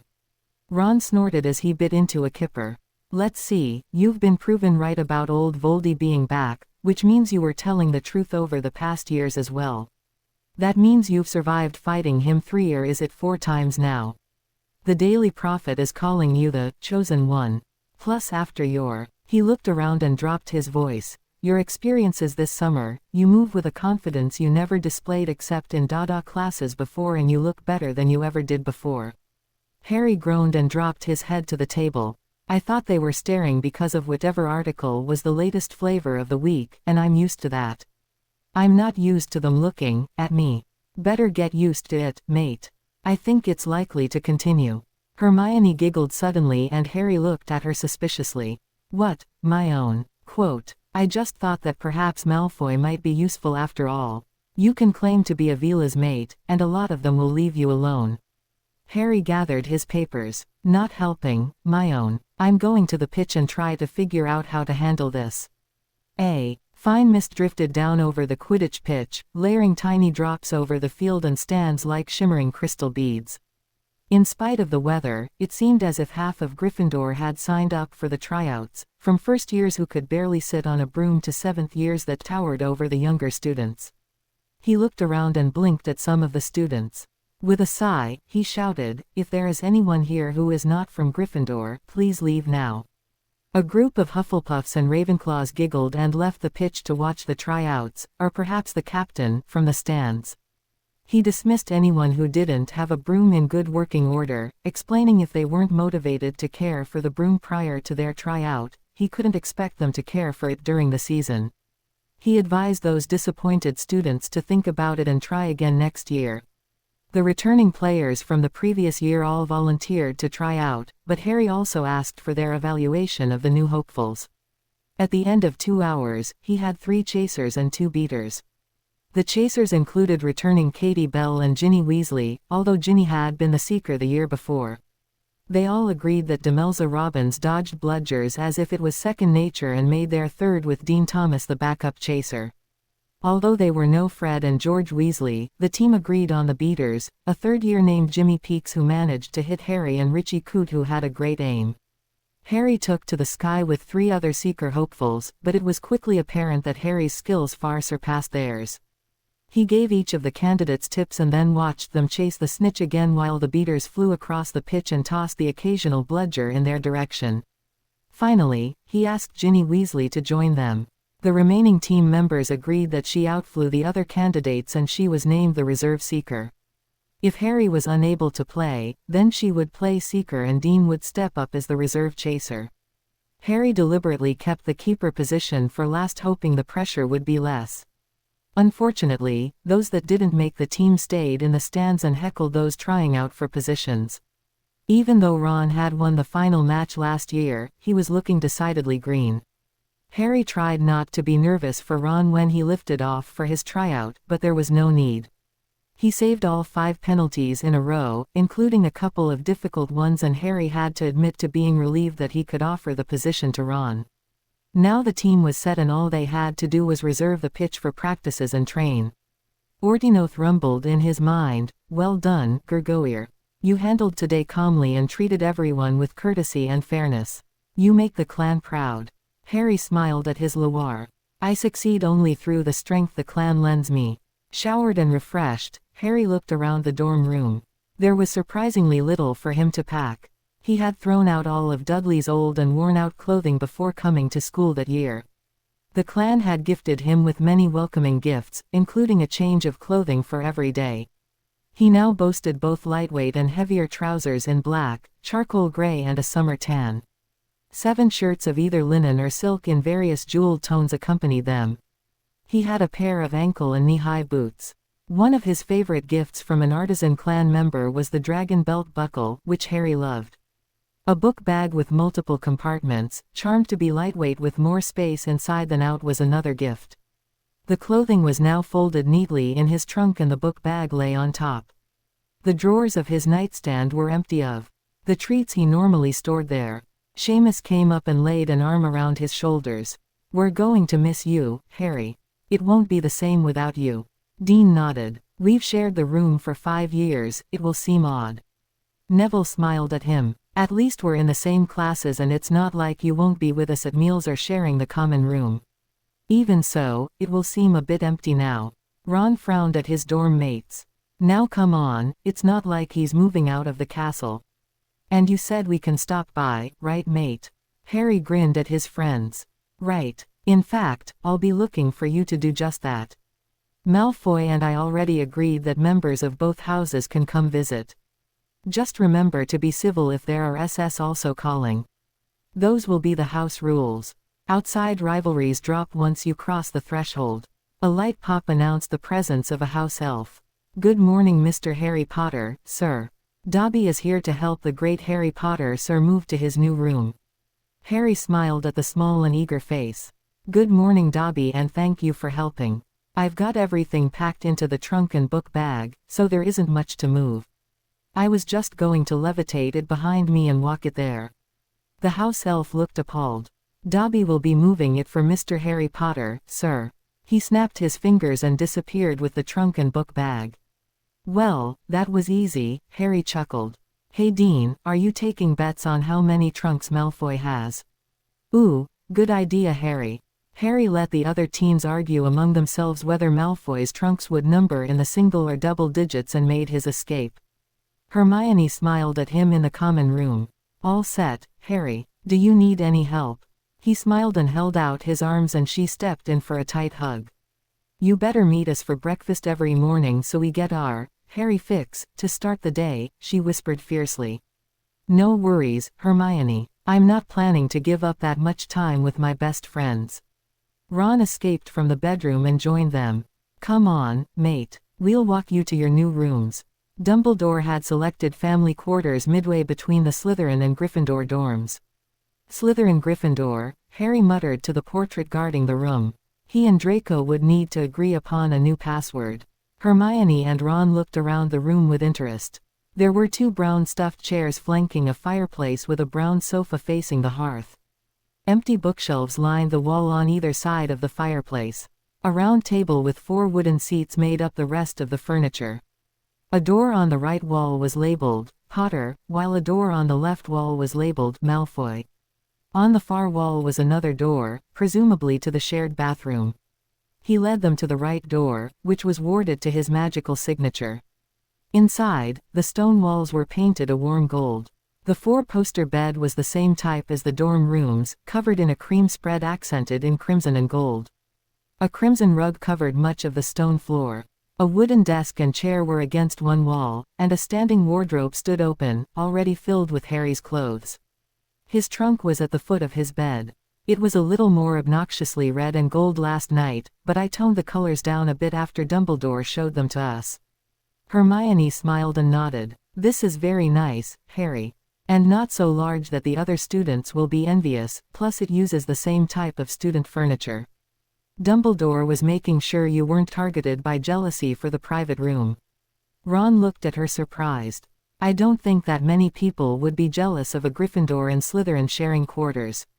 But it is nice that you can do your homework alone if you want, or use the table in the common room if you don't use the house room. Actually, the quiet of only 2 students may make this a preferable site for homework," Hermione noted. "Of course, the library is nice and quiet as well," she said with satisfaction.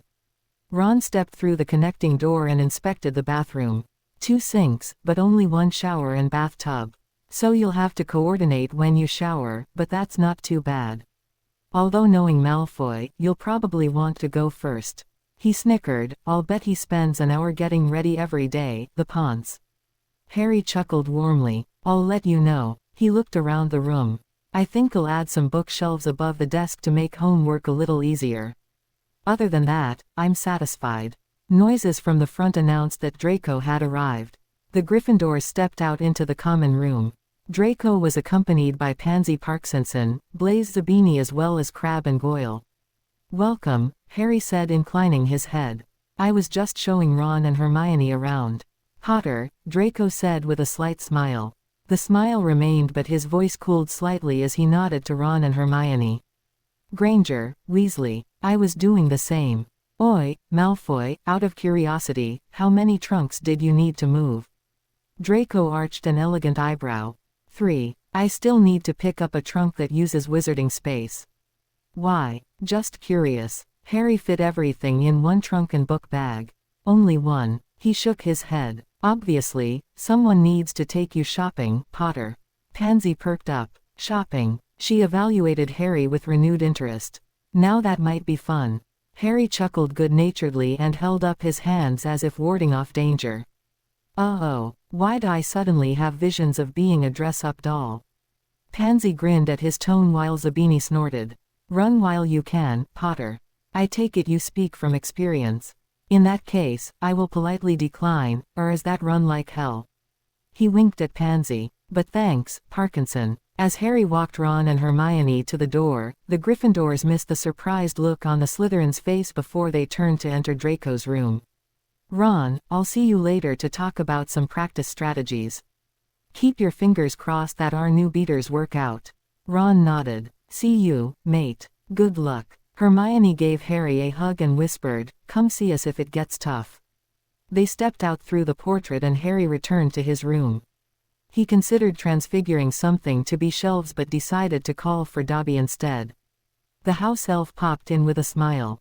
Mr. Harry Potter, sir. How may Dobby be helping the great Harry Potter, sir? I wanted to add some shelves above the desk, but didn't have anything to transfigure. Oh, no need, Mr. Harry Potter, sir. Dobby is getting shelves and being right back. He popped out and returned within minutes with 2 wooden shelves and wrought ironclads. With a snap of his fingers, Thecats mounted themselves and the shelves were attached. Dobby looked around the room. Would Mr. Harry Potter, sir, like a tapestry for the wall? Well, let's see, are there any Quidditch tapestries? Dobby will look, sir. He popped out again, a house elf with a mission. Harry chuckled and began unpacking some books and putting them on the shelves. He used the lower shelves for his school books and the upper shelves for his Quidditch and other personal books. The 6 Vila books from the Malfoy library went on the second shelf as well. He heard muffled laughter coming from Malfoy's room, and was pleased that the Slytherins were making it easy for the half Vila. Of course, he thought to himself, they could be laughing at me. Satisfied that his room was as complete as he needed, assuming Dobby found an appropriate tapestry, he returned to the sitting room just as Draco said goodnight to his house friends. Pansy Parkinson paused and then returned to where Harry sat on the sofa. She leaned down and spoke quietly. Potter, we appreciate you helping Draco out. We will treat you and your friends with appropriate consideration. Her voice dropped to a low whisper. However, if you deliberately hurt Draco, no one, not even the Dark Lord, will ever find what's left of your body. She pulled back and gave him a brilliant smile before moving back to the door. With another smile and a small wave she said, enjoy the new quarters you two. And left with Zabini. There was a small awkward pause as the 2 teens were left alone in their new quarters. Then, remembering that they hadn't seen each other before now, Harry moved to the sofa facing the fireplace and sat down, then held out his hand palm up. Do you need contact, Malfoy? The ass looked at him impassively. I do. I'll join you in a moment. He retreated to his bedroom, but returned quickly with a parchment. Sitting next to Harry, he offered him the parchment, who accepted it with his left hand, but lightly grasped Draco's wrist with his right, pulling the ass down onto the sofa. Holding the fine linen paper, he glanced at it, but looked up puzzled at Draco when he saw it began with, Dearest Draco. The ass explained, a note from my mother. Still confused, Harry continued to read at the other's gesture. Dearest Draco, thank you for your latest note. I was relieved to hear that Mr. Potter not only agreed to share quarters but has been so understanding and amenable to accommodate your needs. It is difficult for others to understand the requirements of those with Vila blood, but to find someone so tolerant after your history of rivalry is truly remarkable. If you were moving into your new quarters on Saturday, would you and Mr. Potter be agreeable to your father and me paying a brief visit on Sunday? We do not mean to intrude, Draco darling, but to offer your mate the opportunity to ask any questions he may have, whether they be about Vilas or the Malfoy family. He must have a great many questions. Please flow or send an owl to let us know. With love, Mother. Harry wondered whether the Slytherin showed him the note so that he would see the positive comments about himself and whether that was planned. But did it really matter? He decided that it was of little importance. He wanted to say that he wasn't ready to accept seeing the Malfoys yet, then gave a mental snort. So much for vaunted Gryffindorvery. For how long will I avoid them? Gathering his courage, he looked at Draco and said, "Why don't we invite them for luncheon tomorrow? We can have the house elves prepare something and serve it here and have a discussion afterwards." Harry felt his Loire express their pride in his courtesy and maturity. Even with the demonstrated maturity, he had to hide a smile when Draco was clearly surprised at the suggestion as well as grateful. Severus Flo is on the network. I'll use his to respond later this evening. After mentioning his godfather, the ass looked at Harry and hesitated briefly. The Gryffindor raised an eyebrow. The article in Witches Weekly, I just wanted to express my condolences for the loss of your godfather. Harry's eyes closed briefly in pain, but he nodded. Thank you. I miss him. He swallowed against the tightness in his throat. I was troubled to learn that he was unjustly imprisoned for all those years without a trial. My mother was born a black, cousin to your godfather, and even she believed the propaganda and didn't know that he was innocent. Harry gave him a small tight smile. Sirius was one of my father's best friends. He was also the only person to offer me the love and support of a family. If he hadn't been killed by Bellatrix, I would have lived with him as soon as his name was cleared. Draco frowned. I don't understand. Weren't you brought up with the Muggle side of your family? I thought that was where you went every summer. Harry's face became impassive. My Muggle relations didn't want to take me in and resented the fact that I was left with them. They told me that my father was an unemployed drunkard and that my parents died in a car accident, which is where I received my scar. They refused to admit that magic existed and I was punished for any accidental magic that occurred as I grew up. Draco's appeared dumbfounded by that. What did they do when your Hogwarts letter came? Harry tried to hide any emotion as he responded, they wouldn't give it to me. Finally Hagrid came and hand-delivered it, told me that magic was real and that I was a wizard. He's the one that let me know the truth about my parents and how they were killed. He looked at Draco from under his lashes. Hagrid was one of the first people that ever treated me with kindness. He gave me my introduction to the magical world by bringing me to Diagon Alley to buy my school supplies. When I first met you at Madame Malkin's, I had only learned hours before that I was a wizard. When you saw Hagrid outside and insulted him, you were slighting someone who had treated me better than almost anyone ever had in 10 years. Draco's eyes closed briefly as he recognized the impact of his brusque comments 5 years earlier. Harry sighed briefly and continued. When it was time to go to Hogwarts, I had no idea how to get onto the platform 9 3/4 at King's Cross, but ran into the Weasleys. They were all very helpful and kind to a lost, naive and lonely young boy.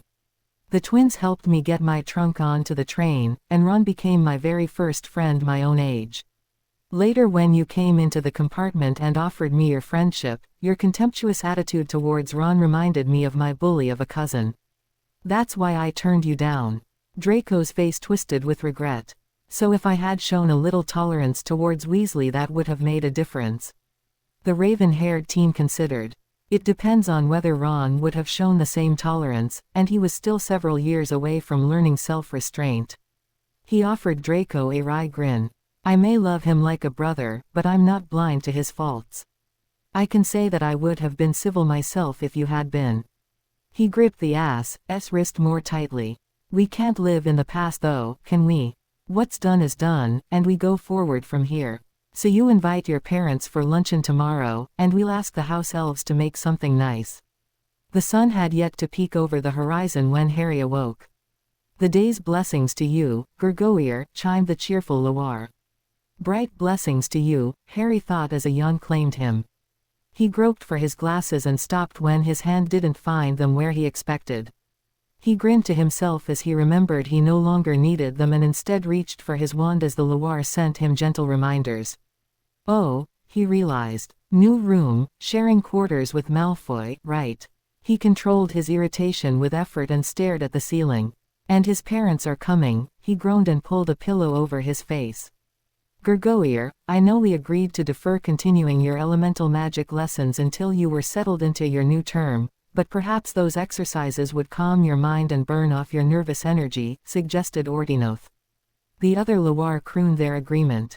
Harry thought about it. He could use a focus for the morning to avoid dwelling on the coming rendezvous with the Malfoys. Once decided, he changed quickly into loose-fitting clothing, spelled his mouth clean and quietly left the quarters.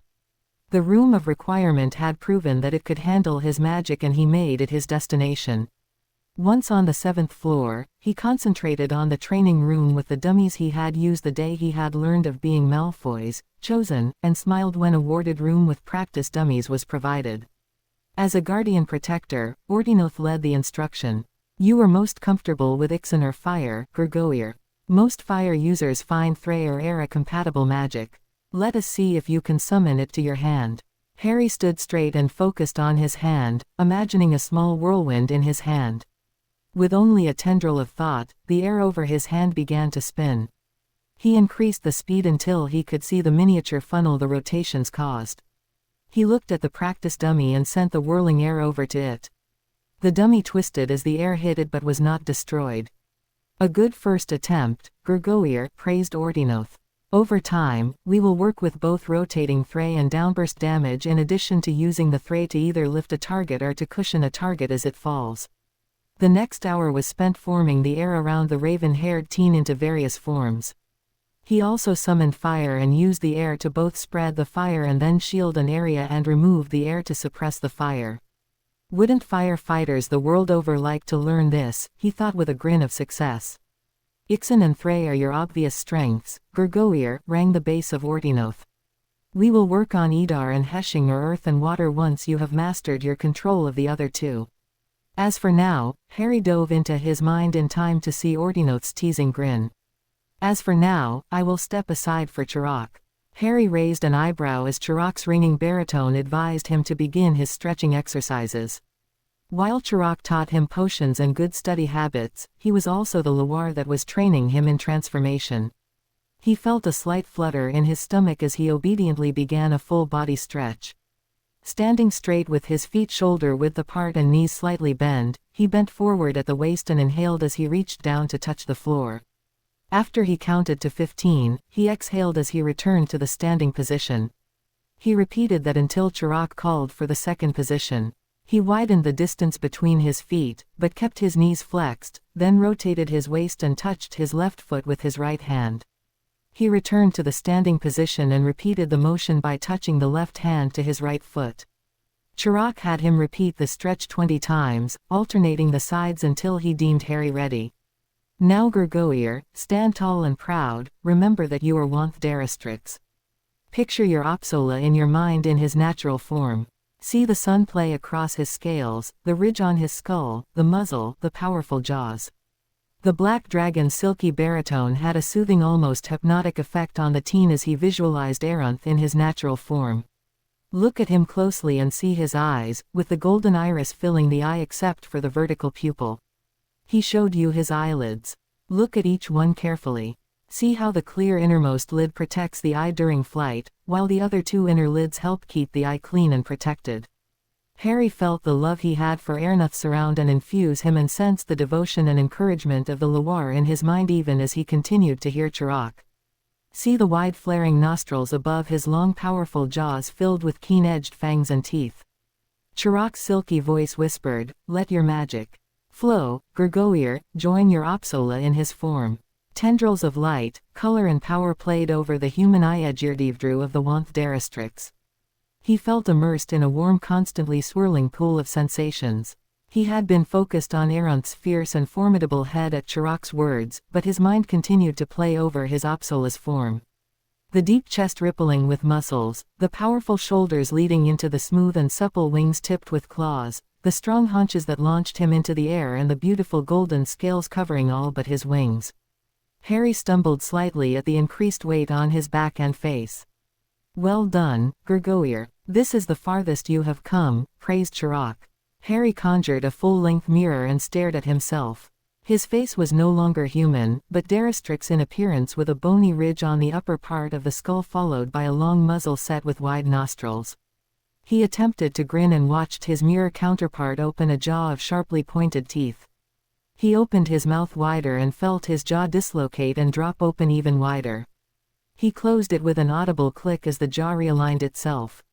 His eyes were still green, but with the vertical pupil of the clan. He blinked and saw the inner membranes. "I formed the eyes correctly this time." Harmonized approval filled his mind from the Loire. He turned and noticed the nearly hidden ears, fitted closely to the skull so as not to interfere with flying. And wings. "I formed wings." Laughter at his delighted exclamation didn't deter his enthusiasm.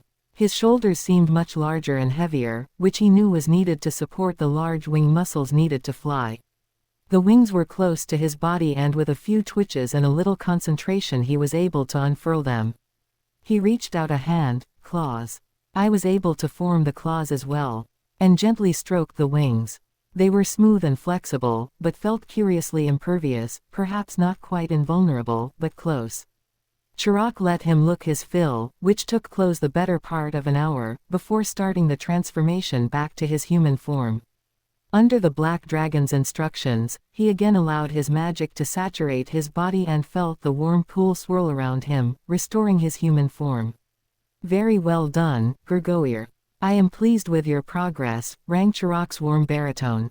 "You will soon be able to complete the transformation into your Wanth Deristrix form and soar the skies with us.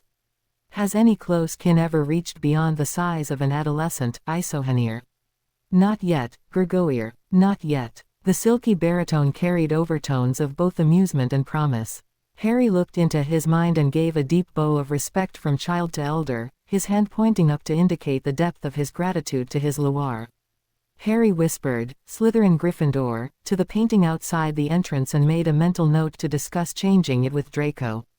The portrait had barely closed behind him before a wide-eyed Draco Malfoy barreled out of his room into the common area.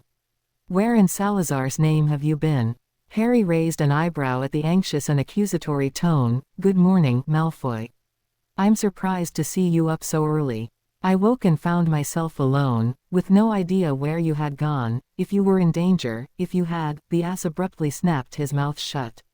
Edraith brought a portion of Velas and their mates to his attention. Until the bond has been formally accepted, the Vela lives in a state of uncertainty, not knowing whether their mate will accept or reject them. If the two are separated during this time, the Vela wonders whether the mate has rejected the bond or whether there is a rival for the mate's affections.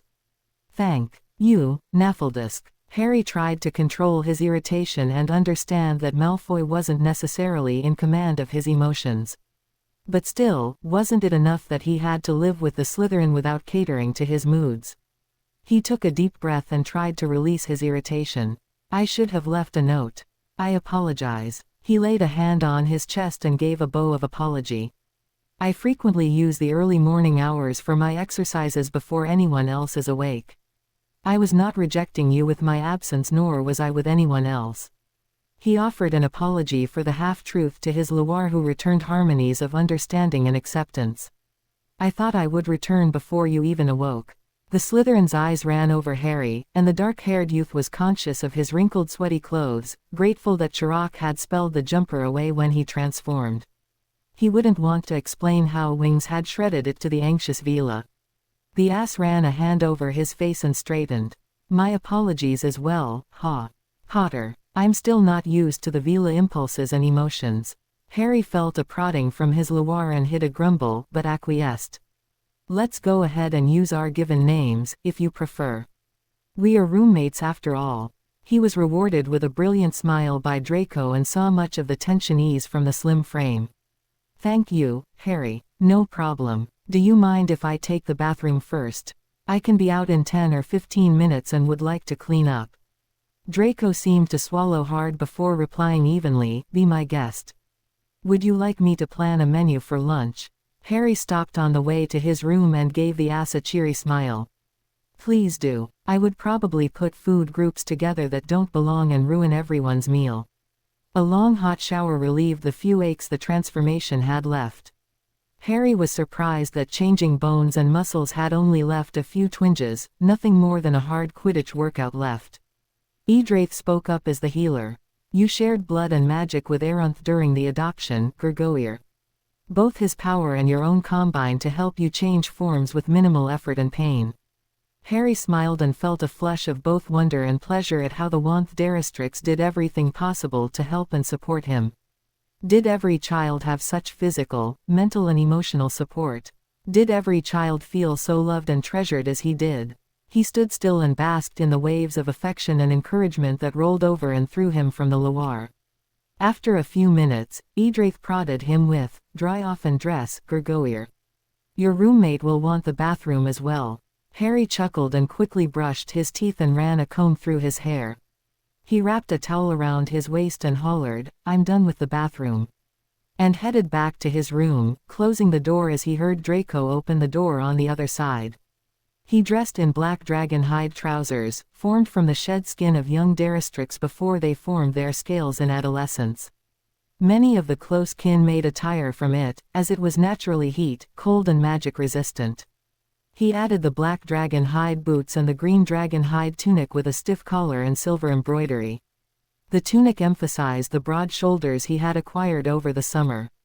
The black belt with a large silver belt buckle of a dragon in flight with emeralds for eyes finished the look. He took a thin black leather band, pulled his hair back and fastened it, leaving only a few wisps of dark hair to cover his forehead. He pulled out an open black silk formal robe with an emerald green border and carried it into the common room.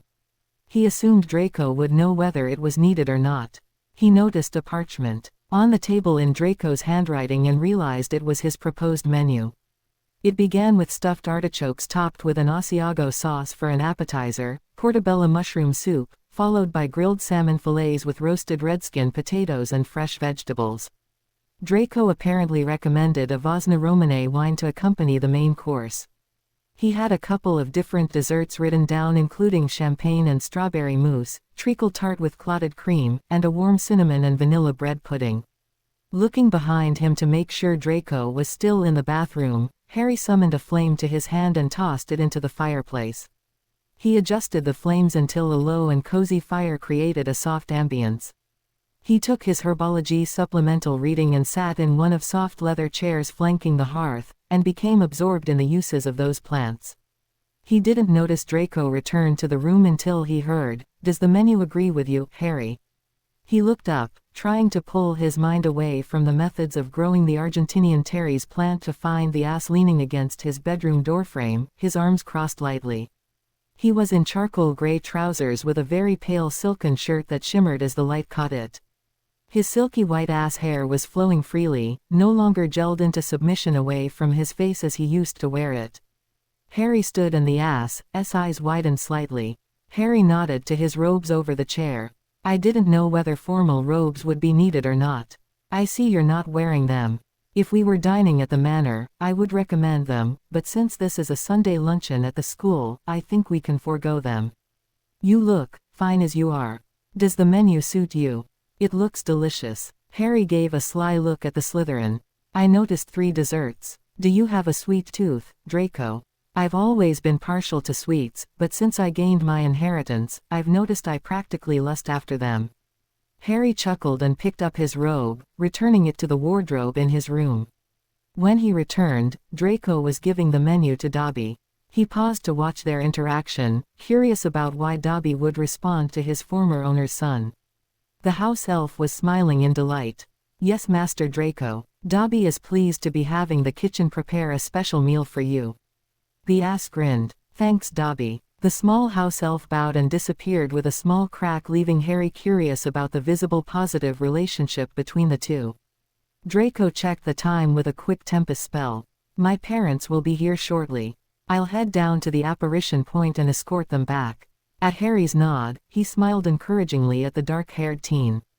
They're eager to get to know the real you, Harry. It will be fine. Harry offered the ass a wry smile. I look forward to meeting the real Malfoys, as well.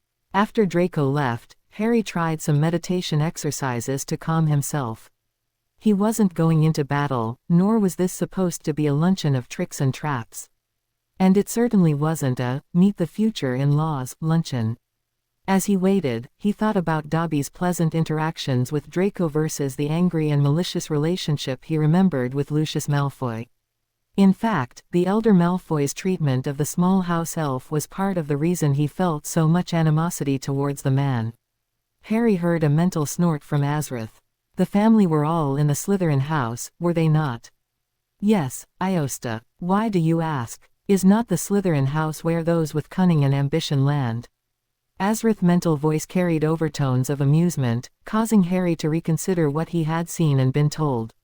He heard the portrait begin to move and made an abrupt decision, calling, Dobby. The house elf popped into the room and smiled at the teen. Yes, Harry Potter, sir. How may Dobby be helping you today?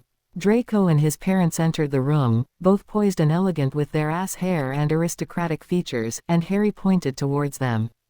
Would you take our guests' cloaks, Dobby? The little elf turned towards the newcomers and immediately cried, Master Malfoy.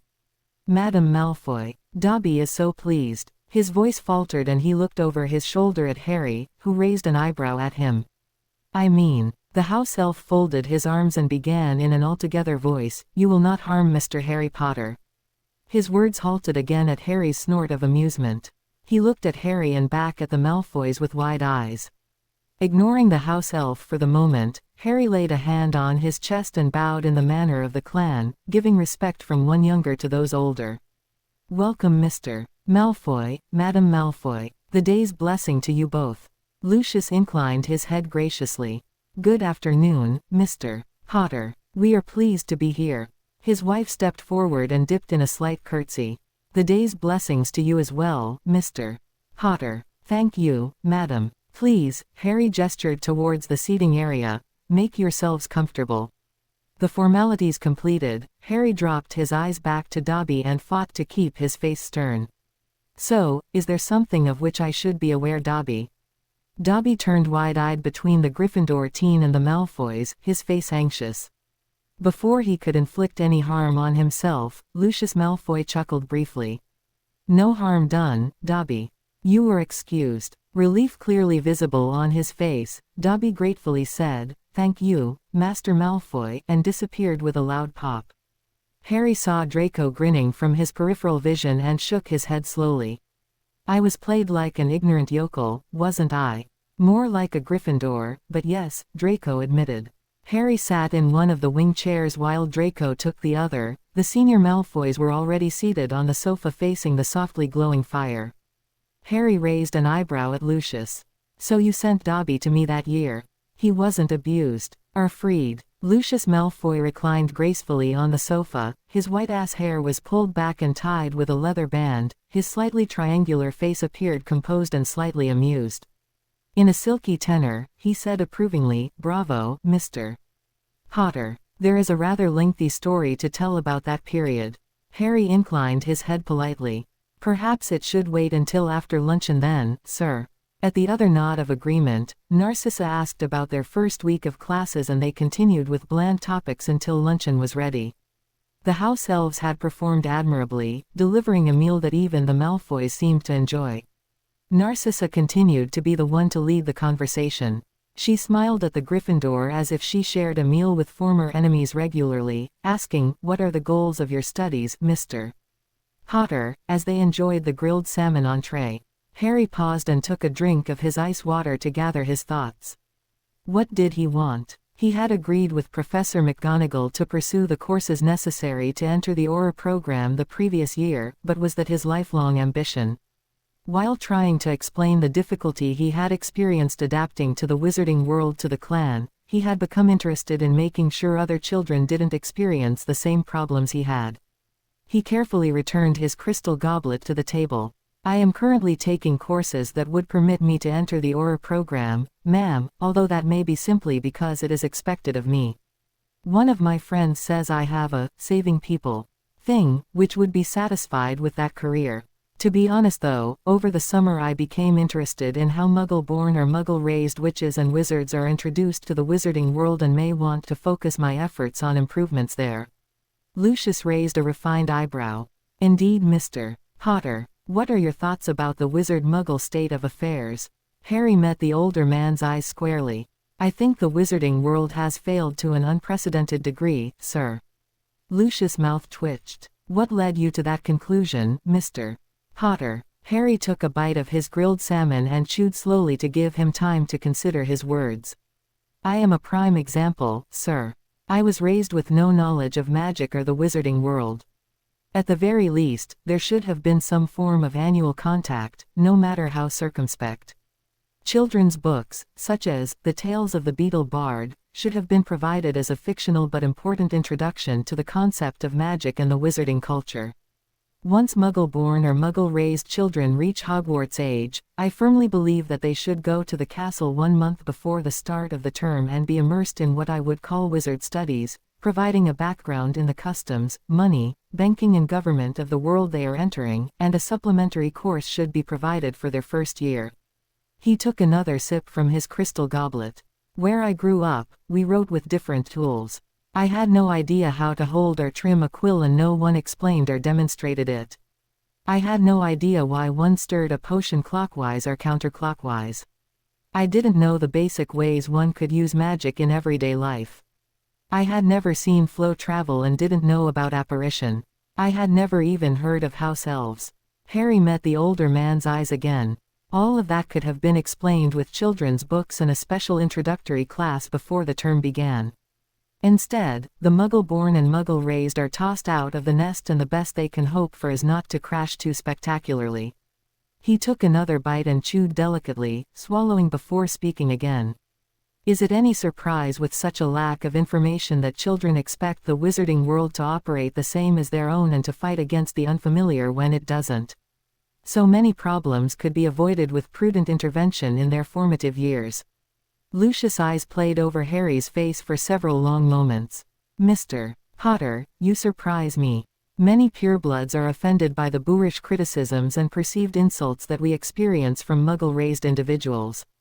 Our own children are repressed in their Hogwarts classes as the lessons are targeted to their slower Muggle-raised classmates, resulting in increasing frustration and resentment.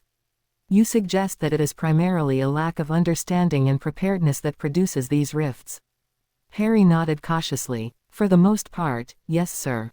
Of course there will be exceptions to every rule, but try to put yourself in a Muggle-raised student's place.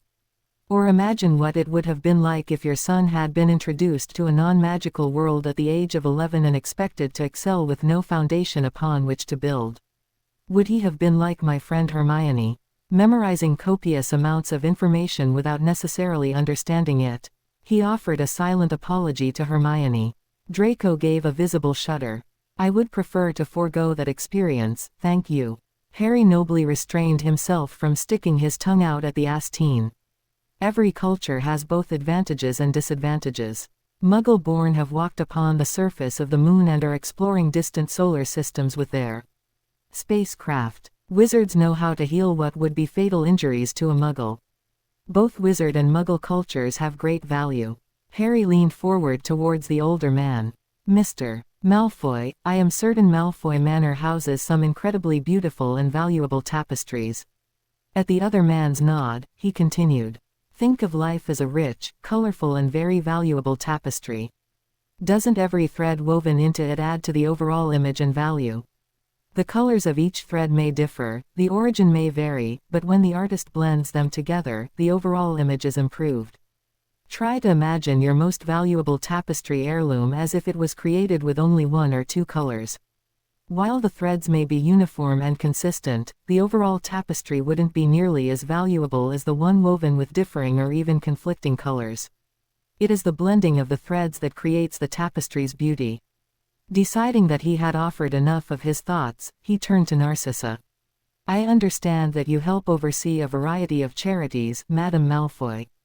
Would you tell me about them? She smiled at the change of subject, but graciously began to explain the different charities she sponsored and why. After the meal was completed and they had retired to the seating area in front of the fireplace again, Lucius met Harry's eyes. I believe I owe you an explanation regarding your second year in Dobby, Mr. Potter. Harry smiled and settled comfortably into his chair, assuming an expression of polite attention. You have the floor, sir. Dobby reappeared and poured the older Malfoys cognac, obviously brought from their own collection. At the nod of approval from Lucius, he bowed to the company and disappeared again. The older man took a deep breath and leaned forward slightly. His gray eyes met Harry's brilliant green eyes with pitched intensity. Firstly, Dobby has been with my family for decades and is a valued and trusted member of the Malfoy household. I wanted Dobby here at Hogwarts as an added layer of protection for Draco. I was concerned that the Dark Lord was attempting to either find a new and permanent host or, barring that, create a new corporeal form. Many families followed the Dark Lord only reluctantly, but others were quite eager in their support, and I was unsure of their children's affiliation. I wanted Draco to have security beyond the wards here at Hogwarts. His gray eyes unfocused momentarily as he was caught in his own thoughts. With a slight shake of his head he continued, I knew the headmaster would not permit a bonded house elf to be on site and that an invitation would have to come from him. Therefore, I had to put Dobby in a position where Dumbledore would willingly invite him. Thinking him to be a free elf would do it. So tossing him a sock wasn't giving him clothes. I assume it was because there was no intent to free him. Lucius quirked his lips in approval. Precisely. In order to free a house elf, the bondholder must inform the elf that they are being discharged from the bond and must then hand the elf the clothing with the specific intent of freeing them. He smiled slightly. Considering how they tend and care for our clothing, the bond might be broken inadvertently multiple times a day otherwise. It is all about the intent of the bondholder. Harry frowned a little. Why did he hold my mail and try to dissuade me from returning to school? That was how he interpreted my instructions. I told him he was to warn you that something was going to happen at Hogwarts, warn you against attending and to make it believable. My intent was to pique your curiosity and interest, prompting your Gryffindor instincts to look for problems. I don't understand why you gave Tom Riddle's diary to Ginny Weasley that year. Did you know Riddle had hidden part of his soul in it? The shock on all of the Malfoys was too instant to be anything but genuine. Lucius was the first to vocalize. It was a Horcrux. Salazar's beard, no wonder he became insane. He split his soul and hid part in that diary. The older Malfoy leaned back, thoughts obviously racing through his mind. That explains so much. And considering how unbalanced he's become, he likely has more than one. He gave an involuntary shudder, and Narcissa placed her hand on his. His other hand automatically covered hers and they stayed that way for a moment. He looked back up at Harry. To answer your question, Mr. Potter, no, I did not know that Riddle had hidden a portion of his soul in the diary. He frowned and pursed his lips briefly. The Dark Lord had given me the diary for safekeeping before his death. I knew the Ministry was raiding homes of those that have practiced both dark and light arts, and chose to remove some items from the manor at that time. I decided to put the diary into the possession of the Weasleys. At best, Arthur would be embarrassed, but at least he would have it properly destroyed. It never occurred to me that a child of the Weasleys wouldn't immediately turn over an unknown item to her parents. The entire family is Gryffindor, who knew the daughter had some Slytherin in her. I never intended for the child to be injured and accept her life debt to you as my own. Harry's eyes widened. Lucius Malfoy would voluntarily take on a Weasley life debt. But he didn't suggest it until now, so how much credence could he give the declaration? He took a deep breath and prepared for the question he wanted to ask the most. At the risk of violating basic guest courtesy, may I ask why you chose to follow Voldemort at all, sir? Lucius' gray eyes met his again. Lord Voldemort is a sadist and a madman, no one can deny that. But I didn't meet Lord Voldemort at first, I met Tom Riddle and he was very compelling and charismatic. I understood and agreed with many aspects of his philosophy initially. I could see the problems that occurred with the infusion of Muggle-born wizards into society. Perhaps it was as you said and they were unaware and had no idea of the blunders they made. I also agreed with keeping the wizarding world strong and safe. He swirled the cognac in his glass and gazed at it absently. Even so, I would never have allowed myself to be marked like a. My father forced it upon me with no warning before I was of legal age. And only after that did the Dark Lord begin to twist and turn the ideals into a parody of what I supported. As Tom Riddle disappeared and Lord Voldemort rose, he attracted a different type of follower. Those that enjoyed the violence he now advocated. By then, I had a mate and child more precious to me than mere words can possibly convey. Keeping my family alive and intact became my only objective. Why didn't you go to the ministry for help? A Slytherin doesn't approach someone for an alliance until they fully understand the proposed ally's strengths and weaknesses. At the puzzled expression, he continued, what would have happened if I had expressed my unhappiness with the Dark Lord to someone who was either firmly entrenched in his camp, easily swayed to join it, someone who would gossip where it could be heard by someone else, or someone who would find extortion value in my predicament? Putting my family at risk was not an option. An ally that could make protecting my family even more difficult was not practical. Harry thought about what he had read of Vila and spent a few moments reviewing it with his Loire. He looked at Lucius appraising Ly. So you built the reputation you have deliberately. A slight smile lit the older man's face with approval. A very Slytherin deduction, Mr. Potter. Yes, I have been walking a very fine line between not befouling our family with the Dark Lord's repulsive deeds while anonymously offering what protection I could to his targets. Between his first defeat and his rebirth, I deliberately crafted a reputation for being ruthless in business and unrelenting where the honor of the ancient and noble House of Malfoy was concerned. It gained my family a measure of protection, and guarding my family is my primary concern, Mr. Potter. Although the luncheon and afternoon with the Malfoys went reasonably well, Harry was still relieved to bid them goodbye. Too many paradigm shifts, he muttered to himself and tried to ignore Thes-toned amusement of his Loire. Hush you, he grumbled. I would like to see you handle years of one perspective attempt to morph into something totally different in a matter of hours. Laughter rang out in his mind and he forced his lips not to twitch in response. After the teens were left alone, Harry suggested that they each spend some time in their house common rooms, to stay in touch with their housemates. He could see Draco's reluctance, but the Gryffindor felt the need to ground himself in the familiarity of his friends and house, so ignored the twinge of guilt he felt over the ass's lack of enthusiasm. Harry joined Hermione, Ron and Neville who were working on their transfiguration essays and attempted to ignore the giggling leers from Lavender and Parvati. Hermione glanced at the tittering girls and frowned in disapproval. I'm sorry Harry, she offered. I know you hate being the center of attention. It's just the whole, magical Vila chooses hero as mate, syndrome. It will eventually blow over. Harry sighed and ran his hand through his hair. I know, my own, it's just a bit intense. All I've ever wanted is a normal life, but the universe seems to conspire against me. Harry. Neville cleared his throat and waited for a nod of encouragement before proceeding. The shy teen dropped his voice to a low whisper. What do your guests think of the situation? They are currently amused with the situation. Although Ordinoth did suggest that perhaps the universe offered me a Vila mate to make up for other aspects of my life. He sighed again. His parents came over for lunch today. Harry glanced up, noting Hermione looked compassionate, Ron looked faintly disgusted and Neville wore a sympathetic expression. Neville responded first. That must have been slightly uncomfortable, although the Malfoys would never be anything less than a gracious guest. Harry nodded slightly. They are all being very gracious, a good word for it, Neville. They are polite and even surprisingly open, considering who they are. He thought about telling them about Dobby, but decided it wasn't important. I learned that Lucius' father pretty much insisted that he take the dark mark before he reached 17 and that Lucius himself objected to being marked as A. He also mentioned that he originally met Tom Riddle, not the insane madman that became Lord Voldemort.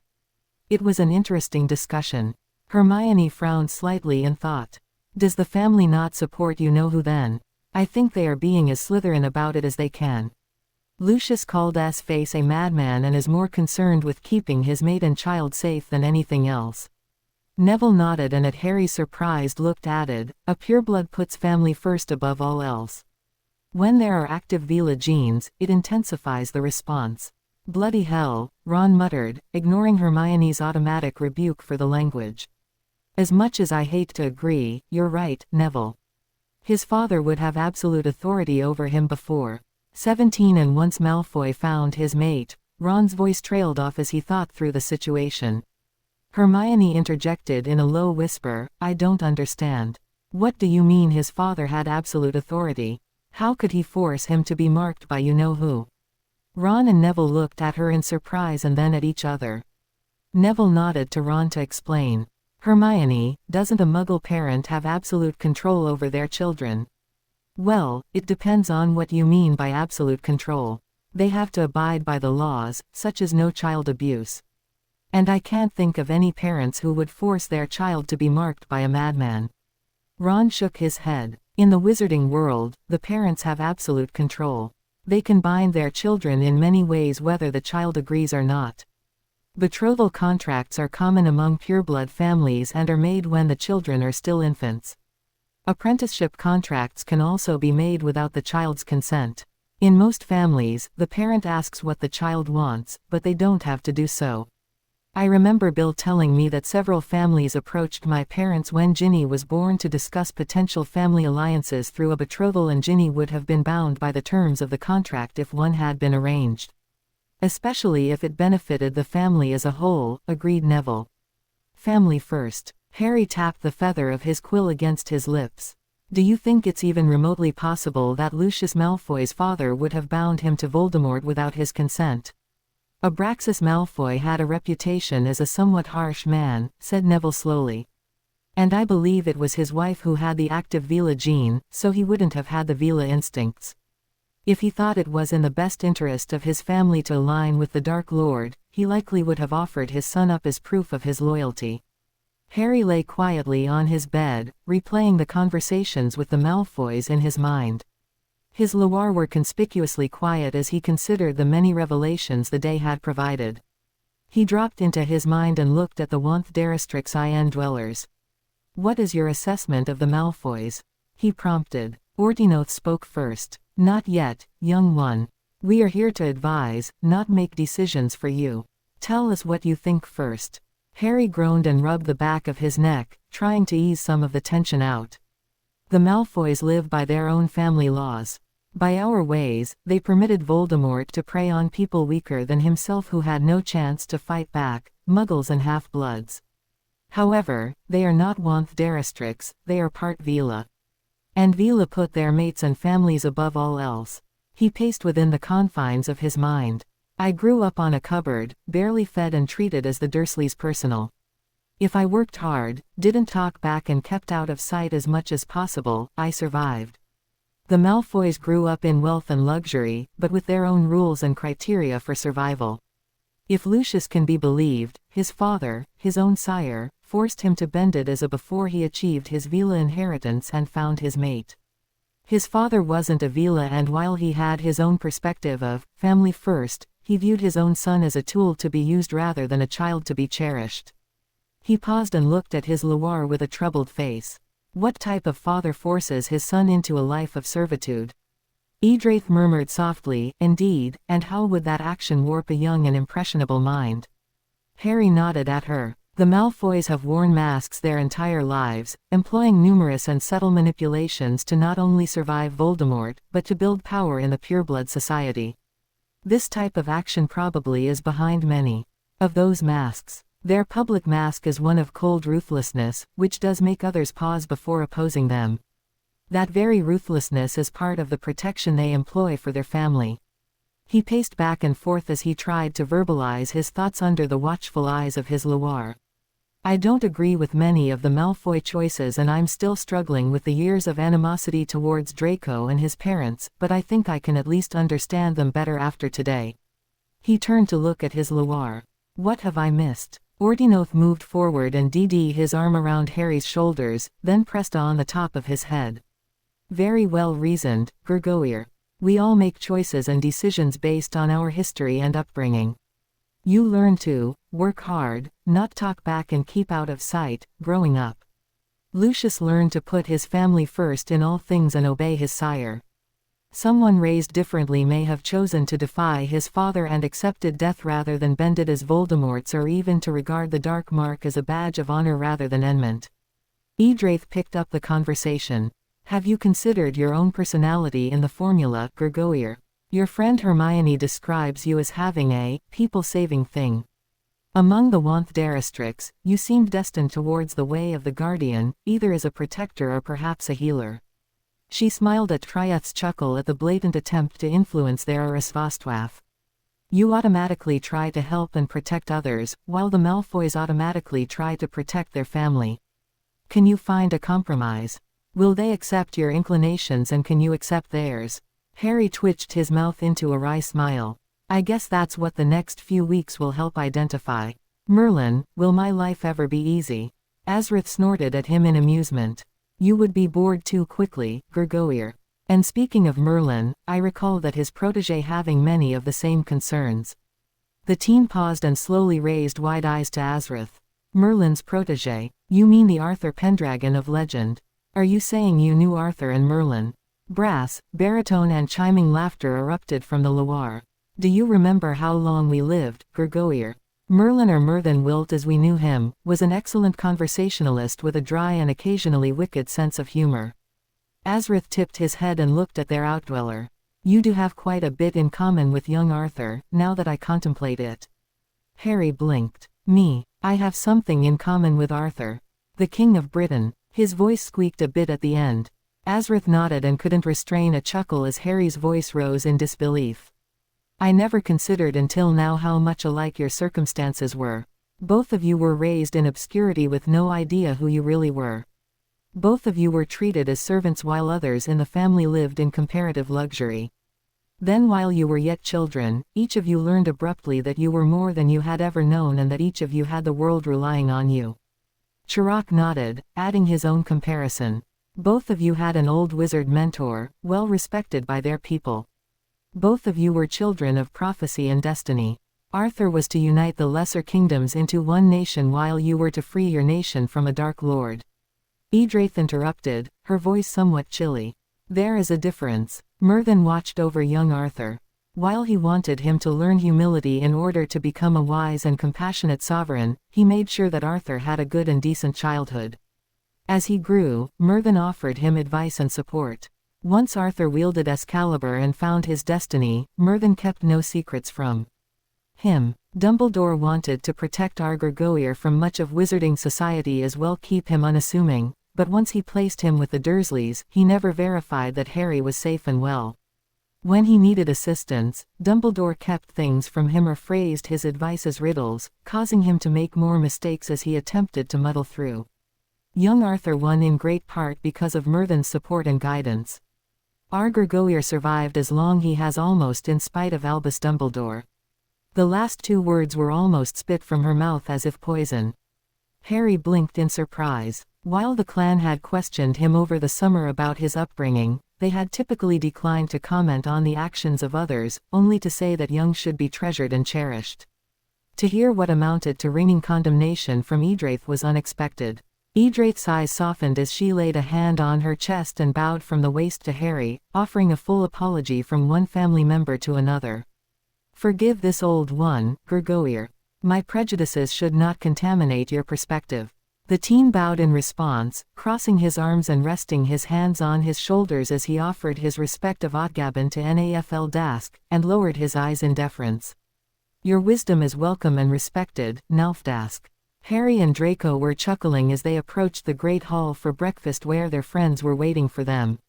Narcissa had shared some of the pranks Draco had played on his tutor during luncheon the previous day, but Draco regaled Harry with the tricks she never learned about, leaving the Gryffindor laughing loudly as they came in earshot.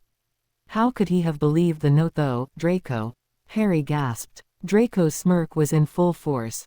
I was a precocious lad with full access to the Malfoy library. I found a charm that changed the handwriting, of course. Of course, Harry snickered. He paused as he realized Hermione, Ron and Neville were on one side of the Great Hall's doorway, while Pansy Parkinson, Vince Crabbe, Greg Goyle and Blaise Zabini were on the opposite side. Good morning, he said cheerfully to both groups. Nodding to Draco he added, "See you in class," before holding his arm out for the ladies to precede him into the Great Hall. The twins would appreciate some of Draco's pranks, he said to Ron, holding back a snicker at the devious nature of a young Draco's revenge towards a smarmy tutor. Ron kept him entertained with some of the new products coming out soon from Weasley's, Wizard Wheezes, the twins' highly lucrative joke shop in Diagon Alley. Harry didn't pay much attention to the owl post when no letters came his way, and even breathed a sigh of relief that his latest round of letter writing was apparently done. He ignored the students buying the Daily Prophet, as he found the publication beneath contempt after the lies it had printed over the years. Unfortunately, he heard Hermione's muttered, "Oh no," as she read the front page of her own newspaper. "Please tell me that comment wasn't on my behalf, Hermione." She glanced up briefly and the look on her face made him close his eyes. "Okay, how bad is it?" The brown-haired girl passed her newspaper over to him. Boy Who Lived claimed as Vila mate, by Rita Skeeter. In a shocking revelation, this reporter learned that the boy who lived has become romantically involved with Draco Malfoy, heir to the House of Malfoy. Like many ancient pureblood families, the Malfoys have Vila ancestry. The younger Malfoy inherited Vila blood from both his father Lucius and his mother Narcissa, Black Malfoy. He reached his inheritance this summer and identified Harry Potter as his true mate within days of the teens returning to Hogwarts for their 6th year. It was definitely a surprise for Harry, related a close friend. He wasn't interested in blokes before. But when he discovered that denying a Vila its mate usually resulted in the Vila's death, he agreed to see if he and Malfoy could work something out. Anonymous sources related that the two teens notified their houses at the end of the week, and moved into family quarters at Hogwarts this past weekend. They were rivals throughout the last 5 years, especially when they were both seekers of their house Quidditch teams, a close friend of the boys said. However, Malfoy's Vila choice turned that around. What impact will this have on the conflict with He Who Must Not Be Named? Will the younger Malfoy become the second most wanted target of the Dark Lord, just behind his mate? Will Mr. Potter re-evaluate his position on pureblood policies as a result of his liaison with Mr. Malfoy? Obviously, many eyes will be scrutinizing the teens over the upcoming months. Harry cursed fluently under his breath and then glanced over towards the Slytherin table. Silver eyes met his own and a brief movement indicated they could discuss it after breakfast. He gave a nod of agreement and handed the paper back to Hermione. Her sharp eyes hadn't missed the nearly imperceptible non-verbal conversation between the young men, and she had to lift her teacup to her mouth to hide her grin. Draco and Harry had different classes for the first lesson of the day, but met up for Transfiguration later in the morning. Several classmates had teased him about the newspaper article, but Harry kept a dry smile on his face and ignored the needling. Learning to control his temper had been a large part of his summer with the clan. Harry waited outside Transfiguration for Draco. They chatted briefly about Quidditch until they moved out of earshot of others and then Harry muttered, "Will your father be safe with that article being published?" The ass's eyes widened slightly. "You're concerned about my father?" Harry nodded once sharply. "What will Voldemort do when he sees that?" A brief smile played across the Slytherin's lips. "You never fail to surprise me, Harry. I also owe you an apology. We should have discussed this when my parents were here yesterday." Harry raised an eyebrow briefly. "As soon as you said we could share quarters, but before the announcement to our houses, my father sought an audience with the Dark Lord. I hope you don't mind, but he implied that your relationship with Dumbledore was less than perfect and suggested that over time you might be swayed in your beliefs." At Harry's hard look, Draco smirked. "Think like a Slytherin, Harry. By the time the audience was completed, the Dark Lord said we had until the end of the school year to use the Vila bond to turn you towards his side. That essentially means we bought some time and you won't be targeted before then." The Gryffindor's mind raced through the implications and a slight smirk appeared on his own lips. "Perhaps I can discuss staging a disagreement with the headmaster in the future." Green eyes met Silver and met an amused accord. Chapter 12 A Unicorn Boon. Tuesday found Hermione, Ron and Neville waiting outside the Great Hall for breakfast as Harry and Draco approached. Before Harry could comment, Hermione said cheerfully, "Good morning, gentlemen. We wanted to wish you well at the Slytherin table, Harry." She looked at Draco with a slight smirk and added, "We look forward to reciprocating on Thursday, Draco." Draco looked at the 3 Gryffindors and an answering smirk reached his own lips. Instead of answering her, he turned slightly to Harry and said, "Your friends are showing unquestionable Slytherin qualities, Harry." At Ron's offended look, Draco continued, "I approve." "Oi, no need to be insulting Malfoy," the redhead muttered as Neville hid a chuckle. "See you in class, Harry," the dark-haired teen said, ushering the other 2 towards the Gryffindor table. Harry and Draco continued to the Slytherin table. "You approved, did you?" Harry asked with quiet amusement. Draco raised an elegant eyebrow.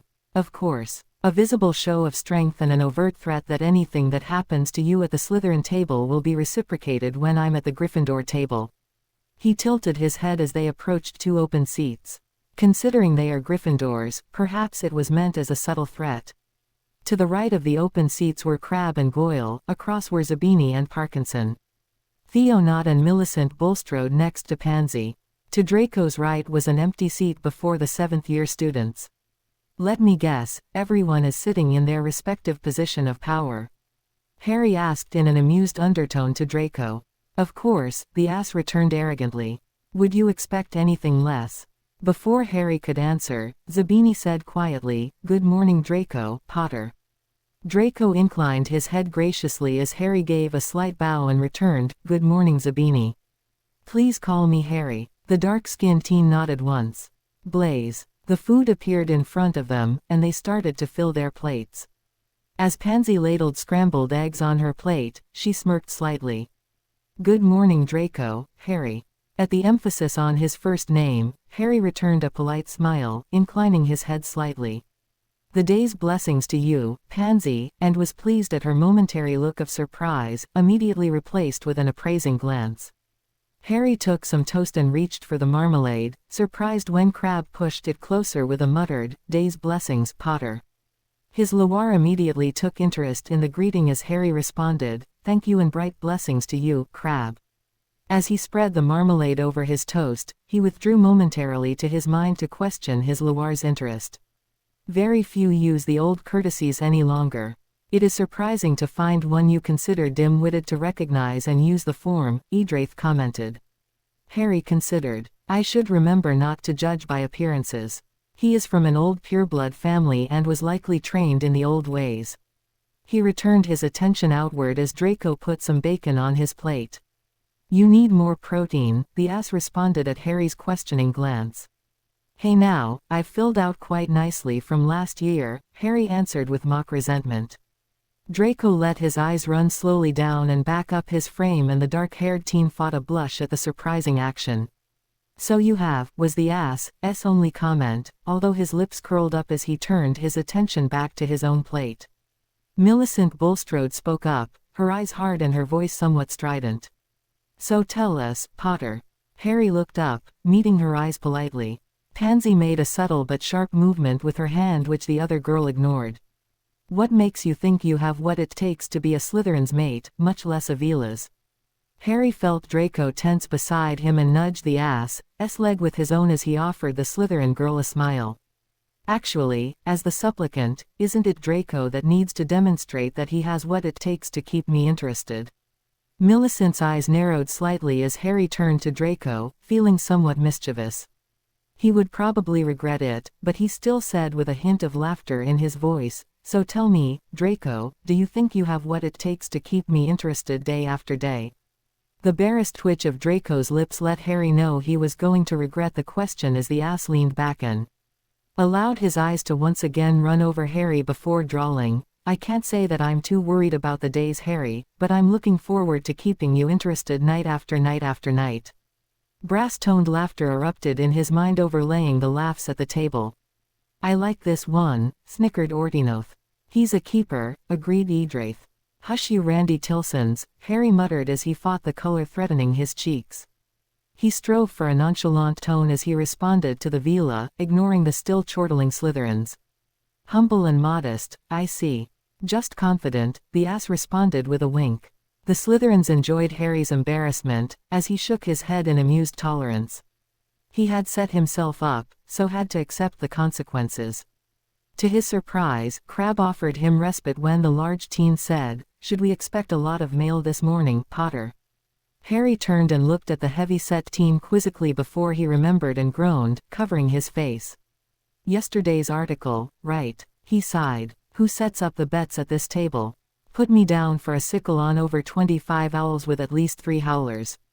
Theo Knott grinned and reached into his book bag for parchment and quill. "Place your bets, ladies and gentlemen." The next several minutes were spent as the Slytherins called out their bets on how many owls and howlers Harry should expect. To his surprise, Draco added, "Put me down for 9 howlers for myself." He met Harry's eyes and smirked. Harry returned the look and responded, "Put me down for 12 howlers for Draco." Even as Knott attempted to finish the bets, wings could be heard approaching. Most of the other tables hadn't paid attention to the Slytherins betting, and while they may have noticed that there were more owls than usual, there weren't so many as to inspire neglect of their breakfasts. Harry sighed as he saw the flock of owls approaching him. To his surprise, at least a dozen Slytherins helped gather the mail being delivered, but he realized they were likely keeping count. That was proven as the howlers were destroyed after Knott nodded that he had marked for whom it was delivered. To his surprise, Harry received an even 36 pieces of mail and chuckled as Marcus Flint gloated at winning that pool. Draco received 11 howlers, so neither he nor Harry won that bet. He was surprised at Crabbe's smug look and realized the burly teen had correctly predicted Draco's howler count. Harry quickly sorted the mail into 2 piles, one for people he knew and one for strangers. He supposed that he would adapt his previous form letters to respond to the latest article. He smiled as he recognized letters from several of the Weasleys as well as Remus Lupin. He was about to open one when he heard people begin to stand. He looked up to find Millicent Bulstrode giving him a cold glare, before she turned away. "I don't think you'll have time to read them, Harry," Draco murmured as he nudged his mate. "But you have history this morning, don't you? Reading your letters should help keep you awake at least." The Gryffindor grinned at the Slytherin. "Good point." He suddenly realized that while they had been sitting next to each other, there had been no direct contact yet that day and reached out to hold the ass's wrist. Draco's form immediately released tension that Harry hadn't realized existed, and he mentally reproached himself. He knew the Vila needed regular physical contact. He became conscious of Crabbe and Goyle waiting patiently behind them and murmured, "All right, Draco."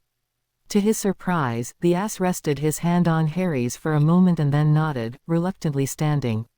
As they parted at the Great Hall entrance to go their separate ways, Draco said quietly but with a slight question, "See you at lunch." Harry smiled reassuringly. "See you at lunch." He inclined his head to the other 2 teens behind the ass. "Crabbe, Goyle." They nodded in return. "Potter." He slung his book bag over his shoulder and headed to history. Professor Binns was indeed as dull as usual, and eventually his monotone lecture caused him to turn to his letters. Molly Weasley had sent Harry a note 2 days after Harry let his friends know that Draco had selected him. Her letter had been full of support and encouragement, with only the slightest hint of regret that Harry wouldn't, officially, be a part of the family, but she would always consider him her 7th son. He smiled as he opened this letter. "Dear Harry, I was pleasantly surprised to find the latest article from the Daily Prophet was less harmful than many of their stories are. At least it didn't cause me to send them a howler, unless of course you want me to. Harry dear. Ron says you've settled into your new quarters and that young Draco is behaving very civilly, which of course one would expect. If you ever need someone to talk to, just let me know. Otherwise, I'm planning to see you this Christmas. Please let Draco know that he is also welcome. Love, Molly Weasley." Harry chuckled and fully expected the Weasley matriarch to knit Draco a Slytherin green jumper for Christmas. He wondered if the ass would wear it, so as not to offend Harry's foster mother. Still grinning at the image, he turned to the next Weasley letter. "Hi Harry, how is our silent partner doing with all the muss and fuss being reported in the daily gossip? We hope Ickle Harrykins is playing nice with his new friend. We've had an idea for a new line and preliminary interest indicates it would provide a high return on investment. Miniature Harry Potter and Draco Malfoy dolls with complete clothing lines, school robes, Quidditch uniforms, dress robes. Just think of the potential accessory possibilities. Much love and pranking. Gred and Forge." Harry groaned and hit his head on his desk, gaining the attention of his fellow students, although Professor Binns continued droning on with little awareness other than the Goblin War being described. Gred and Forge would be happy to make those dolls, and he wouldn't be surprised if they became popular. He wondered what he could do to distract them. Maybe Aranth landing in Diagon Alley would redirect their attention. He heard the Loire snicker in his mind as he visualized that occurring. Eventually, he turned to the letter from Remus Lupin. He hadn't received a response to his last letter and didn't know how the older man was feeling. Harry was concerned that Remus held him responsible for Sirius' death and hesitantly broke the seal on the letter. Dear Harry, I hope this letter reaches you and you are willing to read it. I was very concerned when my letters came back unopened over the summer, but thought perhaps that you needed to grieve alone. Do not believe for one moment that I hold you responsible for what happened at the Ministry of Magic. Many people were responsible, including Sirius himself, but you were not. Sirius was an adult, at least so he insisted. He made the choice to go to the Ministry, and he made the choice to fight and taunt Bellatrix. Voldemort was the one that deceived you, and Bellatrix was the one that caused him to fall through the veil. A young teenager, especially a Gryffindor, would easily fall for such a Slytherin ruse. I have no doubt that Sirius will visit me in my dreams to demand that I prank you wickedly if you believe anything else, cub. Although I was surprised to hear that Draco Malfoy's Vela genes were active and that he identified you as his true mate, it was not a heinous surprise. Yes, there is a lot of history between you and the Malfoys, but a great deal changes when creature blood comes to the surface. My own lycanthropy has resulted in me making decisions about people that I may not have otherwise made. The wolf in me has its own perspective at times, as I'm sure Malfoy's Vela does as well. If you choose to accept the bond, I have no doubt that you will have a faithful and devoted lifetime companion. However, the acceptance must be what you want, not what anyone else thinks you should or should not do.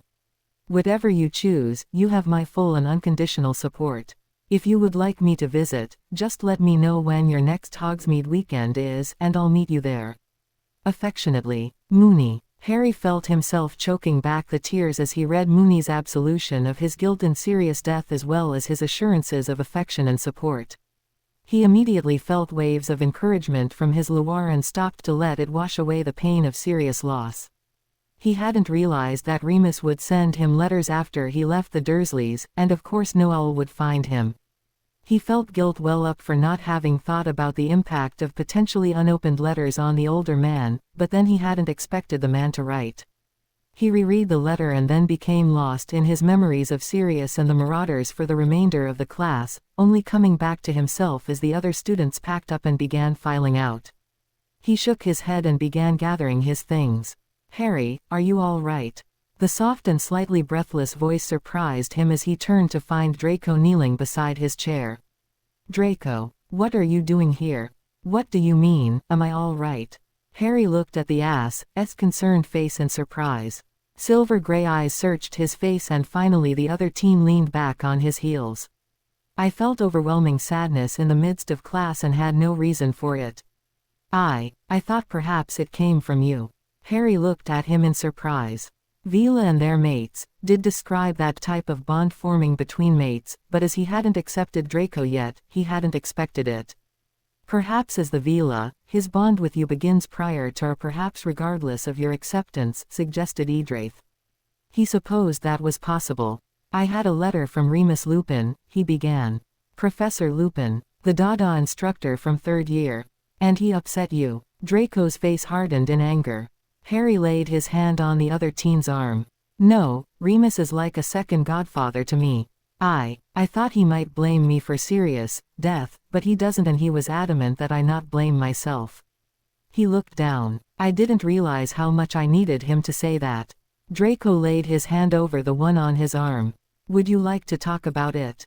Do you want to go back to our quarters? He looked around at the empty classroom. I think the next class will be coming in soon. The Gryffindor flushed in embarrassment. I'm okay, Draco, but thank you. I appreciate it. He was surprised that he did appreciate it. Draco's support felt like the unconditional acceptance offered by the clan rather than the inquisitive support of Hermione, who wanted to understand everything about a situation, or the occasionally judgmental backing of Ron. He withdrew his hand and finished gathering his belongings and then turned to offer the ass a smile. "How did you get here just as class was getting out?" he asked as they exited the room.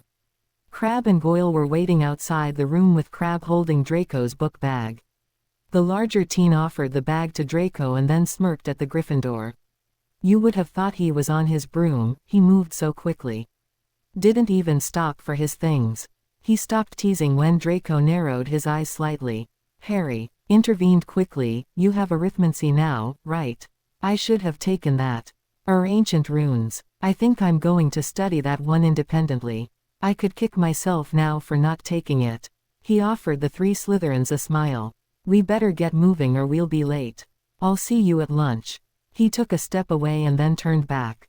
"Thanks again, Draco." Without looking back, he hurried to his next class, vaguely aware that his Loire were discussing the Villa's appearance at the back of his mind. After classes were done for the day, both Harry and Draco returned to their quarters. While Draco began to work on his arithmancy homework, Harry brought his firebolt and broom repair kit into the common area and began dismantling it. He straightened and waxed every sorghum stalk. It was a several-hour process to repair and wax each stalk before winding and securing the bristles to the wood. He was only a quarter of the way done before pointing out that it was dinner to Draco, who was too deeply engrossed in his studies to notice.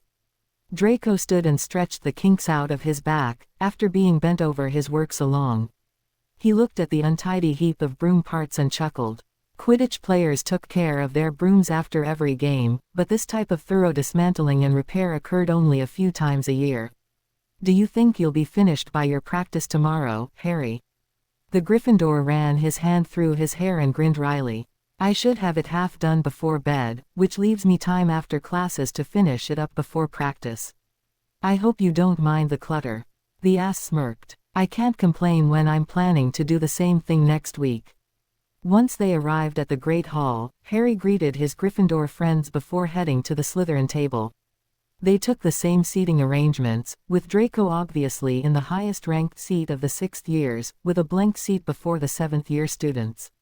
Again, Blaise was across from Harry with Pansy next to him, and Crabbe and Goyle next to Harry. Harry glanced around at Draco's friends, meeting the eyes of each briefly before saying graciously, "Good evening and the evening's blessings to you."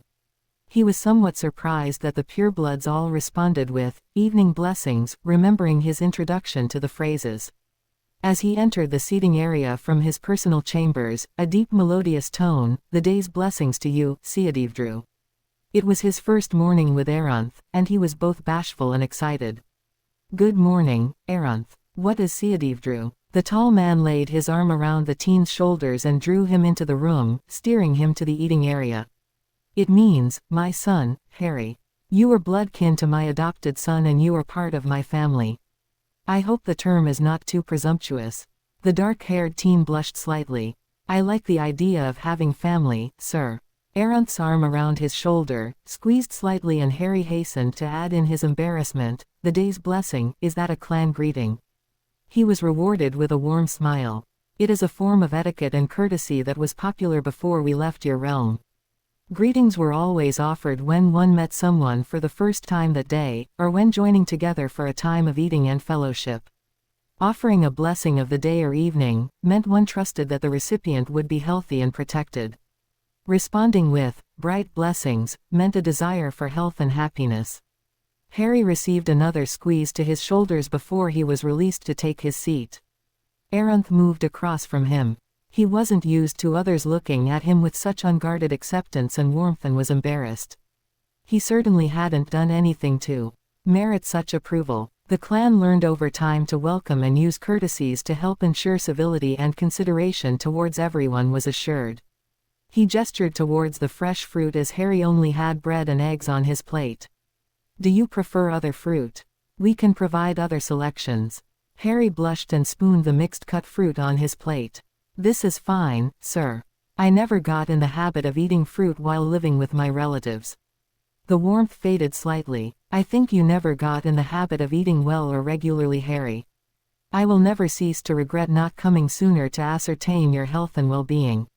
I knew how eagerly your parents awaited your arrival and failed to consider that they might not be there to raise and care for you." He waved away Harry's objections. "I hope you will bear with me if I appear overprotective of you for some time. I have much to heal in both your mind and body," Céadeve drew. "When I offer you blessings, I take that comment quite seriously." Harry smiled at the memory of his Opsola's gentle protectiveness. He looked covertly around at the Slytherin students and wondered if they would be able to see the gentleness in a being as powerful and dangerous as a mature Wanthdarastrix. As he put his supplies away for the night, Harry was pleased that he was nearly 3/4 done with the broom refurbishing. He wouldn't be rushed now before tomorrow's practice. Draco looked up from the book he was reading. "Giving up for the night, Harry?" The dark-haired teen nodded and hid a yawn. "I only have to rewrap the stalks and polish the handle before practice. I'm going to get some sleep." "Good night, Draco." He smiled and nodded at the ass before heading to his room.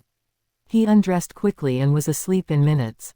Harry awoke feeling as if he had been shaken awake and looked around in confusion, expecting to see someone nudging his shoulder. A mental tickle floated across his mind's shields, giving the impression of familiarity. He dove into his mind and looked at his Loire, all of whom were looking gravely concerned. Ordinoth spoke first, surprising Harry with his "Open your mind, Gurgoir. Do you not recognize the mental signature?"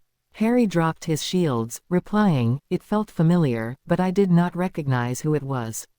A distant mental voice gave the impression of a bassoon. "Harry Potter, wizard, student of Hogwarts, and close kin to the Wanthdarastrix." Harry blinked in surprise as he recognized the mental cadence and inflection. "We reserve the right to claim a future boon, dragonkin." The voice paused. Harry projected his response flavored with deep respect. "You did, honored one. I am at your service. The herd is under attack from both wizards and several humans in wolf guise. Our magic tires. Our foals are at risk." The teen was already jumping out of bed. "I can bring many wizards to defend you. Just give me a few moments." "No, we do not trust the others with our location. One came from your location and killed our brethren and drank their blood. Others have not earned our trust." Harry tried to calm his nervousness. "Then I will come alone. I will defend the herd with my life if needed." The herd stallion's voice withdrew for a few moments as Harry quickly left his chambers. He paused and looked in dismay at his dismantled broom. He would never reach them in time. The bassoon returned with a tired touch. "One dragonkin is all that is needed." Harry felt intense frustration at the comment. He hadn't learned how to complete the transformation. Even as he left his quarters and began to run to the roof, he called into his mind, "Chirac, I need you to take over the transformation. I don't have time to attempt it myself." Treeth rumbled. "Disagreement. Each Aegirvrik must learn the transformation on their own. That is tradition, not a law. A clan member owes a debt. All clans should help ensure the debt is paid." Chirac's voice was adamant, and the others chimed in agreement. Treeth paused and then bowed in acknowledgement of the clan debt. Harry threw open the door at the top of the staircase to the astronomy tower, hoping no one was there. He barely had a foot on the roof when Chirac's presence began to overwhelm his own. He immediately stepped aside mentally and watched as Chirac assumed control. His feet elongated and strong claws emerged. With the next step, he felt bones, muscle, and tendons all shift and reform. 3 steps to the edge of the wall, Harry noted dispassionately as his body continued barreling towards the boundary. He felt the growth as his lengthening bones added several feet to his height. 2 steps away and he felt the wings grow from his upper back, the muscles growing to support them. 1 step and his legs tensed as scales grew covering his form.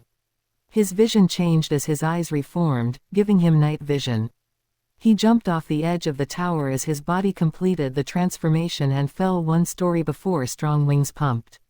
His body shifted to accommodate the feel of the wind under his wings, several more powerful thrusts and he was high above Hogwarts. Harry sent a mental image to the herd stallion and received a tired acknowledgement. Chirac murmured in his mind, "Normally, you would seek the thermals and allow them to help carry you, but that is another lesson. Haste is required now." Harry felt his magic surround him, and the ground passed underneath him with blurred speed. There. Chirac drew his attention to the forest, and Harry's enhanced eyes saw a canopy of magic focused in one location. Ordinoth grew stronger in his mind. Allow me, Gurgoir. At Harry's acceptance, Chirac released control to the stronger guardian. One pass over the area revealed the herd in a clearing, foals in the center with the adults facing outward. Their joint magic had created a barrier, but Harry's enhanced sight showed it weakening. Death Eaters circled the herd, attempting to destroy the barrier. Harry felt Ordinoth redirect breath from the second lung and stomach where the heated gases merged. Flame erupted with a roar, searing the attackers without warning. The teen heard but walled off his response to the screams as a dozen bodies burned with the intensity of fiendfire. Spells turned in his direction, but his scales reflected them back to the caster. Another circle and another blast of searing flame destroyed the attackers.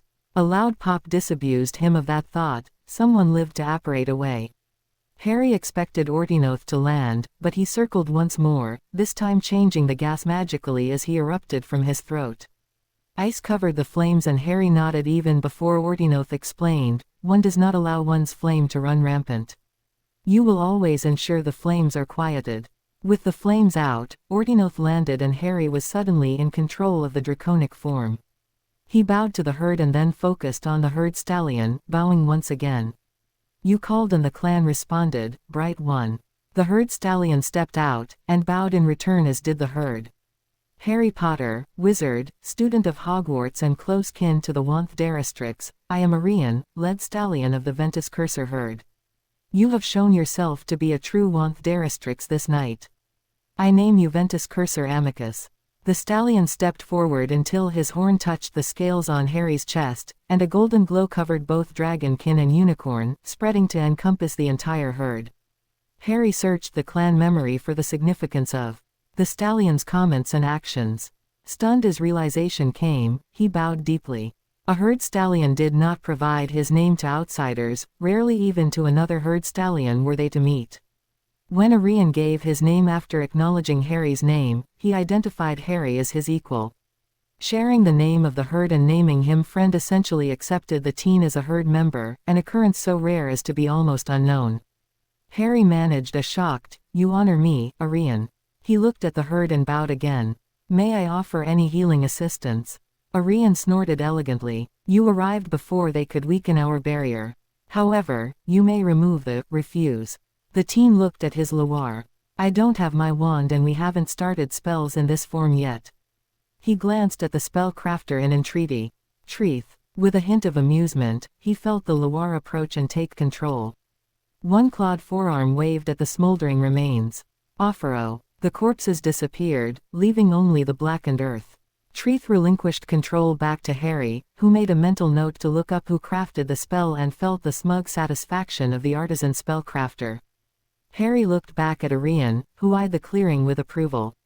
"Is there anything else I can do, Arian?" He noticed that the rest of the herd had begun melting back into the trees. "You have fulfilled your debt, Ventus Cursor Amicus.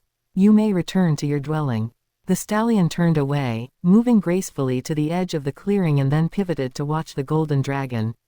Chirac. How do I get airborne from here?" Laughter rang in his mind as Chirac's presence moved forward again. Harry released control and watched as his body turned and took several running steps, as the powerful wings began to thrust. One large jump and he was airborne as the wings pushed his body above the trees. "Come, Gurgoir, fly with me," Chirac directed. Harry felt as if strong arms surrounded him and together they pumped the wings, finding a thermal and riding it towards Hogwarts. They spiraled above the castle, making sure no one was on the rooftop before Chirac showed him how to pull up the wings and land. The Loire insisted that Harry control the transformation back, and with minimal guidance he was finally once again human several minutes later. "Well done, Gurgoir. As you become more familiar with the transformation, you will be able to change as quickly as we do. Now head inside and back to your bed. You still have a few hours before the sun rises." Harry yawned with exhaustion as he quietly entered the shared quarters. As he headed to his room, he spun around when a quiet voice said, "Couldn't sleep, Harry?" Draco sat in one of the chairs by the fireplace, his face impassive as he looked at the dark-haired teen. "Hi Draco, you startled me." I had to go out for a while. I'm sorry if I woke you up. Did you have a date? Harry blinked at the blunt question, and then the impassive expression on the ass finally began to make an impression on the tired Gryffindor. He remembered that Veela are deeply fearful of being rejected until the bond is both accepted and completed. Draco, I didn't have a date and I'm not seeing anyone. You don't have any competition. At the slightly disbelieving look, he added, just as you haven't shared all of the Malfoy secrets with me, I have a few Potter secrets I haven't shared. I know it's difficult, but, the Veela, doesn't need to worry. He offered the ass an open smile. Silver eyes searched his face intently, then the Slytherin relaxed somewhat. All right, Harry, I wouldn't mind a note if you have to leave, though. Harry nodded, unable to explain he was running before he was even fully awake. Agreed. He smiled. Again, I don't know about you, but I really need an hour or two of sleep. Good night, Draco. He turned and went into the room, leaving the ass watching the closed door, wondering at the smoky scent in the air. To be continued. I hope you enjoyed this story. Also remember to subscribe and like this video. See you in the next video.